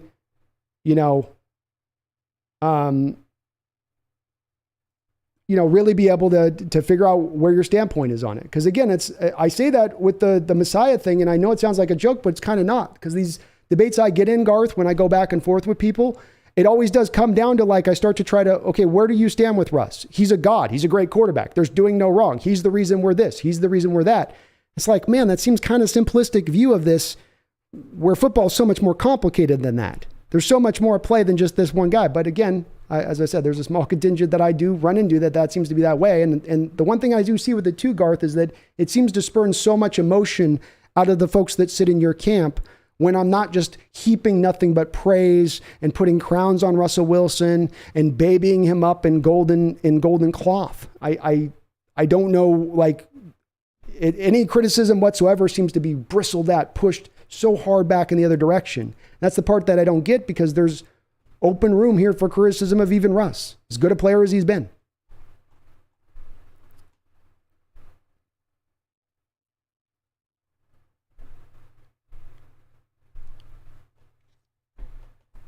T-Money, do you think Walker eventually beats out Penny for touches? No, T-Money, I think that they're going to ride with Rashad Penny for the majority of this year and go with that. Jimmy Cruz, I'm guessing it's just experience, or maybe because he got the bag. Doesn't DK catching hands seem much more sturdy? No more 100-mile-an-hour fastballs from Wilson anymore? Maybe so. I know I was looking at a stat the other day about last year's drops and who was the league leader in drops and where they stood on that. And DK was not even in the top 20 last year as far as drops are concerned. So I continue to be pushed pretty hard back against that, in particular on the drops thing. I don't think he's considerably worse than any of the other top receivers out there as far as his drop rate goes. And there are sometimes some bad drops that I think end up standing out really for people in the moment, but overall, I think he's pretty solid with that. Benelli, what's up, Brandon? Went to a camp practice the other day. Bo Melton and Tariq were both shining. Excited for both these guys. They stand out. Hey, thank you for the inside info on that, man. It's good. That's good info to learn on that. So thank you. And Garth, if you sorry if you did a $20 donation, you weren't able to get the comment in there. Let me put a comment in though if you can. I try to get out of the timeout. I'd love to hear where you're coming from on this. I do appreciate your perspective. Like I said, we'll disagree, but I do appreciate where you're coming from on it. I'm just trying to understand. I'm curious in my nature of understanding folks that sit in your camp with this Russell Wilson kind of logic on it. Not just because I'm wagging a finger at it, but because I would like to better understand kind of where it's coming from. Because it doesn't quite add up to me on it with all of what made us successful prior. David, what would you be okay with on a 5-year deal for Roquan? I wouldn't do a 5-year deal. I'd do a 4-year deal, $18 million per, David. I do $25 million guaranteed, $25 million bonus, $35 million in guarantees, something like that. But I wouldn't go over $18 million a year. That would be my cap. What are the chances we ever see Earl at the VMAC? Probably not good for a while. Some point HB, but probably not for a bit of time. It's gonna probably be a while.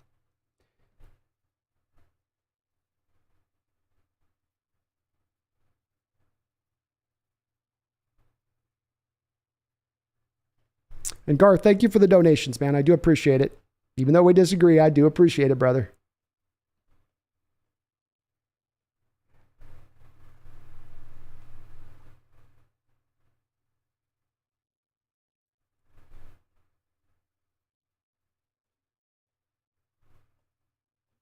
Why do I getting high talking football and Greek history? Been a good day for Why Dude. Hell yeah, brother. Thanks to the show tonight says, well, thank you, man. Appreciate you guys.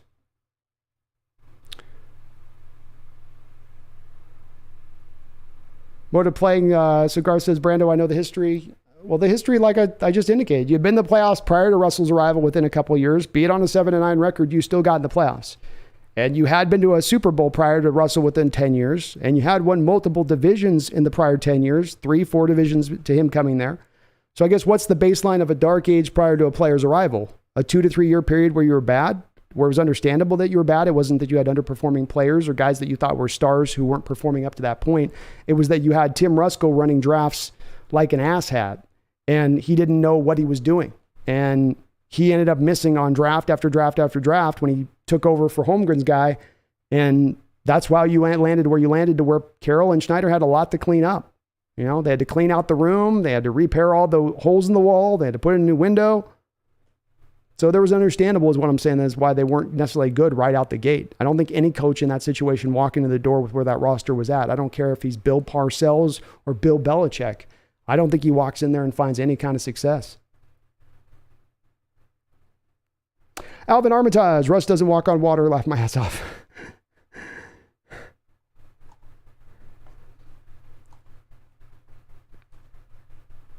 Seattle 808, what were we before the Legion of Boom and Beast mode? Yeah, not much there either. Motive with the Hawks Nest, you don't have that.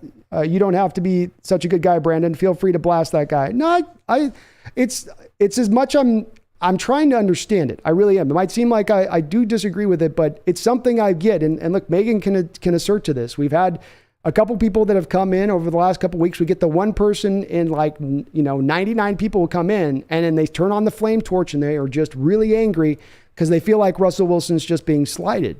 And it's like, sometimes I'm just popping a joke trying to entertain you guys. Sometimes I'm giving honest criticism, but I don't think either of those two things should draw out quite the emotion that it seems to draw out, where people just dig in and it's, again, that feeling of, I get the feeling and the impression of this guy, my guy can't do no wrong. Whereas everybody else on this other side of the fence, be it a Legion of Boom player or a coach like Coach Carroll, we're all just, holding on to his coattails there as he was pulling them all along. And I'm trying to understand that better. Maybe I'm wrong and not seeing it for the view that it is, and that is the truth.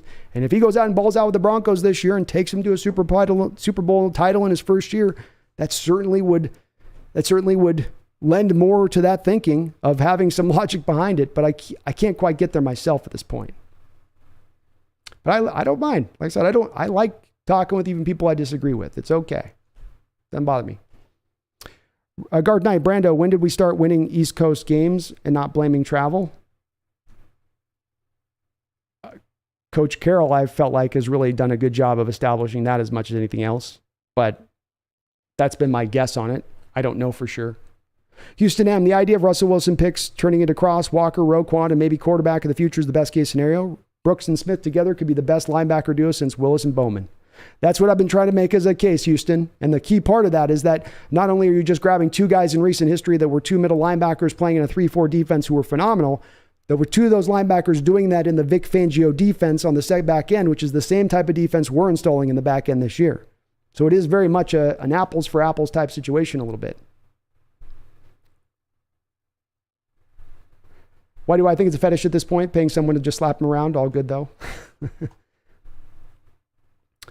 Seahawks were great with Holmgren. They were. Motive and all in fun manner, of course. Part of the fun of this chat is that people can express their opinion. That's it. I'm okay with it. As long as we don't get personal in our attacks and get too, that's the part where I ain't going to have a line. And not after my mods either. We got to be respectful. And I'm going to always try to fight that too. East Coast games, Brando, don't be a fool. Not being a fool, man. Again, you're giving all the credit to Russell Wilson, but if you look at Coach Carroll's record at East Coast games at 10 a.m. and in totality of his time here, he's been pretty good with them. And again, the conjunction of Russell Wilson was arriving at the same point in time where you had just built the team fully up around him prior to his arrival. Those things happened at the very same time, which helped, to my point on this, that injection that occurred, that allowed the takeoff that happened, that allowed the synergy to all come together. But it wasn't one player on a 53-man roster doing that all on his own. It was everybody working together to make that happen. It's part of why, in my opinion, the team went awry, Garth. It's part of why I think it fell apart so fast, as you went from a selflessness from an egoless nature in the way you went about your business to everybody growing an ego the size of a house. And that much like the 85 Bears only getting one title out of it from the same respect that they ran into with their egos starting to run, everybody wanting to be a star, that upended things. But that's as much to me where I put the credit and how I see it. John, we literally would not have gotten a new stadium built if we were bad before Russ. We were awesome with Holmgren, not just good. Almost unbeatable at home. Well said, John. Very well said. Megan says, you're far better than me, B. That's all good. I'm getting used to it, Megan, and I don't take it personally as much anymore. I really don't. Because I understand people are a lot of times operating from an emotional standpoint. They love Russ, or they love the position. I like people that are passionate. I'm a passionate man, so I appreciate it. I really do. And I am trying to understand it. It's a little bit like that, it's a little bit like that quote you hear. I'm sure it's a show that I didn't really like all that much, to be honest with you guys. But what's that show with the dude with the mustache and he's Texan that goes over to, I'm sure I'm going to piss people off because a lot of people just love that show. And he's going over there and he's teaching a soccer team. And there's a great scene that they have talking about it where, he's throwing darts in a dart room and the guy comes in and challenges to throw darts and he makes a big bet on the dart game. And it's a great scene that really encompasses a little bit of where I try to apply now on this channel as I think about this going forward, is that I realize from people that come in the channel that have the perspective on where they do, and then they start railing or going hard in one direction, you start to realize they're not very curious. They think how they think and they believe how they believe, but there's not many questions in what they ask. They're not really wondering about how I came to arrive at the standpoint I do. They just kind of want to tell me what's up. And that's where you start to remove the power from those folks where you go, okay, it's not going to carry much weight because you don't really care to understand my perspective. You just want to shout at me. And if that's the case, go ahead and shout at me. If you want to throw $20, shout away. But it's not going to draw any emotion out of me, and I'll try to stick on point if I can. Snail, Snail with $2 chat. Thank you, Snail. You're awesome. Says most West championships since the reorganization. That's not a losing culture to me, is it to you, Snail? All right? To your point. Well said. Nick Carrick with a $2 donation says, I'm a lock believer and I think we can start 1-0. There you go. I'm with you, man. I think Locke is eventually going to win this job at this point, Nick. I don't think Gino's chance to take it and run with it, I think has gone fleetingly through his fingers, in my opinion. Garth Knight with another $5 donation. Thank you, Garth. I appreciate, again, all the donations. Says Brando, what were the East Coast games without Russ? Look it up. I'm, again, sure Russ did definitely help out a lot of that. But again, ascribing a random stat like East Coast game success to Russell Wilson seems oddly specific. And again, to just say it's Russell's addition because I can look at the win-loss record prior to Russell's arrival. Again, it's where we get to that again, broad brush, simplistic state on arguments, Garth. I'm not trying to knock you on this, but again, none of your argument builds into the fact that the cupboard was empty when Coach Carroll arrived and Schneider arrived. So they were a bad team in the 2 years till Russell's arrival here. Is you're completely glossing over and not at the very least not even bare bones addressing the fact that the roster was in piss poor shape when they arrived. The roster was like the 32nd best roster in the NFL when Coach Carroll and John Schneider arrived. Is your expectation level that Coach Carroll should have just been such an amazing coach from the jump that he walks in and turns this team into a 10-11 win team with the quarterback situation where it was in addition to that, Matt Hasselbeck, old and somewhat broken down? I think that's unrealistic. I don't think any coach was going to accomplish that. I don't care who the coach was. So Russell arrived at the same time that team matured, at the same time you had invested in the offensive line, at the same time you had them playmakers on the outside and a great running back. It all worked together in conjunction. That's how you got lightning in a bottle. I don't think the lightning was generated in a bottle by one player. And Russ is great in East Coast games. Carroll's been great in East Coast games at the same time that roster clicked into place. And that's where my standpoint is on it. I don't look at those first 2 years in Carroll and go, oh, what a failure. I go, oh, look at how many players churned through the roster. How many guys did they go through trying to get the team up to a talented state? I think you got to take that a little bit more into your assessment than you are here. I don't see yet one point where you're taking that into account in your argument. Megan Gockroger, Ted Lasso, B, thank you for the $2 donation. That's the exact deal. That's the exact deal. That's a scene I go back to. I didn't like the show. I didn't. But that scene, I think, is a really good scene. And I think when I look at that scene and think about it through interactions on this channel, it makes me think about that a little bit and these arguments and where, to me, a little bit of the emotion for me gets removed out of it on my standpoint. Because if I can sense you're incurious, if I can sense that you just want to simply come in here and maybe flame or be angry or just get your perspective out there and yell, Get your respect belt. I'll give you a voice here. You don't even have to donate. Be loud and clear in the chat as much as you want it. But again, I'm not going to give it a lot of onus as well, because there's not a curious nature to you. There's not a nature to, where's some more data for me to take in to further my opinion, to elaborate this out a little bit more. Instead, it's, here's what I think and believe, and I'm not going to expand beyond this. This tunnel vision I have is what I will see. And I encounter it on the often. I do. I'm not saying you're necessarily in that range of things, Garth. Maybe not. But that is what I've run into. Benelli Roquan, such a Seahawk move. I could see this happening. That's why I did the show on a Benelli, is this very much seems Seahawky-like to try to go and do this kind of thing. Nick, people forget DK is the created player people always made in Madden. Yeah, he is. Exactly. Stefan says, Sean Alexander made me a fan of the Hawks when I was in middle schooler. He's a good player. Fun player to watch. Fun player. John, we literally would not have got... Oh, sorry, John, I read that. My bad.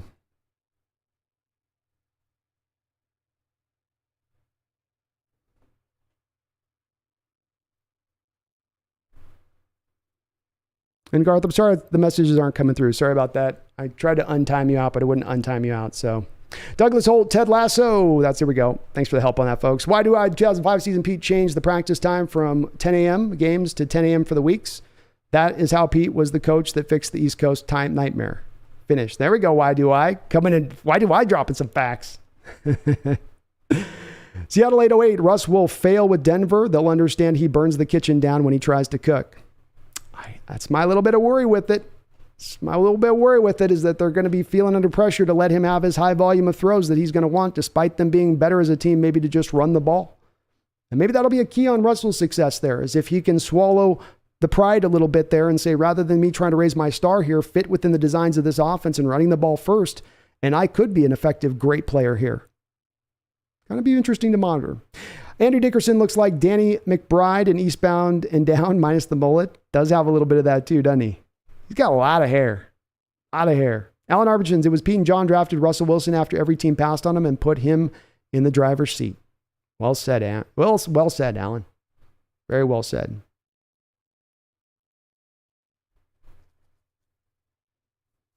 Garth Knight is Mark Rogers' burner account. Oh, man, Garth's not alone on this. I'll say that. There's a segment of the fan base. I've seen it come through. He's not alone. He's not out on just his own little branch here. There's definitely a segment that does look at Russell's impact and see it as not kind of given the credit it should be given for his true impact on the team and the success of the team. I think it is an interesting perspective, and it is one worth considering. But you do have to back up the perspective then with more than a random point of what was the record before and what's 10 a.m. games. It's more of how do you totally just disassemble the contributions of the Legion of Boom and Marshawn Lynch and that offensive line when he first got here at the same time of it. Dazilla Hawks is such a dope shirt. Old School Sonics. I love my Old School Sonic logo. This is my still favorite logo of their time. I like these jerseys. I hope they bring them back. NBA is good about the alt jerseys. Megan says, I love Ted Lasso. B reminds me of Coach Carroll a lot. Definitely a lot of Coach Carroll and Ted Lasso. That is for sure. Pierre Carrick says, Russ won with the best defense in the league and soon lost when they didn't have that defense. Snail says, Garth Knight's Mark Rogers burner account.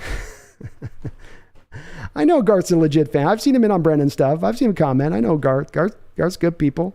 He's passionate, man. He's a passionate man. As am I. Simply Locke being younger, more athletically capable, Lolo says, alone should give him an edge. Now that we have proof by eyes and ears that people are saying the team is faster and better with Locke working. And I think he will get in there, Lolo. I think the coaching staff's just slow rolling this one like they did with Wilson. They waited until the third preseason game to start Wilson, even though he had been the clear winner of the starter role throughout the point of that training camp.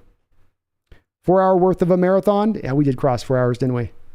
I said I was wrapping this up soon too. Jimmy Crew's defense was the best Legion of Boom. Cliff, Averill, Bennett on the bikes, Michael Smith, Frank Clark, Sherman, Browner, and Bam Bam, ET3, Please, B-Wags, and KJ. It's a good crew. Will, I'd compare Russ a little bit towards Rondo and Boston in the NBA. Won a title early in his career and took more of a role later on, but never won anything but once the whole team was centered around him. It's a pretty good comparison. I think Russ is definitely more talented than Rondo and better career than what Rondo had in the NBA. I don't know if Rondo's going to be in any sort of contention for Hall of Fame status, whereas Russell Wilson is a no-brainer Hall of Famer to me from my perspective of things. But I do think that once you have him commanding the money he was commanding, that it did start to impact things a little bit. I think that Seattle still also wanted to try to drive up their defense at that time, where they probably should have built around Russell Wilson and tried to give him an offensive line at that time that was good in pass protection and let that see what that could get out of it. They waited, though, on that. They never decided to cross that bridge. Broncos are still not crossing that bridge. But, it's close. It's close in there. Oh, we got an Owen Porter. Owen Porter? What is Owen Porter?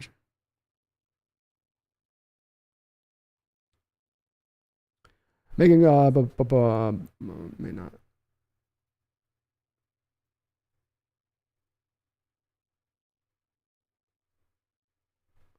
Lolo says, love the video of a dude screaming Locke's name. Horse got lock. I saw that. Yeah, it was pretty funny. Attack Man Killer says, I would love to have Owen Porter, defensive end from Marshall, to Seahawks future. I'll eventually be taking a look at him. Attack Man, I've seen the name.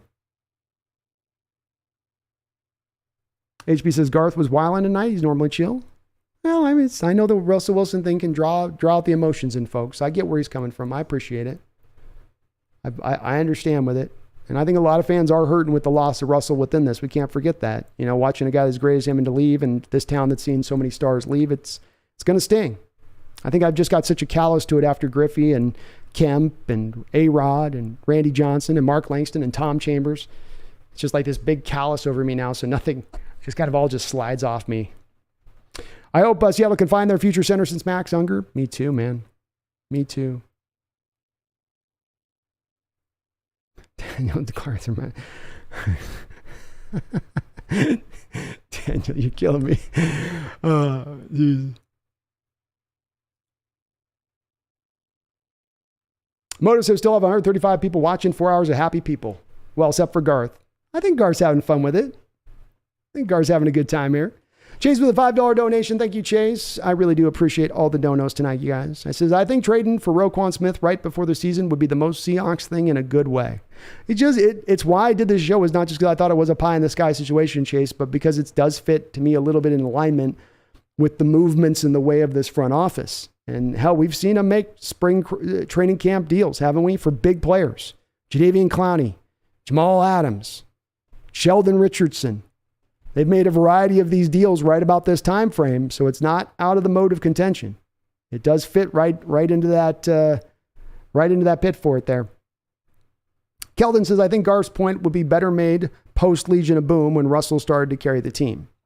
Well, Garth could definitely get me a little bit more along his line of thought there, because I certainly do think that once you get post Legion of Boom, there was a period of time there from 2016 all the way up to 2019 where Russell was certainly carrying this team in a big time way at that point. And the successes you were having could largely be applied, I think, to Russell Wilson's play on the field and what he was doing for the most part. I think that's the one period why I would give you a little more carry on it. But I don't think when the team got their greatest success, I would apply that same thought. Lois says, the way I see it, Russ being here wouldn't have worked. 10-7, okay, another year gone. Team is more toxic than prior. Trading him was right, and the team is happy he's at it. I think it was the right move, too. Plus, we got compensated pretty damn well. We did. We made out well with the compensation. I think it's better than what you were going to get from Chicago the previous year. I think Russ did one out at this point. Made it had a leg and a right to stand on to request that, being that, like I said, they never did give him the pass-protecting offensive line. They did never fully give him the reins necessarily, and maybe they had good reason not to. But they never did. And that did give him probably a right to say, okay, I want my way out of this. I'm done with this. But it's I'm okay with moving on at this time. I think a split had to happen. King Coaster, win prediction. I'm thinking around 7. We're right along the same path, King. I've been at 8 for a while since the schedule first came out. 8 and 9. So I'm going to stay at 8 and 9 at the moment. I'm not going to move off of that. I'm going to do a prediction show as we work our way down to the first game of the season. So it may very well change by the time we get to the prediction show, but I'm going 8 wins right now. 8 wins is where I'm at. And Garth, man, thank you for all the donations. Says Brando, I called Megan things she's not, but I am Mark Rogers and need to keep my client relevant. See, Garth's got a sense of humor, folks. I knew he had a sense of humor in that. Oh, well, Mark Rogers, you're about to make your player a lot of money this next year. What are we going to do? We're going to do 300, 5 years, $300 million deal. Denver. Does that sound right? That sound about right? Thank you for all the donations, though, Garth. Father Time has slowed Russ down. He's no longer able to evade pass rushers. His height and lack of vision is going to be his downfall. I agree with you, Seattle 808. This is part of why I hammered on the things that are deficiencies in his game and why it frustrated me for so long, because it's things that he can actually control. There's certain parts where you can't see height-wise over the top, but the getting better pre-snap, getting better against the blitz, throwing with more anticipation, having more control at the line of scrimmage, things that quarterbacks, when they tend to be Hall of Famers 10 years into their career, start to establish in their game. And we just never quite saw that come to full fruition with Russ. You would see flashes of it, but just not consistently imparted. Bash Gordon, what's up, man? Good to see you in the chat. And again, we are going to go ahead and wrap this up. So let's hold off any more questions on this, because I do want to kind of wrap this up and save the voice a little bit here. I got to get up early tomorrow. So we'll get in through the last of the comments, questions here on this, and then put a button on this one. Grug, King Coaster 7-1 seems to be the meta among non-casuals. Yeah, it seems pretty right on with it. Mr. Kane says, thank you. It's been awesome. Classic Garth, still my favorite post. Grug, what a bash. James Watson just had a great hour talk on the New Jersey Transit with a Bronco fan. I was wearing a Russ jersey and he was wearing the Drew Lock jersey. The irony. Go Hawks from Jersey. Oh, that's hilarious. Nice. I bet that'd be a good conversation, man. Can open a lot of eyes on both directions on that. Eric Turney says Quandre Diggs was a great trade, though. That's why I say it's not all been bad trades. The Carlos Dunlap was a great trade. I think hell, the Jadeveon Clowney was a great trade. Even give up a third because you only had to pay half of his salary that year. And he gave you the value you thought you were going to get out of him. So there's been some great trades by Schneider on the other end of it. It hasn't been all bad from his angle of things. Certainly maybe the bigger swing trades haven't been as good for the folks that might push on that side of it. Techman says, remember the Richardson trade from the Jets? Yeah, that was a tough one. It's a tough one making those trades for the 1-year rentals, as you were there. And they seem to have not seen enough out of Richardson. He's a weird guy who seems to play pretty solidly every year that he plays in the NFL, yet can't seem to find any place to where he can stick and find a long-term home. He seems to just kind of bounce around. Minnesota, Cleveland, Seattle, New York. Seattle 808, we can't give up more than a third pick for Roquan. That's where I've been sitting, Seattle 808. What do you think, Seattle 808, about 2 third-round picks? A third in 2023 and a third in 2024. What about that? Can I sign you up for that? I know it's a little more than you want, but we're talking 2 years down the line on that third. Always compete. I'm happy to move on from Russ. He is no Damian Lillard, but I like our depth, says Tackman. I'm looking forward to seeing the new faces along the D. Me too, man. This Saturday is going to be fun. Big Country, I was thinking around 5 wins before the draft, but I'm thinking on the line of 7 to 8 wins. That's right where I'm at. Greg, do you think that we can still pick in the top 10, Brandon? I mean, if you're going to need to get to 5 to 6 wins to be at that spot. If you're at where I think they're going to be 8 wins, I think you're picking more 10, 11, 12-ish. So I don't think they're going to probably end up in the top 10. Now, Denver's pick. Now, Denver's selection, on the other hand. Lorraine Jensen, I'm still at 2 wins, 40 whiners. We'll see, Lorraine. We'll see. Wilbert Knight, salute Brandon, championship or bust for Russ. That's it, man. He's all in. All the chips to the center of the table. He's got Teddy KJB on the other side. He's saying, Teddy, what now, Teddy? I know you tell. Pay that man. Pay that man his money. I am still up anyway. It's all a big fucking joke anyway. Since the last time I stick it in you. One of the best performances of all time.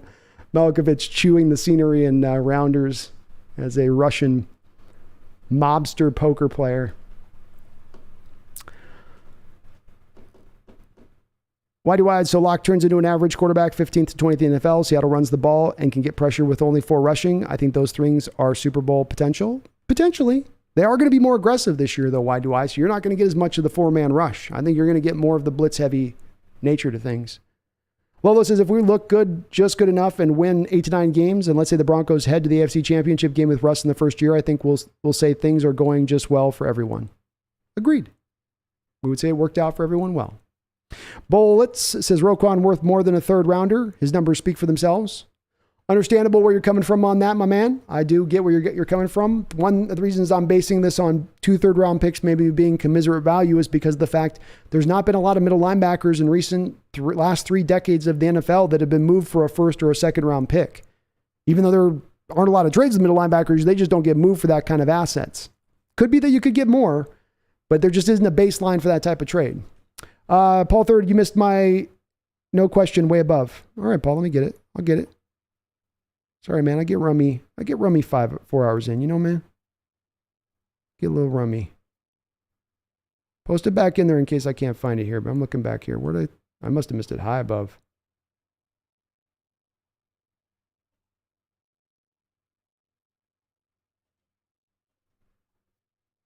I'm not seeing it here, Paul. Did I just miss it? Can you repost, Paul?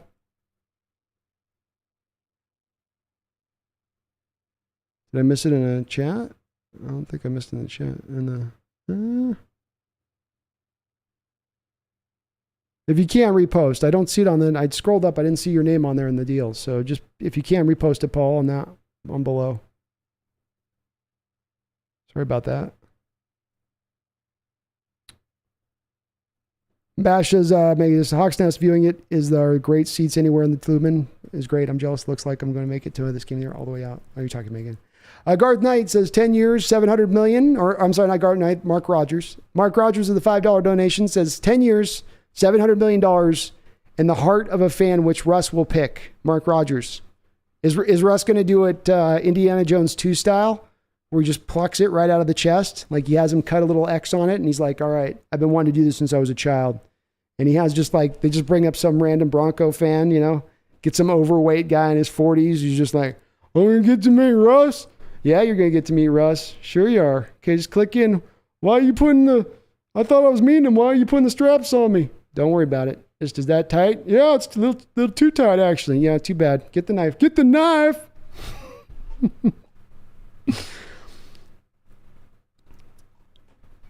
Russ comes out.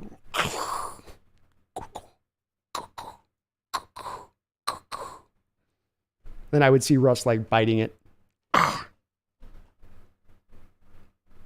U2K, Russ will be fine. He'll have a great running game and a good defense. The last time he had both of those, he did all right.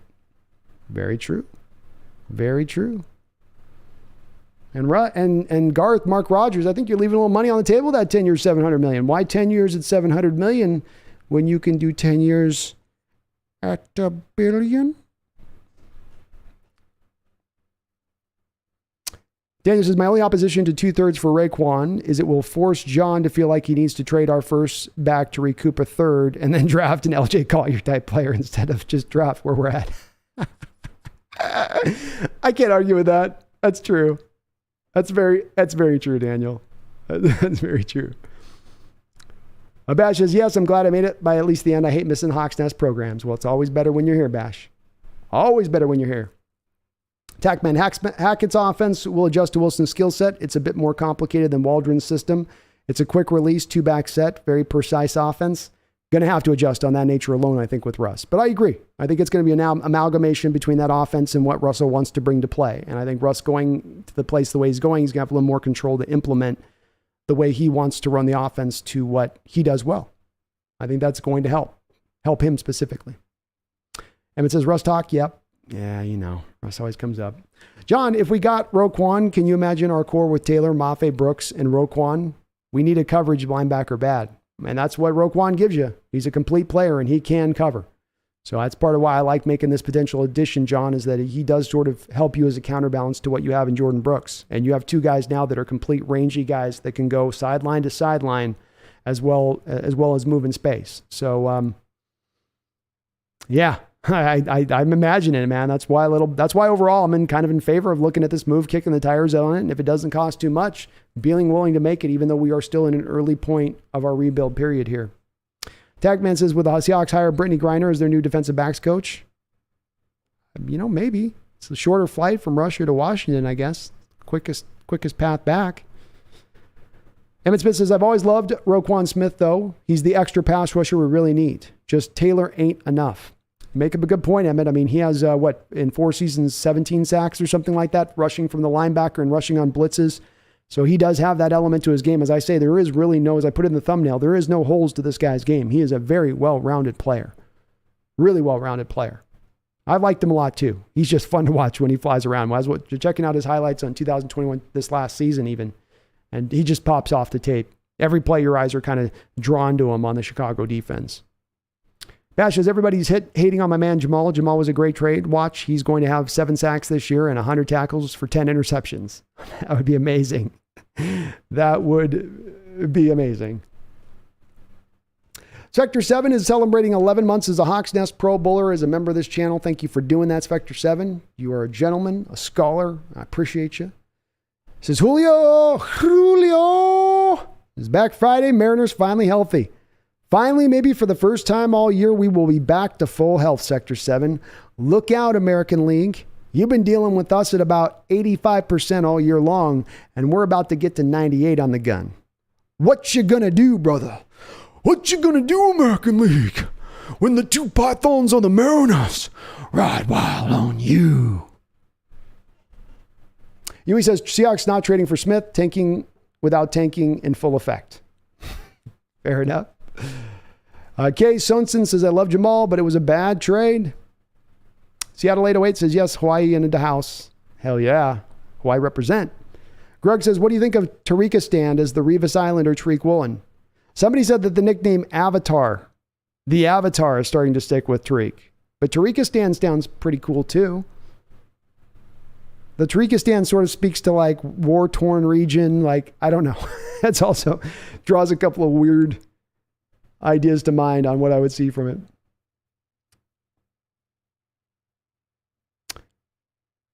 Herbicide, your new owners.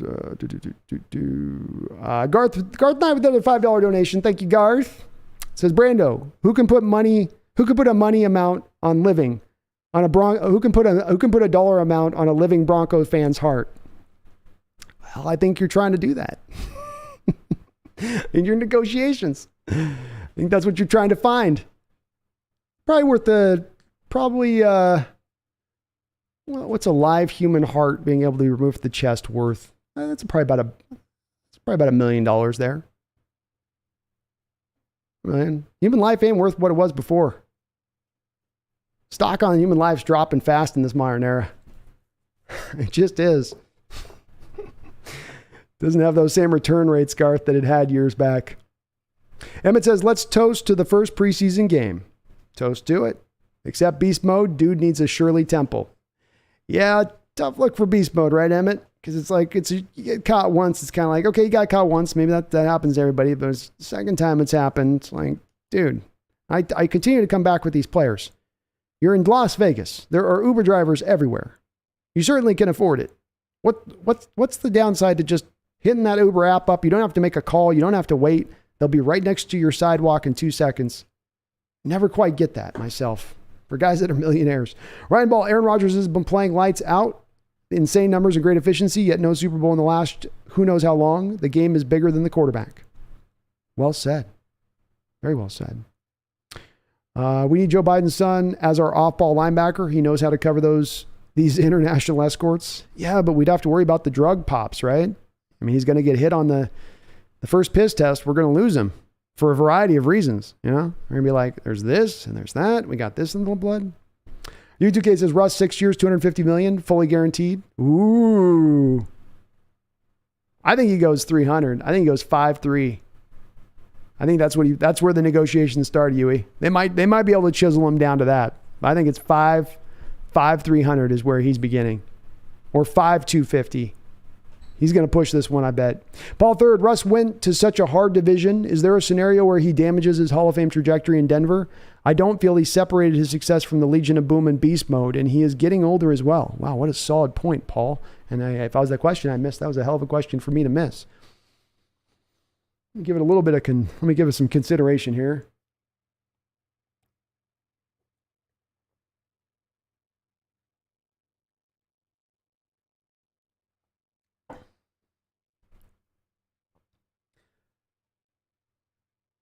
I think he will still have done enough of that, Paul, unless he were to completely fall on his face. But if he was just to be merely good rather than great, he will still be doing enough to add on to his legacy to push him over the top, because he's already, I think, pretty close to being somewhat of a shoo-in at this point, as he's considered in NFL circles. 10 years of dominance, and maybe not quite 10 years of actual dominance, but 10 years of very good play would seem like probably enough for me to get him in where he stands right now. So outside of completely just becoming a shell of himself, which even his most ardent critics would probably not say is even close to being a possibility, I think he would still be doing enough, because he's still adding touchdowns on the back end, right? He's still raising himself up he's going to start raising up those lists now on touchdowns thrown, and he'll make some headway as far as yards thrown as well here, which will help him in that respect. But it's a good question, and it's not an easy one to answer at first blush. Because you do start to think about, well, yeah, and it's not like he was proficient. It wasn't like he was prolific from a production standpoint. So you're voting him in a lot because of his effect on the field more than you're looking at just stats. But what he's done from rushing the ball as a quarterback will help him. He'll be one of the best all-time rushers from the position, the best all-time scrambler, probably behind the line of scrimmage, the best all-time deep ball. This stuff would probably be enough as I think about it. Herbicide says, I got Russ at 5 years, $300 million. So we're right along the same path. Yeah. I think he's going to want $60 million a year. I don't think he's going to want to make just $1 more than Kyler Murray or whatever Lamar Jackson signed for. I think he's going to want to make the new market-setting deal. Talkman says Roquan Smith, Champ Bailey, Eric Stork, and Justin Huseman. University of Georgia is a defensive factory for future NFL prospects. Well, what they have? 2-3 first-round picks in this last draft. A couple of other guys taken in the second and third round. One of the best defenses historically we've seen last year, to your point. Yeah. Paul Third, are you thinking it will be like Brady in Tampa? I don't think he's going to take off like Brady in Tampa, Paul, because I don't think the offensive line's in the same situation it was in Tampa Bay when Brady arrived. And I think that will make a very big difference upon the success. The run game, to UE2K's point, will help in making the job a little easier for Russ, but I don't think it's the same situation that Brady had in Tampa. That was a more stacked team, a more complete team on the offensive side of the ball that Brady was going to than what Russ is getting. Russ is getting talent on that side of the ball, but the offensive line, especially from a pass protection nature, is completely different. What do you think the ceiling and the floor is for the Seahawks this year? Not to mention Brady helps his offensive line by getting the ball out of his hands so fast more often than not. I think the ceiling for the Seahawks this year is 11 wins. I think the floor for the Seahawks is 4 wins. Steph, that's right about where I see it. Can't quite see them getting into place with their 12 wins, but 11 wins they could do if things broke right, ball bounces in their favor, injury situation works out good. Maybe the NFC conference isn't quite as strong. But I could see 4 wins as well if things just don't work out. You don't get the development from the young guys. The tackles have got to work through their troubles and their youth a little bit.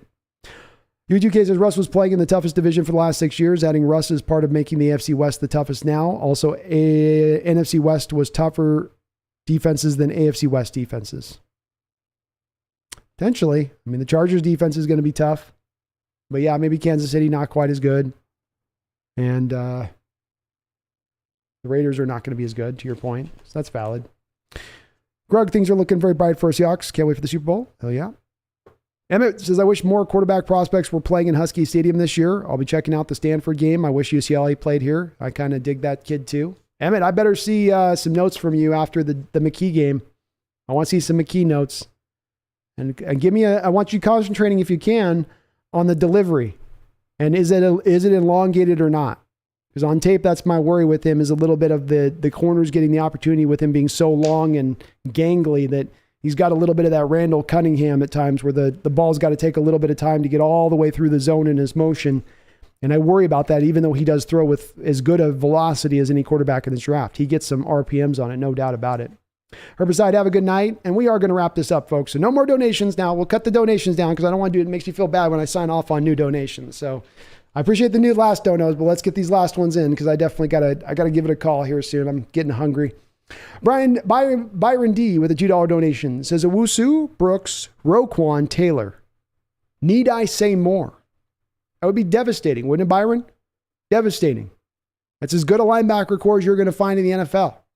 And, I mean, guys that can run all day long, big guys, good size of the position, relatively speaking. It's a pretty complete group.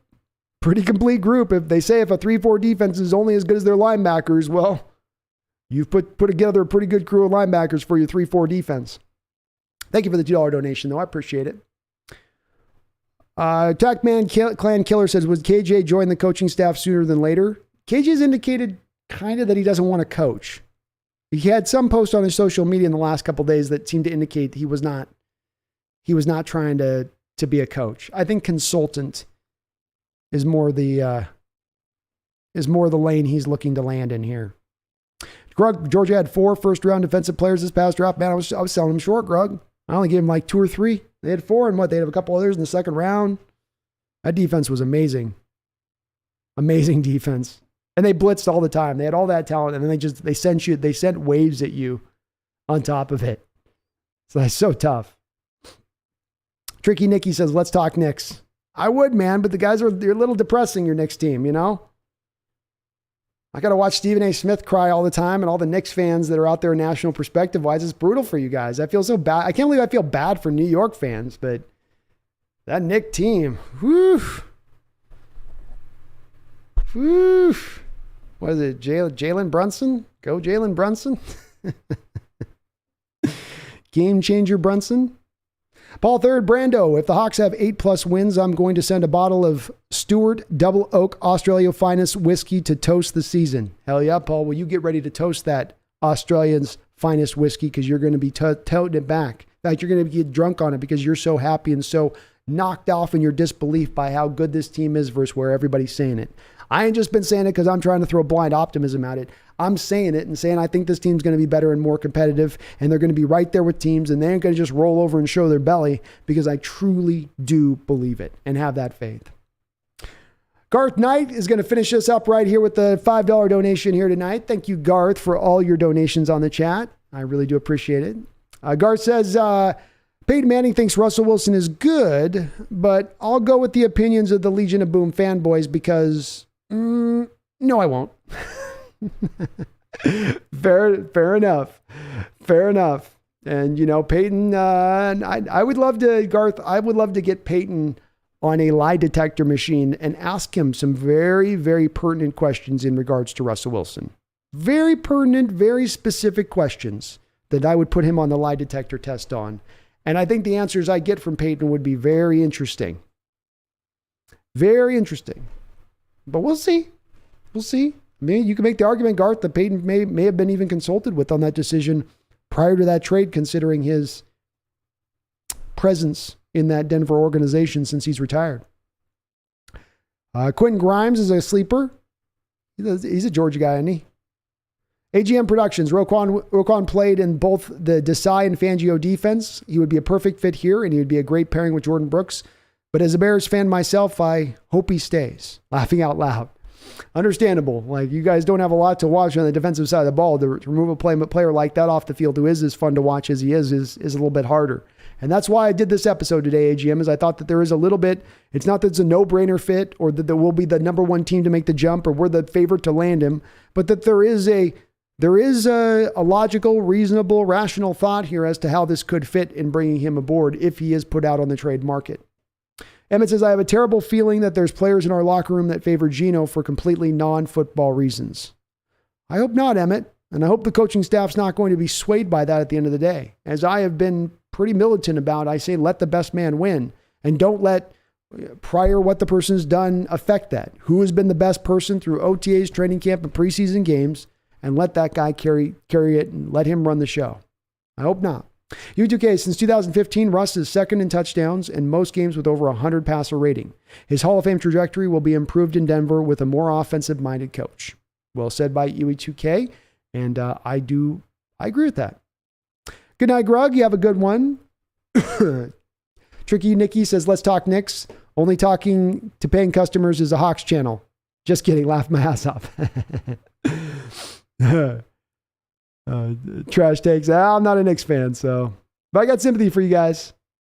I got sympathy. Another fun stream. Thank you, man. Alan Armington, everyone stay blessed. Peace out. Tech man, if the Hawks make it to the playoffs, I'm going to send you my Obama phone as a gift. Hey, that's money in the bank for me. Get that FedEx package ready. You know what I'm saying? You feel free to overnight that sucker. Tackman says UGA only allowed 9 points per game. Jesus, it was historically one of the greatest all-time defenses we've seen in college football. It's it's not an overstatement to say it. And understandable how it brought them a national title. Unbelievable crew they got there. U2K's best next memory is Reggie Miller killing them in the garden and then giving them the choke sign. Talking trash to Spike Lee too at the same time. That was funny. Poor Spike. He's had some moments. Scottie Pippen telling him to sit his ass down after dunking on Ewing. Sit your ass down. Bash, the story about the 12 on the bus in Jersey talking to the Denver fan sums it up. Everybody thinks we're going to suck, and we're not going to suck. They think the Broncos will be good. Not me. It's understandable, man. I'd love to be a fly on the wall for that conversation. Have a good night, Ryan. Hey, Jim, have a good night yourself. King Bomber, you too. Bash, I personally think that there's nothing the Broncos can do around him with enough talent for him to win. I think he needs a lot more than they have to offer. The Broncos will give us a top 5. It's possible. I do think they're going to eventually stick to their run designs, and the run designs will eventually bring a safety into the box, and then that will provide Russell some ability to be very productive at that point if they can get to that state. But that, to me, will be a big key for that Bronco offense this year. Greg, I had to back and say that Georgia actually had 5 defensive players go in the first round. It keeps adding, Greg. It's going to be 6 by the next time we check. Better get back to work on the new website and the blog 12s. Talk soon. Have a good night, Megan. Thank you for all your donations as well and all of your mod support on the channel. I appreciate it. San Diego's SDSU defense was amazing in 2021. What's that? What's SDSU?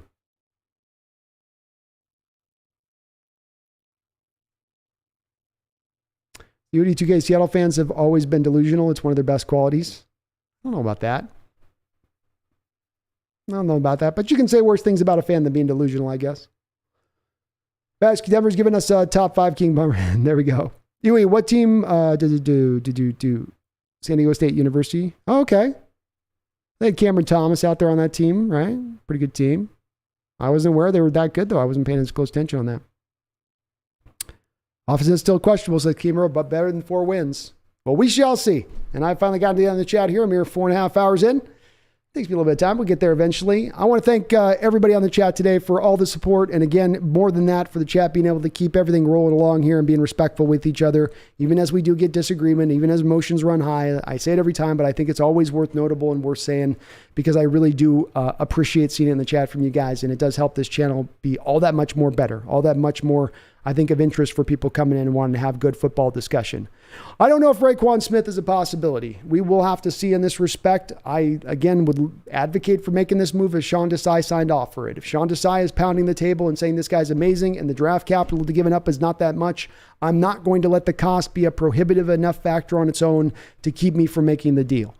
But I'm also not going all in on this deal either.